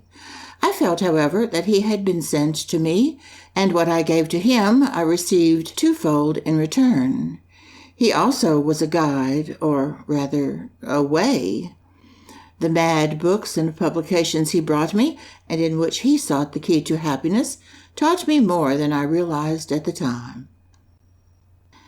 This Knauer vanished later from my path, neither did I miss him. No arrangement, no understanding was necessary with him, but it was with Pistorius. Towards the close of my school career in St. Blank, I lived through another peculiar experience with my friend. Even innocuous, innocent people are not altogether spared the shock of a conflict. Even they come once in their lives in conflict with the beautiful virtues of piety and gratitude. Each must make the step which parts him from his father, from his teachers. Each must once feel something of the bitterness of loneliness, though most people cannot support it for long and soon creep back to their homes again. It was not a great struggle for me to part from my parents and their world, the bright world of my beautiful childhood. But slowly and almost imperceptibly, I had got further from them and become more of a stranger to them. I regretted it. It often caused me bitter hours during my visits home, but it was not deep. I could bear it. But when we have offered love and reverence of our own accord, and not out of habit, when we have been disciples and friends with our innermost feelings, then it is a bitter and terrible moment when the realization is suddenly brought home to us that the guiding current of our life is bearing us away from those we love. Then every thought of ours which rejects our friend and teacher enters our own heart like a poisoned sting. Every blow of self-defense strikes back into our own face. Then he who felt that the dictates of his own conscience were an authentic guide reproaches himself with the terms faithlessness and ingratitude. Then the terrified heart flees anxiously back to the valleys of childhood virtues and cannot believe that the rupture must take place, that another bond must be severed. In the course of time, a feeling had slowly developed in me which refused to recognize my friend Pistorius unconditionally as my guide. What I experienced in the most important moments of my youth was my friendship with him, his counsel, his consolation, his proximity. God had spoken to me through him. Through him, my dreams returned to me. From his mouth came their explanation. From him, I learned their significance. He had given me the courage to realize myself, and now, alas, I felt a growing opposition against him. In his conversation, he evinced too clearly a desire to instruct me. I felt it was only one side of my nature that he thoroughly understood. There was no quarrel, no scene between us, no rupture. I said to him only a single, really harmless word, but nevertheless it was the moment when an illusion between us fell in colored pieces. The presentiment had for some time already oppressed me, but one Sunday in his scholarly old room, this presentiment changed to a definite feeling. We were lying on the floor before the fire. He was speaking of mysteries and religious forms which he was studying and on which he was meditating. He occupied himself with trying to picture their possible future. To me, all this seemed curious and interesting, but scarcely of vital importance. It smacked of erudition. It was like a fatiguing search among the ruins of former worlds. And all at once I felt an aversion from the whole business, from this cult of mythology, from this sort of piecing together, this mosaic work of religious forms which had been handed down to posterity. "Pistorius," I said suddenly, in a malicious outburst, which surprised and frightened even myself, "relate a dream, a real dream, one that you have had in the night. What you have just been talking about is so cursedly antiquarian." He had never heard me speak thus. With shame and terror, I realized the very same moment that the arrow I had shot at him and which had entered his heart was taken from his own quiver. I realized that I had heard him reproach himself in an ironical tone on this very account, and that now I had maliciously turned one of his own reproaches against him like a resharpened arrow. He felt it instantly and was silent. I looked at him with terror in my heart and saw that he had become very pale. After a long, very heavy pause, he put some wood on the fire and said quietly, "You are quite right, Sinclair. You're a wise fellow. I will spare you all this antiquarian business." He spoke very quietly, but his tone told me how deeply he had been wounded. What had I done? I was on the point of tears. I wanted to beg his pardon with all my heart, to assure him of my affection and gratitude. Moving words came into my mind, but I could not utter them. He was silent as well. And so we lay there, while the flames leaped up and then sank, and with each flame that paled fell something beautiful and fervid that ceased to glow and had vanished, never again to come back. "I fear you have misunderstood me," I said at last, much crushed, and with a dry, hoarse voice. The silly, senseless words came as if mechanically from my lips, as if I had been reading them out of a news sheet. "I understood you perfectly," said Pistorius softly. "You are quite right." We waited. Then he continued slowly, so far as one man can be right in his judgment of another. "No, no," a voice inside me said. "I am wrong." But I could not say anything. I knew that I had aimed my single little word at his one essential weakness. I had touched the point of which he himself was distrustful. His idea was antiquarian. He was a seeker, but retrogressive. He was a romantic. And suddenly I realized that it was just what he had been to me and had given me that he could not be and give to himself. He had guided me to a point on the road beyond which he, the guide, could not go. God knows how I could have uttered such a word. I had not meant it badly. I had had no idea it would lead to a catastrophe. I had uttered something, the import of which I did not myself realize at the moment of utterance. I had surrendered myself to a somewhat witty, somewhat malicious inspiration, and fate used it as her instrument. I had been guilty of a little thoughtlessness, crudeness, and he had accepted it as a judgment. Oh, how much I wished then that he would have got angry, have defended himself, have shouted at me. But he did nothing. I had all that to do within myself. He would have smiled had he been able. The fact that he could not showed me more than anything else how hard I had hit him. And because Pistorius took the blow from me, his presumptuous and ungrateful pupil, so quietly, because he silently agreed with me, because he recognized my word as a judgment of fate, he caused me to hate myself. He made my thoughtlessness seem 1,000 times greater than it was. As I struck, I had thought to hit a strong man capable of defending himself. Now he was a meek, suffering creature, defenseless, who surrendered in silence. We remained a long time lying before the dying fire, in which each glowing figure, each crumbling ash heap called to my memory happy, beautiful, rich hours, making my guilt and my obligation to Pistorius greater and greater. Finally, I could bear it no longer. I got up and went. A long time I stood before his door. A long time I listened on the dark staircase. A long time I stood outside in front of the house, waiting to see whether perhaps he would come out to me. Then I went on, walking for hours and hours, through town and suburbs, park and wood, until evening fell. At that moment I felt for the first time the mark of Cain on my forehead. I fell to pondering and rumination.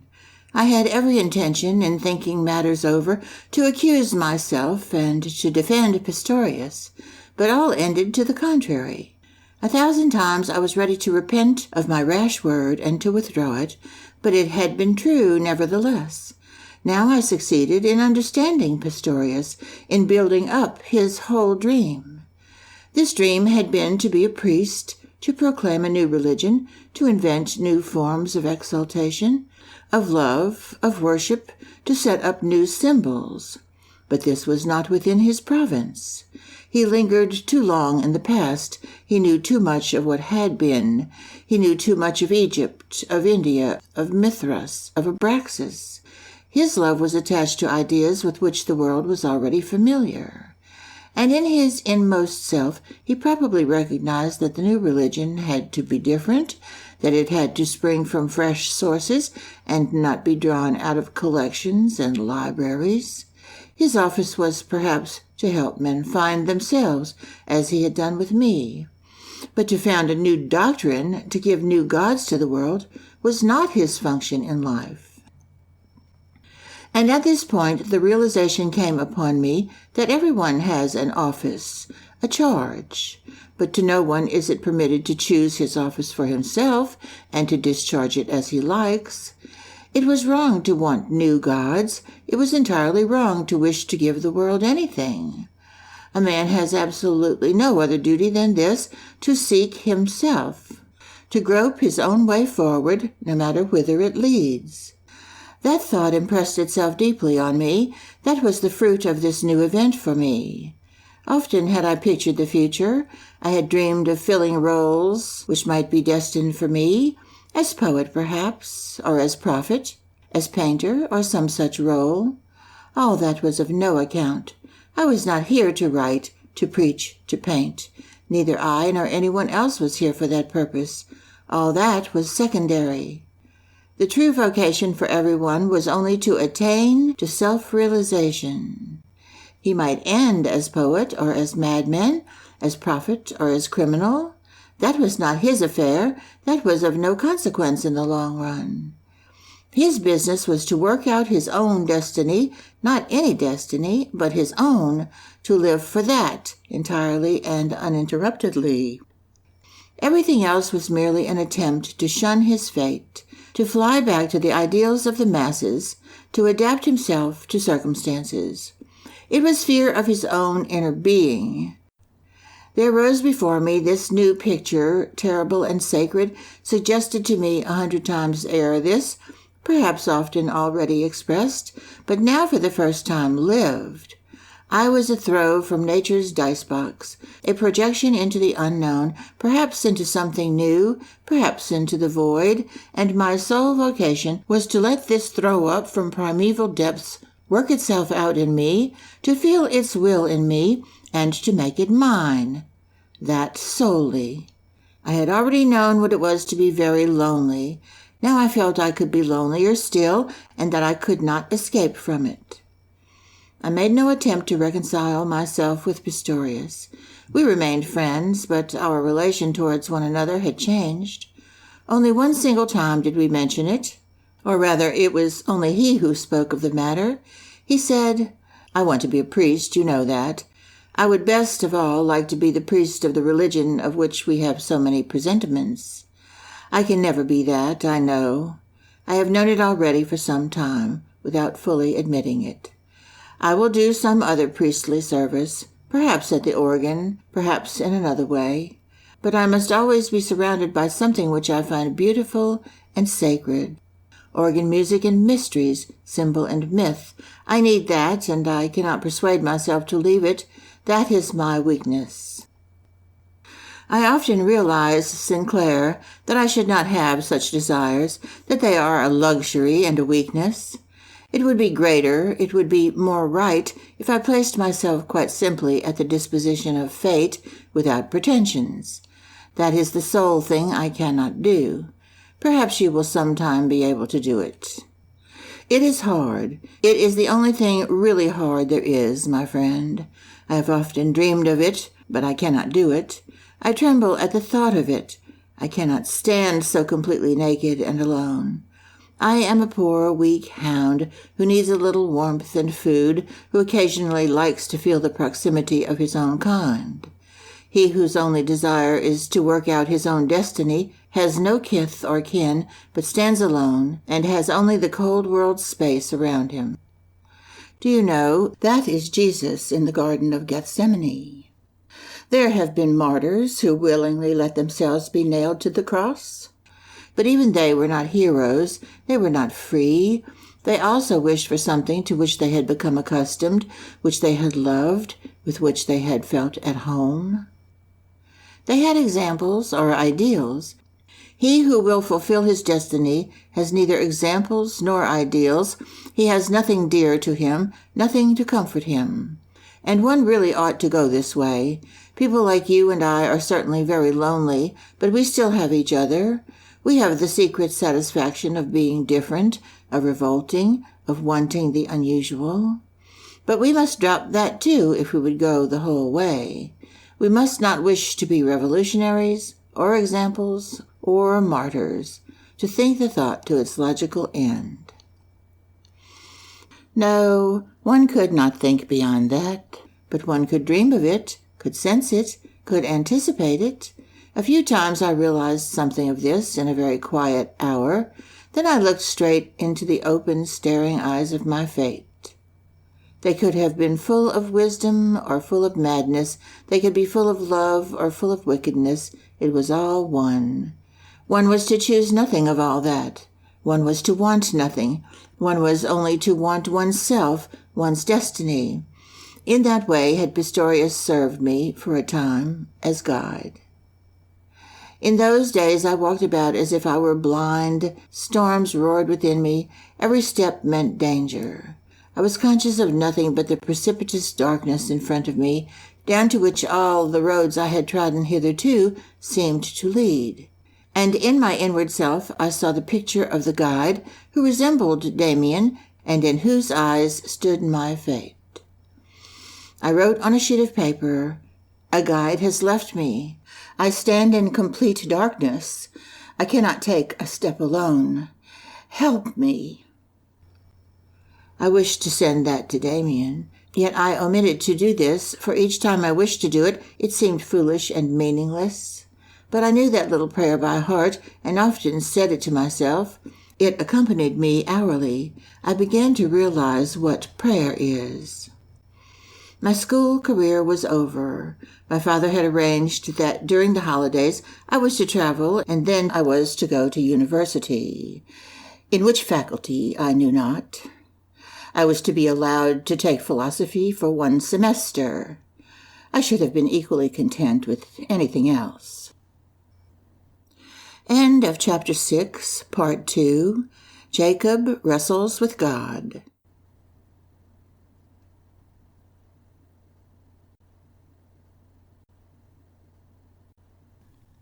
Chapter 7, Mother Eve, Part 1. In the holidays, I went once to the house in which, years before, Max Demian and his mother had lived. An old lady was walking in the garden.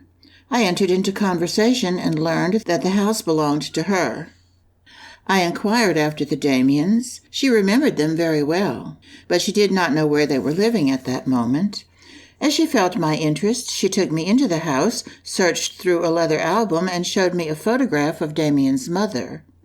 I scarcely had any recollections of what she was like, but when I saw the little picture, my heart stood still. It was my dream picture.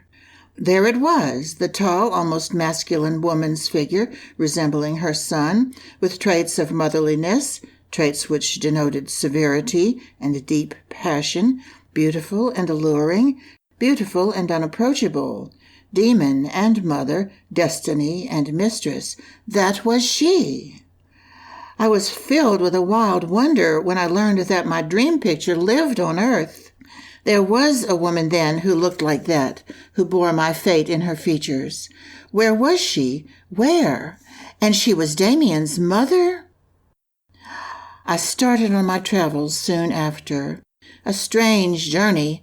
I went restlessly from place to place as impulse directed, always in search of this woman. There were days when I met shapes which reminded me of her and which resembled her.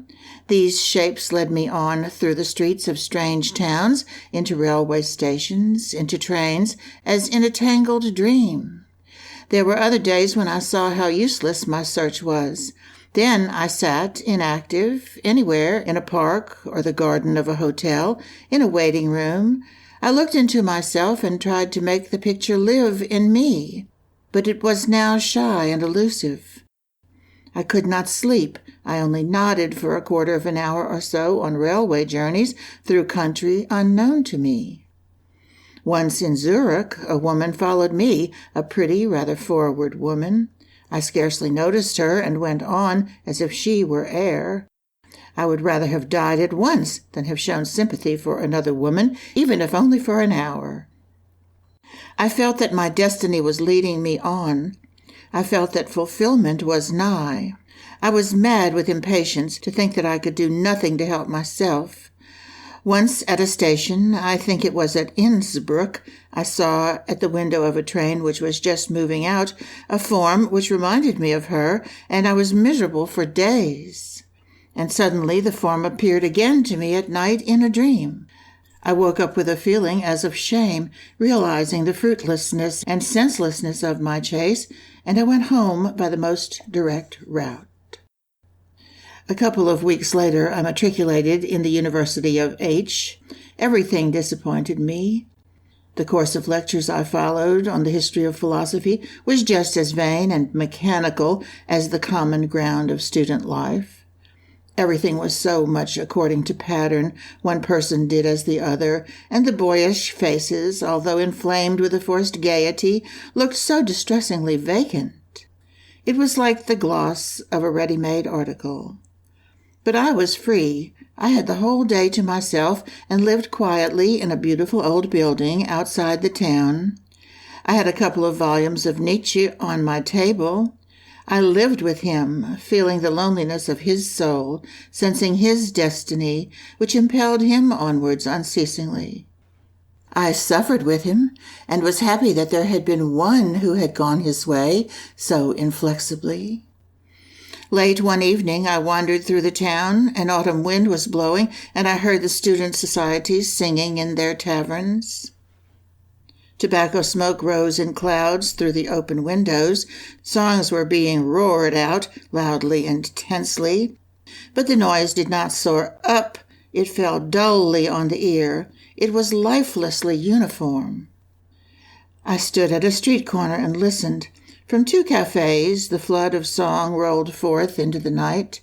Everywhere community, everywhere this huddling together, everywhere this unloading of the burden of destiny, this flight into the warm proximity of the herd. Two men passed me by slowly. I caught a phrase of their conversation. "Isn't it just like an assembly of youths in a nigger village?" said one. "They all do the same things. Even tattooing is in fashion. Look, that's the young Europe." The voice rang suggestively in my ear. I followed behind the two in the dark street. One of them was a Japanese, small and elegant. I saw his yellow, smiling face shine under the lamp. The other spoke again. "Well, I don't suppose it's any better with you in Japan. People who do not follow the herd are everywhere rare. There are a few here, too." Every word went through me. I felt pleasure and dread. I recognized the speaker. It was Demian. In the windy night, I followed him and the Japanese through the dark streets, listening to their conversation and enjoying the ring of Demian's voice. It had the old tone, the old beautiful sureness and tranquility, and it had the same power over me. Now everything was right. I had found him. At the end of a street in the suburbs, the Japanese took leave and closed a house door behind him. Demian took the way back. I had remained standing and awaited him in the middle of the street. With beating heart, I saw him approaching, erect and walking with an elastic step. He wore a brown raincoat and carried a thin stick hanging from his arm. He advanced without altering his regular stride until he got right up to me. He took off his hat, displaying his old bright face, with the determined mouth and the peculiar brightness on the broad forehead. "Demian," I called. He stretched out his hand to me. "So it's you, then, Sinclair. I expected you." "Did you know I was here?" "I didn't know for certain, but I hoped it might be true. I saw you first this evening. You have been behind us the whole time." "You recognized me, then, at once?" "Of course. You're very much changed, to be sure, but you have the sign. We used to call it the mark of Cain, if you recollect. It is our sign. You have always had it. For that reason I became your friend. But now it is clearer." "I did not know. Or rather, I did. I once painted a picture of you, Demian, and was astonished that it was also like me. Was that the sign?" "That was it. It's fine that you are here now. My mother will be glad as well." I started. "Your mother? Is she here? She doesn't know me a bit." "Oh, she knows of you. She will know, without even my asking her, who you are. You haven't let me hear from you for a long time." "Oh, I often wanted to write, but nothing came of it. For some time past, I have felt that I should find you. I was waiting for it every day." He pushed his arm through mine, and we went on. Tranquility seemed to emanate from him and pass on to me. We were soon chatting together as formerly. We mentioned our school days, the confirmation class, and that unlucky meeting of ours in the holidays, only no mention was made of the earliest and closest bond between us, of the affair with Frank Cromer. Unexpectedly, we found ourselves in the middle of a singular and ominous conversation. Having recalled Demian's discourse with the Japanese, we spoke of student life in general, and from that we had branched off to something else, which seemed to be rather out of the way of the former trend of our talk. Nevertheless, from Demian's manner of introducing the subject, there seemed to be no lack of coherence in our conversation. He spoke of the spirit of Europe and of modern tendencies. Everywhere, he said, reigned a desire to come together, to form herds, but nowhere was freedom or love. All this life in common, from the student clubs and choral societies to the state, was an unnatural, forced phenomenon. The community owed its origin to a sense of fear, of embarrassment, to a desire for flight. Inwardly, it was rotten and old and approaching a general breakup. "Community," Demian said, "is a beautiful thing. But what we see blossoming everywhere is by no means that. It will arise anew from the mutual understanding of individuals, and after a time the world will be remodeled. What is now called community is merely a formation of herds. Mankind seeks refuge together because men have fear of one another. The masters combine for their own ends, the workmen for theirs, and the intellectuals for theirs. And why are they afraid? One is only afraid when one is not at one with oneself. They are afraid because they have never had the courage to be themselves. A community of men who are afraid of the unknown in themselves. They all feel that the laws of their life no longer hold good, that they are living according to outworn commandments. Neither their religion nor their morals conform to our needs. For 100 years and more, Europe has simply studied and built factories. They know exactly how many grams of powder it takes to kill a man, but they do not know how to pray to God. They have no idea how to amuse themselves, even for an hour. Look at these students drinking in their taverns, or take any place of amusement where rich people go. Hopeless. My dear Sinclair, no cheerfulness, no serenity can come of all that. These creatures who move about so uneasily in crowds are full of fear and full of wickedness. No one trusts the other. They adhere to ideals which have ceased to exist, and they stone everyone who proposes a new one. I feel that there are troubles ahead of us. They will come, believe me, they will come soon. Of course, the world won't be bettered, whether the workmen kill the manufacturers or whether the Russians and Germans shoot at one another. It will only be a change of proprietors. But it will not be in vain. It will free the world from chains of present-day ideals. There will be a clearing away of Stone Age gods. The world as it is now wants to die, it wants to perish, and it will. And what will happen to us then? I asked. To us? Oh, perhaps we shall perish as well. They can also murder people in our position, only we shall not be entirely wiped out. The will of the future will realize itself from what remains of our influence, or with the aid of those of us who survive. The will of humanity will make itself felt, which our Europe has for a long time past tried to drown in its sale yard of scientifically manufactured articles. And then it will be seen that there is nothing in common between the will of humanity and that of our present-day communities, of the states and peoples, of the societies and churches. But what nature wills with man is written in the individual few, in you and in me. It is found in Jesus, in Nietzsche. For these, the only important currents of thought which naturally can alter their course each day, there will be place when the present-day communities break up together. It was late when we made a halt before a garden by the river. "We live here," said Demian. "Come and see us soon. We shall expect you." I cheerfully wended my long way home through the night, which had become cold. Here and there brawling students were lurching through the town. I had often felt, sometimes with a feeling of privation, sometimes with scorn, the contrast between their curious sort of gaiety and my lonely life.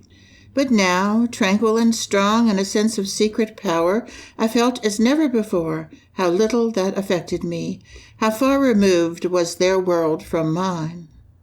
I reminded myself of officials of my native town, worthy old gentlemen, who clung to memories of the semesters they had passed in drinking as they would to memories of a blissful paradise, and who practiced a cult, calling up reminiscences of the vanished freedom of their university life, with all the seriousness which some poet or other romantic would devote to an account of his childhood. Everywhere the same. Everywhere they sought liberty and happiness behind them in the past for fear of being reminded of their own responsibility, of being warned they were not striking out for themselves, but merely going the way of all the world. 2 or 3 years passed in drinking and jollification, and then they crept under the common shelter and became serious gentlemen in the service of the state. Yes, it was rotten. Our whole system was rotten, and these student sillinesses were less stupid and not so bad as 100 others. However, when I reached my distant dwelling and went to bed, all these thoughts had flown. Everything else was in suspense as I looked forward to the fulfillment of the promise made to me that day. As soon as I wished, in the morning if I liked, I could see Demian's mother. Let the students hold their drinking bouts and tattoo their faces. Let the world be rotten and on the brink of ruin. What had that to do with me? I was waiting for one single thing, that my fate might meet me in a new picture. I woke up late in the morning from a deep sleep. The day broke for me as a solemn festal day, such as I had not experienced since the Christmas celebrations of my boyhood. I was full of a deep unrest, yet entirely without fear. I felt that an important day had broken for me. I saw and felt the world around me changed. It was full of secret portent, expectant and solemn. Even the gently falling autumn rain was beautiful, full of the quiet, glad, serious music of a festal day. For the first time, the outer world was in tune with my inner world. Then it is a feast day for the soul. Then living is worthwhile. No house, no shop window, no face in the street disturbed me. Everything was as it had to be, but did not wear the empty features of every day and of the habitual. It was like expectant nature standing full of awe to meet its fate. Thus, as a little boy, I used to see the world on the morning of a great feast day, at Christmas or at Easter. I had not known that this world could still be so beautiful. I had been accustomed to living shut up in myself, and to content myself with the idea that my understanding of the outside world had been lost, that the loss of glistening colors was inevitably connected with the loss of childish vision. So the hour came when I found again that garden in the suburbs, at the gate of which I had taken leave of Max Demian the night before. Concealed behind trees in a gray mist of rain stood a little house, bright and homely. Tall flowers stood behind a big glass partition, and behind shining windows were dark room walls with pictures and bookcases. The front door led immediately into a little hall, and a silent old servant, black with white apron, showed me in and took my raincoat from me. She left me alone in the hall. I looked about me. I looked round, and immediately I was in the middle of my dream. On the dark wood wall above the door, under glass and in a black frame, hung a picture I knew well, my bird with the golden yellow hawk's crest forcing its way out of the sphere. Much moved, I remained standing. My heart felt glad and sorry, as if in that moment everything I had done and had experienced came back to me as answer and fulfillment. Like a lightning flash, a crowd of pictures passed through my soul. My home, the house of my father, with the old stone crest over the arch of the door. The boy Demian drawing the crest. Myself as a boy, fearsome under the evil spell of my enemy Cromer. Myself as a youth, at the table in my little room at school, painting the bird of my dream. The soul caught in a web of its own weaving, and everything up to this moment found echo in me again and was confined, answered, approved. With misty eyes I stared at my picture and read in the book of my soul. My glance dropped. In the open door, under the picture of the bird, stood a tall lady in a dark dress. It was she. I could not utter a word. The beautiful woman smiled at me in a friendly way, beneath features like her son's, timeless and without age, full of an animated will. Her look was fulfillment. Her greeting meant homecoming. In silence, I stretched out my hands to her. She seized both mine with her strong, warm ones. You are Sinclair. I knew you at once. I am very glad to see you. Her voice was deep and warm. I drank it in like sweet wine. And now I looked up in her tranquil face, into the black eyes of unfathomable depth. I looked at her fresh, ripe mouth, queenly forehead, which bore the sign. How glad I am, I said to her, and kissed her hands. I believe I have been on my way all my life long, but now I have come home. She smiled in a motherly way. One never comes home, she said gently, but where friendly roads converge, the whole world looks for an hour like home. She gave expression to what I myself had felt on my way to her. Her voice and her words were like those of her son, and yet quite different. Everything was more mature, warmer, more assured. But just as Max in years past had made on no one the impression of being a mere boy, so his mother did not look like the mother of a grown-up son. So young and sweet was the breath of her face and hair, so smooth her golden skin, so blossoming her mouth. More queenly still than in my dream, she stood before me. Her presence was love's happiness. Her look was fulfillment. This, then, was the new picture in which my fate displayed itself, no longer severe, no longer isolating, but mature and full of promise. I took no resolutions. I made no vows. I had attained an end. I had reached a point of vantage on the way, from which the further road displayed itself, broad and lovely, leading to lands of promise, shaded by treetops of happiness near at hand, cooled by gardens of delight. Come what might, I was happy to know of this woman's existence in the world, to drink in her voice, to sense her presence. Whether she would be to me mother, mistress, goddess, what mattered it as long as she was present, as long as my way lay near to hers? She indicated my picture of the hawk.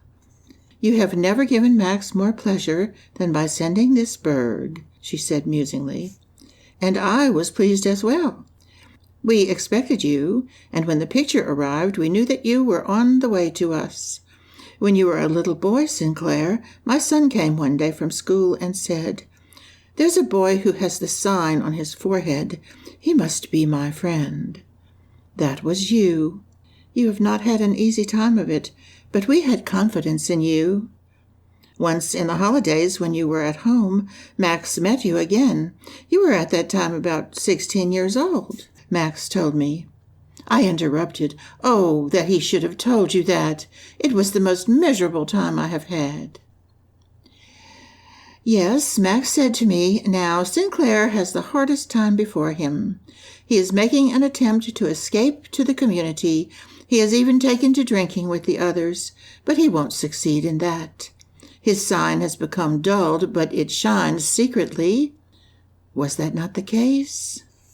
Oh, yes, it was, exactly. Then I found Beatrice, and finally a guide came to me. His name was Pistorius. For the first time it was clear to me why my boyhood was so bound up with Max's, why I could not break away from him. Dear lady, dear mother, at that time I often thought I should have to take my life. Is the way so hard for everyone? She let her fingers stray through my hair as gently as if a light breeze were blowing. It is always hard to be born. You know, it is not without effort that the bird comes out of the egg. Look back and ask yourself, was the way then so hard? Only hard? Was it not beautiful as well? Could you have had one more beautiful, more easy? I shook my head. It was hard, I said, as if in sleep. It was hard until the dream came. She nodded and looked at me penetratingly. Yes, one must find one's dream, then the way is easy.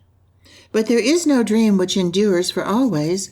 Each sets a new one free. To none should one wish to cleave. I started. Was that already a warning? Was that already a warding off? But no matter, I was ready to let myself be led by her, and not inquire after the end.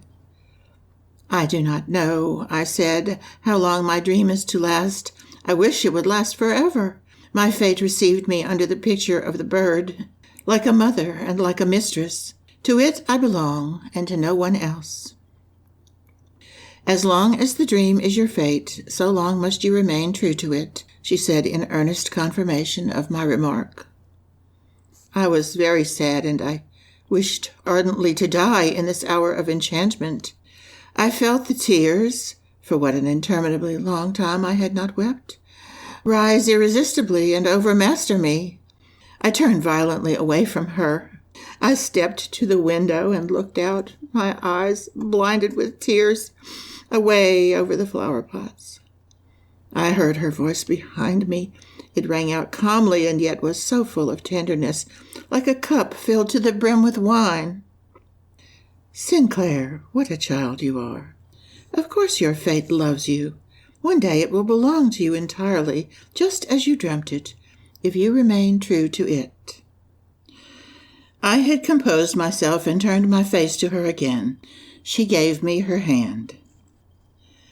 I have a few friends, she said, smiling.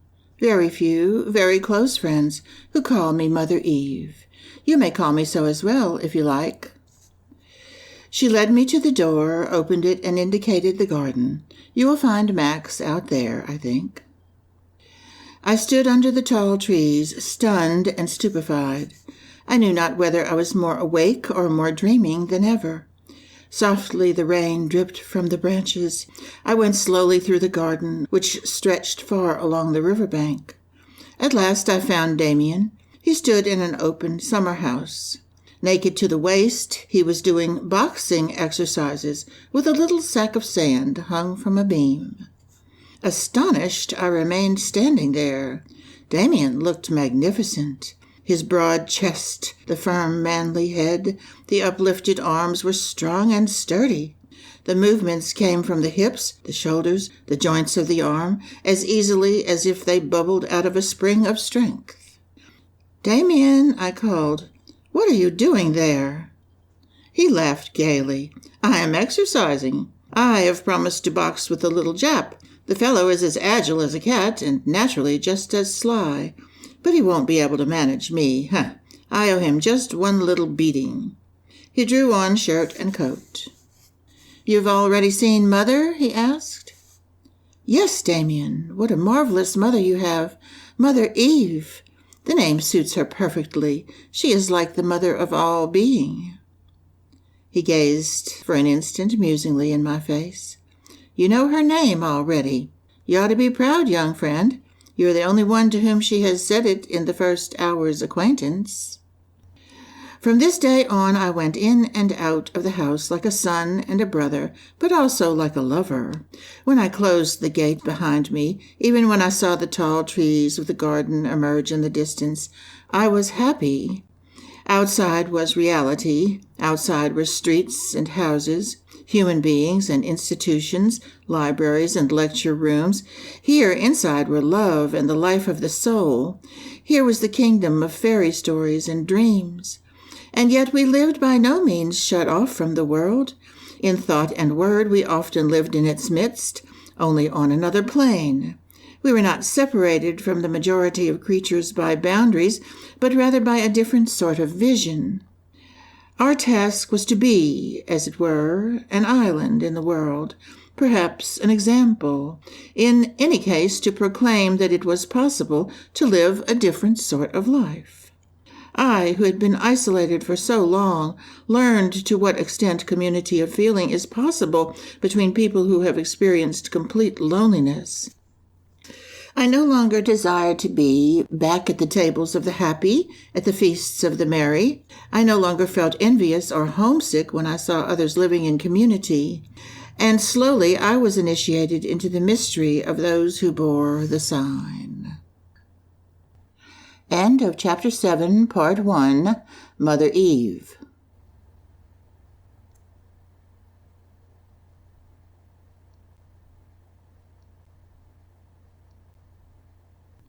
Chapter 7, Mother Eve, Part 2. We who bore the sign were probably justly considered by the world as peculiar, yes, mad even, and dangerous. For we were awake, or were waking, and our endeavor was to be more and more completely awake, whereas the others strove to be happy, attaching themselves to the herd, the opinions and ideals of which they made their own, taking up the same duties, making their life and happiness depend on common interests. True, there was a certain greatness, a vigorousness in their endeavor. But whereas, from our point of view, we who bore the sign carried out the will of nature as individuals and as men of the future, the others persisted in a stubbornness which hindered all progress. For them, mankind, which they loved just as we did, was something already complete, which must be maintained and protected. For us, mankind was a distant future to which we were all on the way. No one could imagine this future, neither did its laws stand written in any book. Besides Mother Eve, Max, and myself, there belonged to our circle, in a greater or lesser degree of intimacy, many seekers of very various sorts. Many of them were going along their own special paths, had set up special aims, and adhered to special opinions and duties. Amongst these were astrologers and Kabbalists, also an adherent of Count Tolstoy, and all kinds of tender, timid, sensitive people, followers of new sects, men who practiced Indian cults, vegetarians, and others. With all these, we had really nothing of a spiritual nature in common, except the esteem which each accorded the secret life dream of the other. Some were in closer contact with us, such as those who traced the searchings of mankind after gods and new ideals in the past, and whose studies often reminded me of my friend Pistorius. They brought books with them, translated for us texts from ancient tongues, and showed us illustrations of ancient symbols and rites. They taught us to see how all the ideals of mankind up to the present have their origin in dreams of the subconscious soul, dreams in which humanity is, as it were, feeling its way forward into the future, guided by premonitions of the future's potentialities. So we went through the religious history of the ancient world with its 1,000 gods to the dawn of Christianity. The confessions of the isolated saints were known to us, and the changes of religion from race to race. And from all the knowledge we thus acquired resulted a criticism of our era and of present-day Europe, of this continent which, through enormous exertions, had created powerful new weapons for humanity, only to fall finally into a deep spiritual devastation, the effects of which were at last being felt. For it had gained the whole world. only to lose its own soul. There were with us believers as well, advocates of doctrines of salvation, in the efficacy of which they were very hopeful. There were Buddhists who wished to convert Europe, and disciples of Tolstoy and of other confessions. We in our narrow circle listened, but accepted none of these doctrines, except as symbols. We who bore the sign had no cares as regarded the formation of the future. To us, every confession, every doctrine of salvation appeared in advance, dead and useless. Our whole duty, our destiny, was, we felt, to attain to self-realization, in order that in us nature might find scope for its full activities, and that the unknown future might find us ready to fill any role which should be allotted us. Whether we expressed our opinion in so many words or not, it was clear to all of us that a breakup of the present-day world was approaching, to be followed by a new birth. Demian said to me on more than one occasion, "What will come is beyond conception. The soul of Europe is an animal which has been chained up for an immeasurably long period. When it is set free, its first movements will not display much amiability. But the way it will take, whether direct or indirect, is not of importance, provided that the soul's true need is realized, this soul which has been deluded and dulled for so long. Then our day will come, then we shall be needed, not as guides or new lawgivers, we shall not live to see the new laws, but rather as volunteers, as those who are ready to follow and to stand wherever fate shall call us. Look, all men are ready to perform the incredible when their ideals are threatened. But no one comes forward when a new ideal, a new, perhaps dangerous and uncanny impulse of spiritual growth declares itself. We shall be of those few who are there, ready to go forward. For that purpose have we been singled out, just as Cain was marked with the sign to inspire fear and hate, to drive the men of his time out of a narrow, idyllic existence into the broad pastures of a greater destiny. All men whose influence has affected the march of humanity, all such, without differentiation, owe their capabilities and their efficacy to the fact that they were ready to do the bidding of destiny. That applies to Napoleon and Bismarck. The immediate purpose to which they direct their energies does not lie within their choice. If Bismarck had understood the Social Democrats and had thrown in his lot with them, he would have been a prudent fellow, but he would never have been the instrument of fate. The same applies to Napoleon, to Caesar, to Loyola, to all of them. One must always look at such things from the point of view of biology and evolution. When the changes which took place in the earth's surface transferred to the land animals which lived in water, and vice versa, then those specimens which were ready to fulfill their functions as instruments of fate brought new and unheard of things to pass and were able, through new adaptations, to save their kind. Whether these specimens were the same that had previously been conservatives and preservers of the status quo, or the eccentrics and revolutionaries, is not known. They were ready to be used by fate, and for that reason were able to help their race through a new stage of evolution. That we do know. For that reason we want to be ready. Mother Eve was often present when such conversations took place, but she did not join in. For each of us who chose to express his thoughts, she was, as it were, a listener and an echo, full of confidence, full of understanding. It appeared as if our ideas all emanated from her and returned to her again. My happiness consisted in sitting near her, in hearing her voice from time to time, and in participating in that atmosphere of maturity and of the soul which surrounded her. She felt immediately when a change was taking place in me, when my soul was troubled, or when a renewal was in progress. It seemed to me as if the dreams I had in my sleep were inspired by her. I often related them to her. She found them quite comprehensible and natural. There were no peculiarities which she could not follow clearly. For a time I had dreams which were like reproductions of the day's conversation. I dreamed that the whole world was in revolt, and that I, alone or with Demian, tensely waited the signal of fate. Fate remained half concealed, but bore, somehow or other, the traits of Mother Eve. To be chosen or rejected by her, that was fate. Sometimes she said with a smile, "Your dream is not complete, Sinclair. You have forgotten the best part." And it sometimes happened that I recalled it then, and I could not understand how I had come to forget any of it. At times I was discontented and was tormented by desire. I thought I could not bear to see her near me any longer without taking her in my arms. She noticed that immediately. Once, when I had stayed away for several days and had returned distraught, she took me aside and said, "You should not give yourself up to wishes in which you do not believe. I know what you wish. You must give up these desires, or else surrender yourself to them completely. If one day you are able to ask, convinced that your wishes will be fulfilled, then you will find satisfaction. But you wish and repent again and are afraid.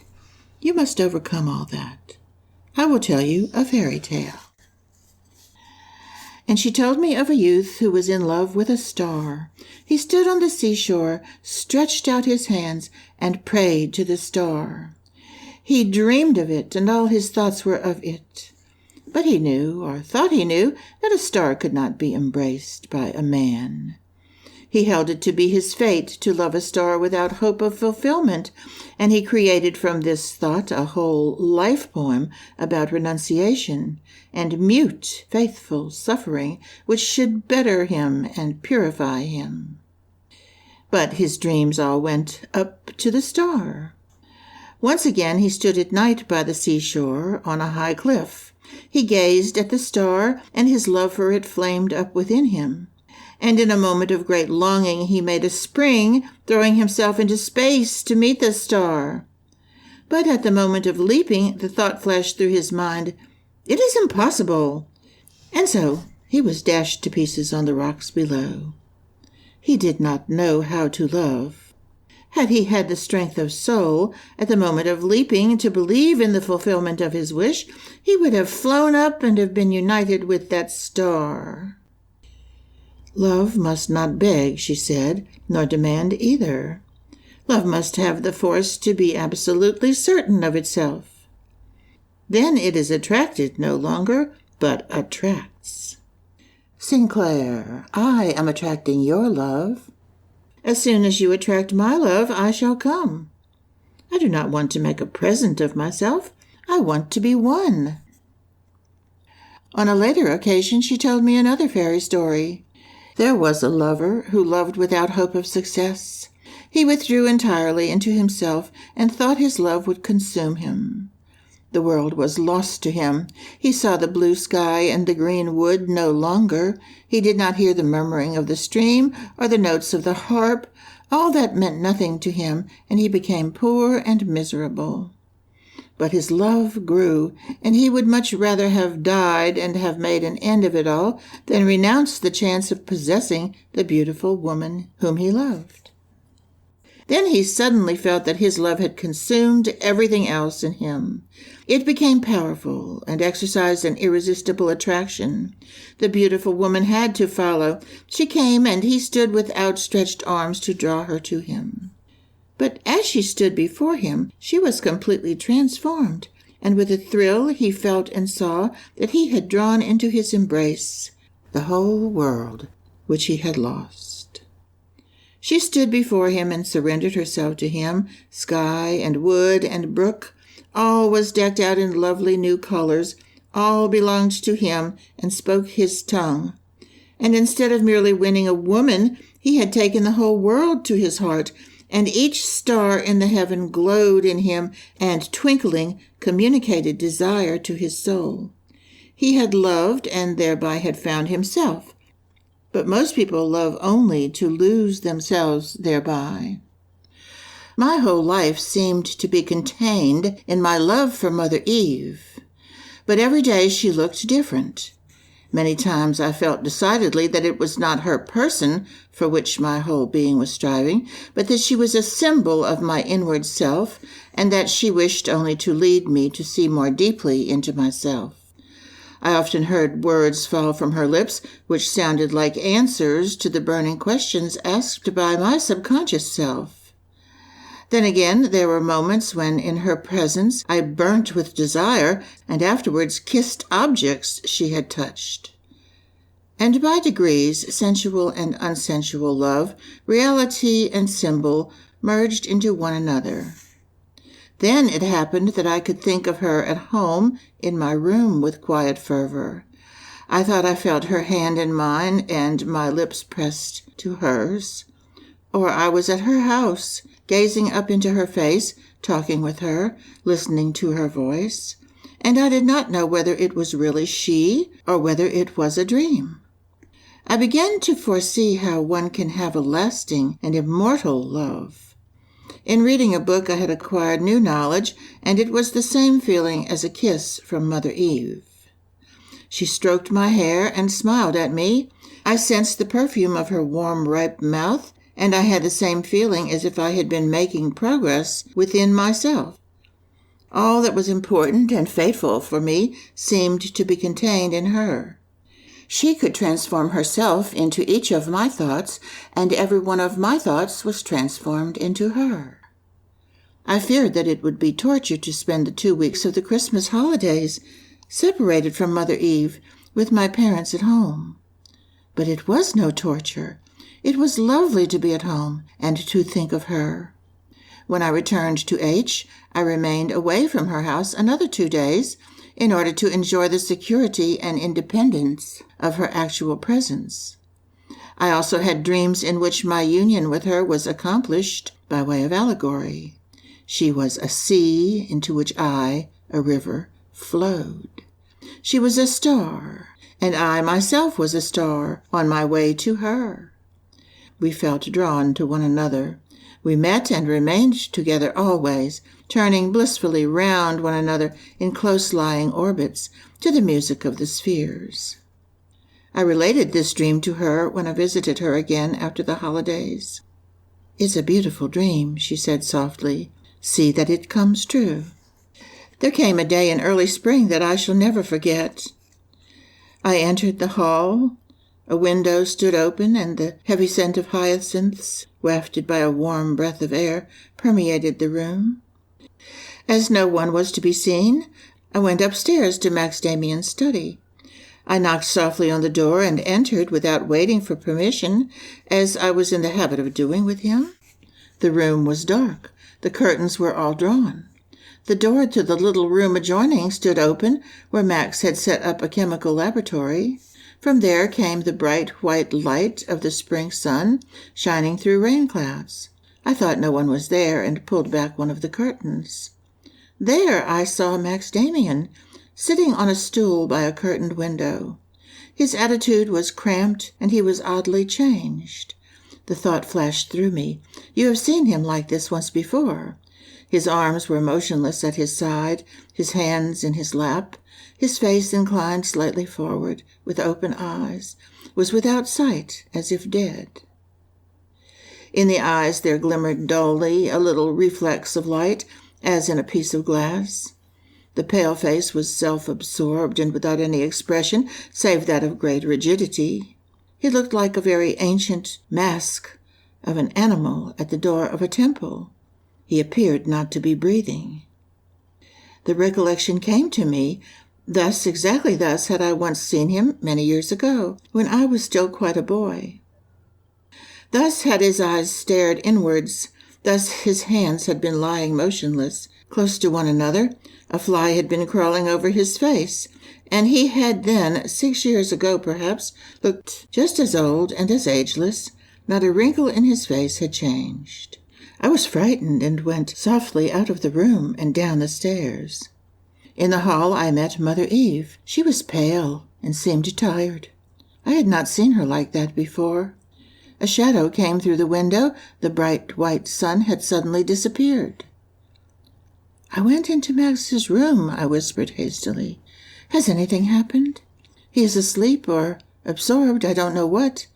I once saw him like that before." "But you didn't wake him?" she asked quickly. "No, he did not hear me. I came out immediately. Mother Eve, tell me what is the matter with him." She passed her hand over her forehead. "Don't worry, Sinclair. Nothing has happened to him. He has retired into himself. It will not last long." She got up and went out into the garden. Although it had begun to rain, I felt that I must not follow her. So I walked up and down in the hall, inhaling the scent of the hyacinths, which dulled my senses, and gazing at my picture of the bird over the door. I felt oppressively the odd shadow which seemed to fill the house that morning. What was it? What had happened?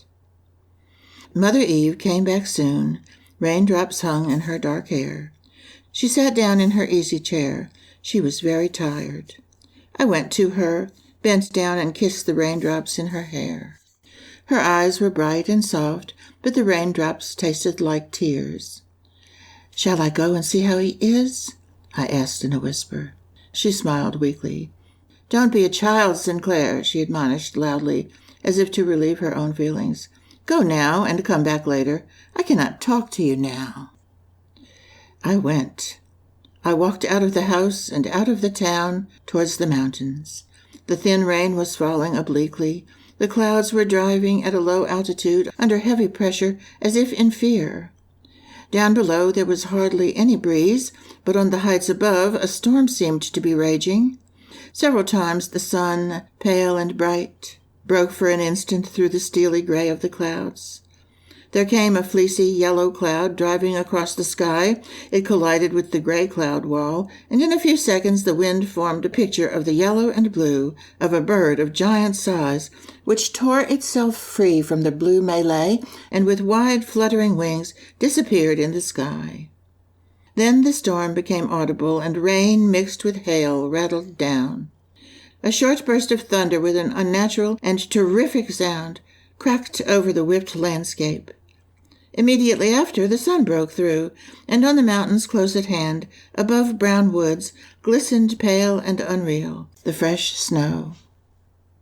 When I returned after several hours, wet from the rain and wind, Demian himself opened the front door to me. He took me with him up to his room. A gas flame burned in the laboratory. Paper lay about. He appeared to have been working. "Sit down," he invited. "You must be tired. It was a terrible storm. It's evident you were overtaken by it. Tea is coming at once." "Something is the matter today," I began hesitatingly. "It can't only be that bit of a storm." He looked at me penetratingly. "Have you seen anything?" "Yes, I saw a picture clearly in the clouds for an instant." "What sort of a picture?" "It was a bird."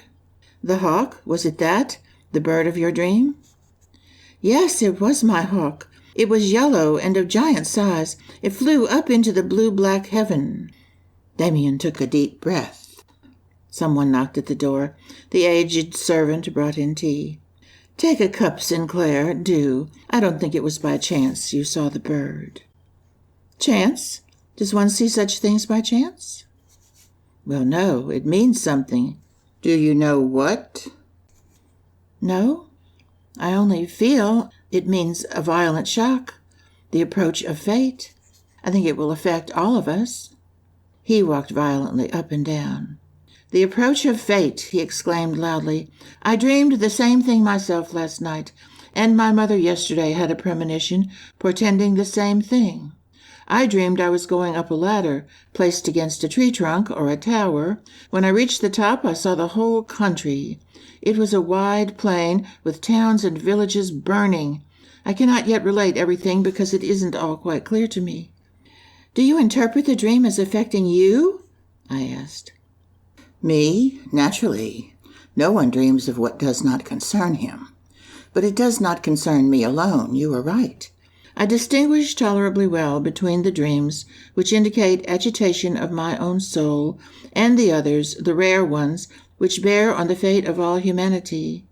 I have seldom had such dreams, and never one of which I can say that it was a prophecy and that it has been fulfilled. The interpretations are too uncertain. But this I know for a certainty. I have dreamed of something which does not concern me alone. For the dream belongs to others, former ones I have had. This is the continuation. These are the dreams, Sinclair, in which I had the premonitions which I have already mentioned to you. We know that the world is absolutely rotten, but that is no reason to prophesy its ruin or to make a prophecy of a like nature. But for several years past I have had dreams from which I conclude, or feel, or what you will, which then give me the feeling that the breakup of an old world is drawing near. At first they were simply faint presentiments, but since they have become more and more significant. Even now I know nothing more than that something big and terrible is approaching, which will concern me. Sinclair, we shall go through the experiences of which we have so often talked. The world is about to renew itself. It smacks of death. Nothing new comes without death. It is more terrible than I had thought. Frightened, I looked at him fixedly. "Can't you tell me the rest of your dream?" I begged timidly. He shook his head. "No." The door opened, and Mother Eve entered. "There you are, sitting together. Children, I hope you aren't sad." She looked fresh. Her fatigue had quite vanished. Demian smiled at her. She came to us as a mother comes to frightened children. "We aren't sad, Mother. We were simply trying to solve the riddle of these new signs. But that is of no importance. What is to come will be here all of a sudden, and then we shall learn what we need to know." But I did not feel happy. When I said goodbye and went down alone through the hall, I felt that the hyacinths were faded and withered, reminding me of corpses. A shadow had fallen over us. End of Chapter 7. Mother Eve.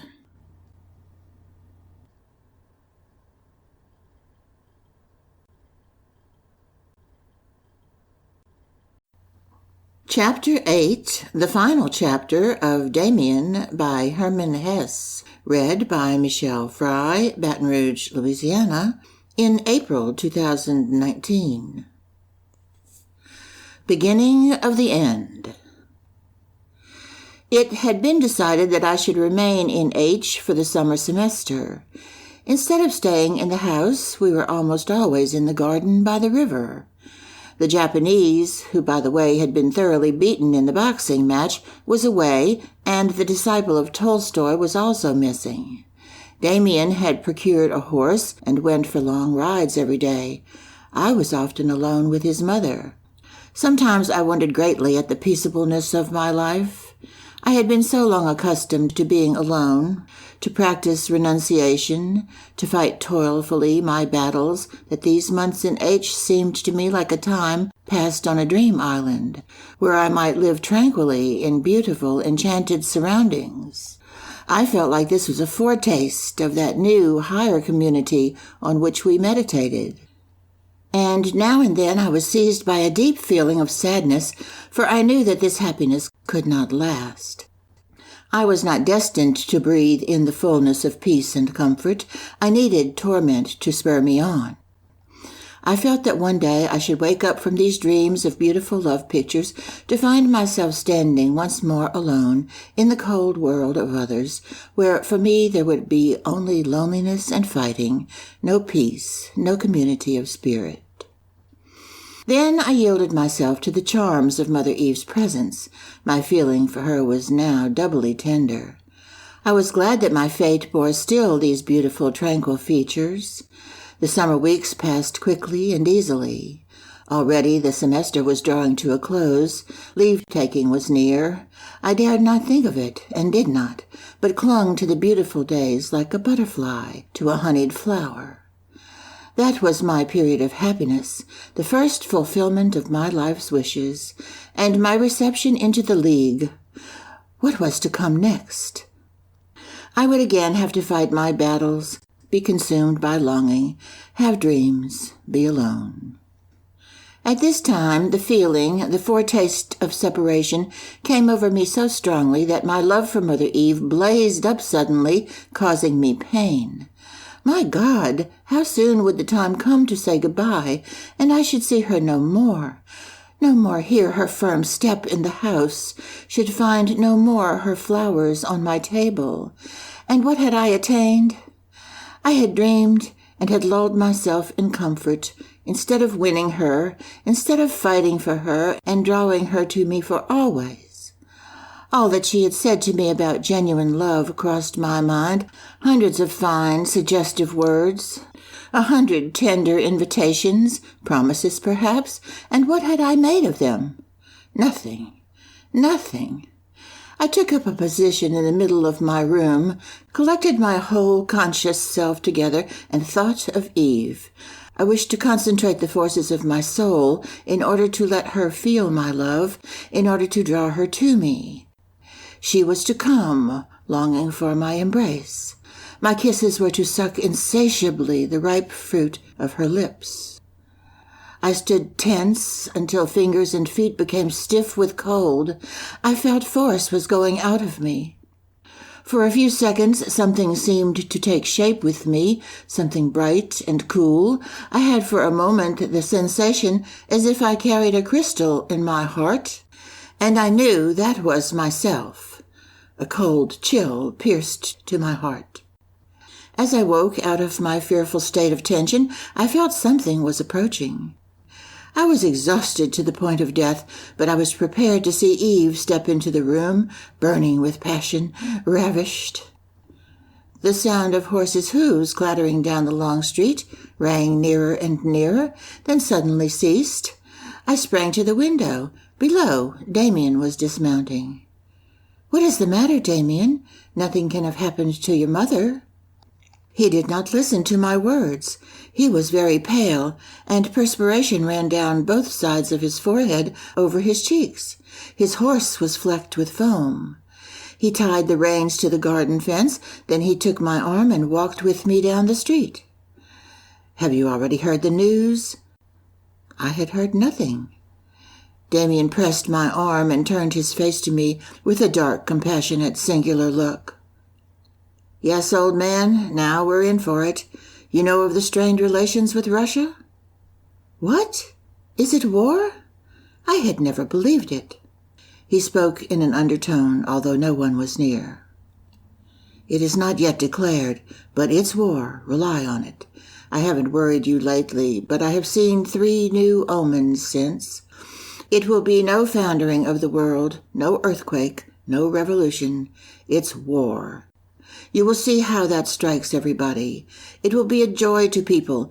Everyone already rejoices that hostilities are about to commence. So insipid has life become for them. But you will see now, Sinclair, that it is only the beginning. This will perhaps be a great war, a very great war. The new dispensation commences, and for those who adhere to the old, the new will be terrible. What will you do?" I was perplexed. Everything sounded so strange and improbable. I don't know. And you?" He shrugged his shoulders. "As soon as mobilization orders are out, I join up.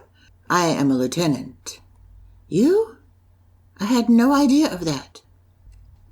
"Yes, it was one of my adaptations. You know, I have never wanted to appear out of the ordinary, and have rather done too much in order to be correct, to do the right thing.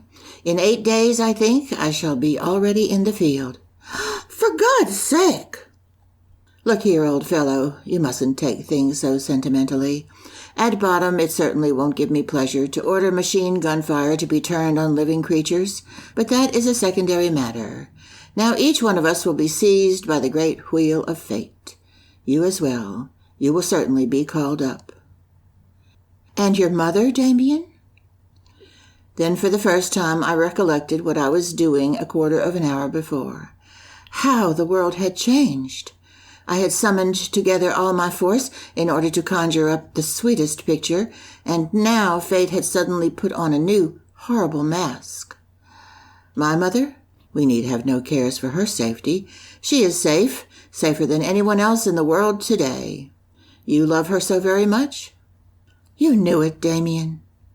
He laughed brightly and without any embarrassment. "You child, naturally I knew it. No one has yet called my mother Mother Eve without loving her. By the way, how was that? You have called to either her or myself today, haven't you?" "Yes, I called. I called to Mother Eve.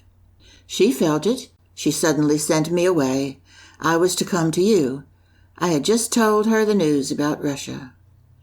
We turned back, scarcely speaking. He untied his horse and mounted. I first realized in my room how exhausted I was by Demian's message, and even more so by my previous spiritual exertions. But Mother Eve had heard me. My thoughts had reached her. She would have come herself if— oh, how wonderful all this was, and how beautiful. Now it was to be war. Now what we had so often spoken of was about to happen, and Demian had known so much in advance.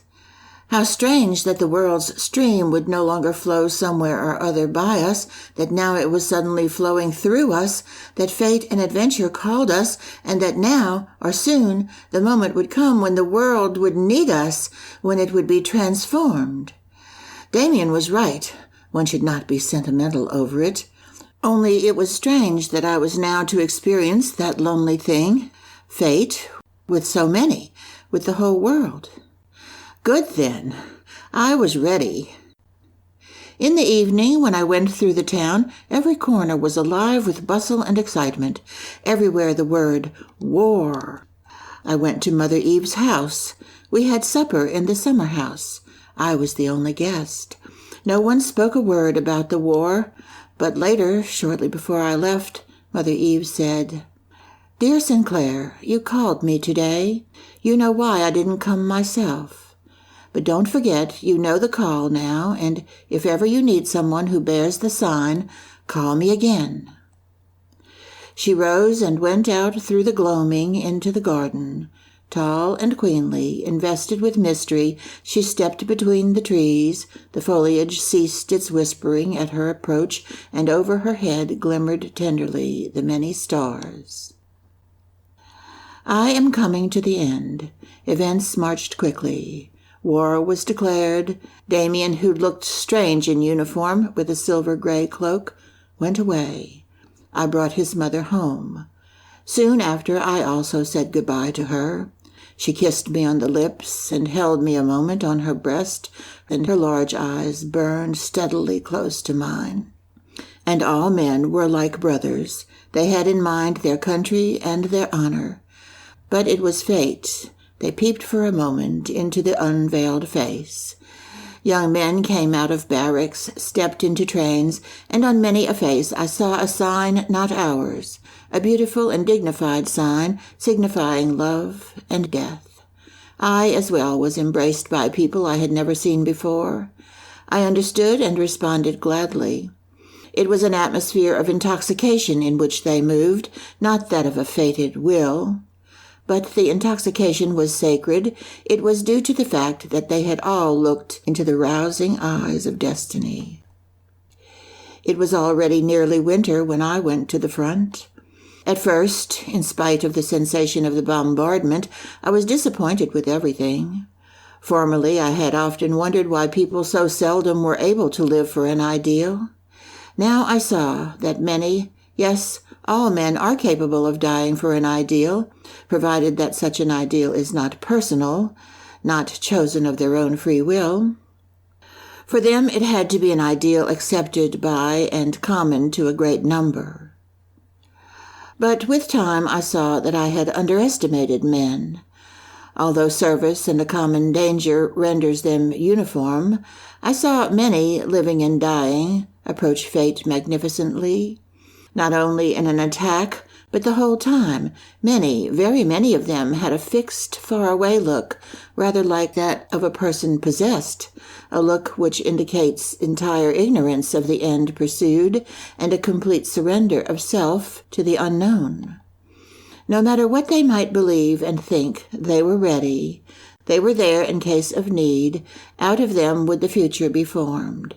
And however strongly the world's attention appeared to be focused on war and heroic deeds, on honor and other old ideals, however distantly and unnaturally sang the voices of humanity, all this was merely the surface, just as the question with regard to the foreign and political aims of the war was superficial. Deep down, below the surface of human affairs, something was in process of forming, something which might be a new order of humanity.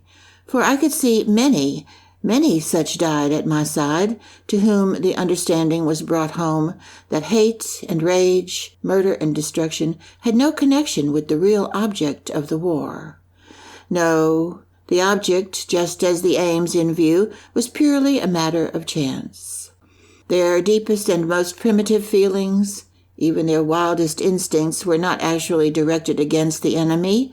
Their murderous and bloody work was an expression of their own inner being, of their cleft soul, which wished to rave and kill, to destroy and die, in order to be able to be born anew. A giant bird was fighting its way out of the egg, and the egg was the world, and the world had to go to ruin. One night in early spring, I was doing sentry duty in front of a farm we had occupied. The wind was blowing in fitful gusts, shrieking and moaning according to the vagaries of its mood. Over the high Flanders sky rode an army of clouds. Somewhere or other behind was a suspicion of moon. I had been restless throughout the whole of that day, troubled by cares which I could not precisely define. Now, at my dark post, I thought with fervor of the picture of my life up to that time, of Mother Eve, of Demian. I stood leaning against a poplar, staring into the agitated sky, the mysterious quivering brightness of which soon resolved itself into a series of pictures. I felt by the odd slowness of my pulse, by the insensibility of my skin to wind and rain, by the lively wakefulness of my inner being, that a guide was near me. In the clouds, a large city could be seen, out of which millions of men were streaming, spreading in swarms over the broad countryside. In their very midst there appeared the mighty figure of a god, as big as a mountain, with glittering stars in its hair, and with the features of Mother Eve. Into it disappeared the processions of men, as into a gigantic cave, and were lost to view. The goddess shrank down on the ground. A sign on her forehead glittered brightly. She seemed to be under the influence of a dream. She closed her eyes, and her large features were twisted in pain.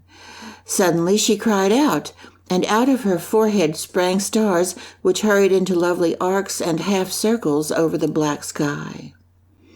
One of the stars rushed noisily through the air to meet me, as if seeking me out. With a crash, it burst into 1,000 sparks, lifting me off my feet and hurling me onto the ground. The world broke up thunderously about me. They found me close to the poplar, covered with earth and wounded in several places. I lay in a cellar, guns growled and rumbled overhead. I lay in a cart and was jolted over empty fields. For the most part, I was either asleep or unconscious, but the more deeply I slept, the more strongly I felt I was being drawn, that I followed at the will of a force over which I was not master. I lay on straw in a stable. It was dark. Someone trod on my hand. But my inner self willed to go further. The mysterious force drew me on. Again I lay in a cart, and later on a stretcher. Even more strongly I felt in me the command to go forward. I was conscious only of the pressure, the force which seemed to be controlling my journeying thus from place to place. At last I was there. It was night. I was fully conscious, and I felt strongly the secret attraction and power which had brought me to that place. Now I was lying in a room, on a bed made up on the floor. I felt I had arrived at the place to which I had been called. I glanced around. Close to my mattress was another, on which someone was lying, someone who bent over and looked at me. It was Max Demian. I could not speak, and he either could not or would not. He only looked at me. A lamp which hung over him on a wall cast a light on his face. He smiled at me. For what seemed an immeasurably long time he gazed unwaveringly into my eyes. Slowly he inclined his face towards me until we almost touched. "Sinclair," he said in a whisper. I signaled to him with my eyes that I understood him. He smiled again, almost as if in compassion. "Little one," he said, smiling. His mouth lay now quite close to mine. Softly he continued to speak. "Can you still remember Frank Cromer?" he asked. I winked at him and could even manage a smile. "Sinclair, old man, listen.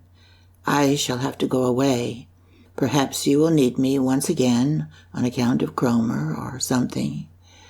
When you call me, I shall not come riding on a horse or in a train. You must hearken to the voice inside you. Then you will notice it is I, that I am in you. Do you understand? And one other thing. Mother Eve said that if you ever were ill, I was to give you a kiss from her, which she gave me. Close your eyes, Sinclair." I obediently closed my eyes. I felt a light kiss on my lips, on which there was a trace of blood which never seemed to stop flowing. And then I fell asleep. In the morning I was awakened to have my wounds dressed.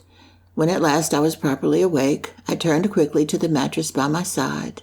A stranger lay upon it, a man on whom I had never before set eyes. The bandaging hurt me. All that has happened to me since hurt me. But my soul is like a mysterious locked house, and when I find the key and step right down into myself, to where the pictures painted by my destiny seem reflected on the dark mirror of my soul, then I need only stoop towards the black mirror and see my own picture, which now completely resembles him, my guide and friend. This ends Demian by Hermann Hesse. This recording is by Michelle Fry, Baton Rouge, Louisiana. Thank you for listening.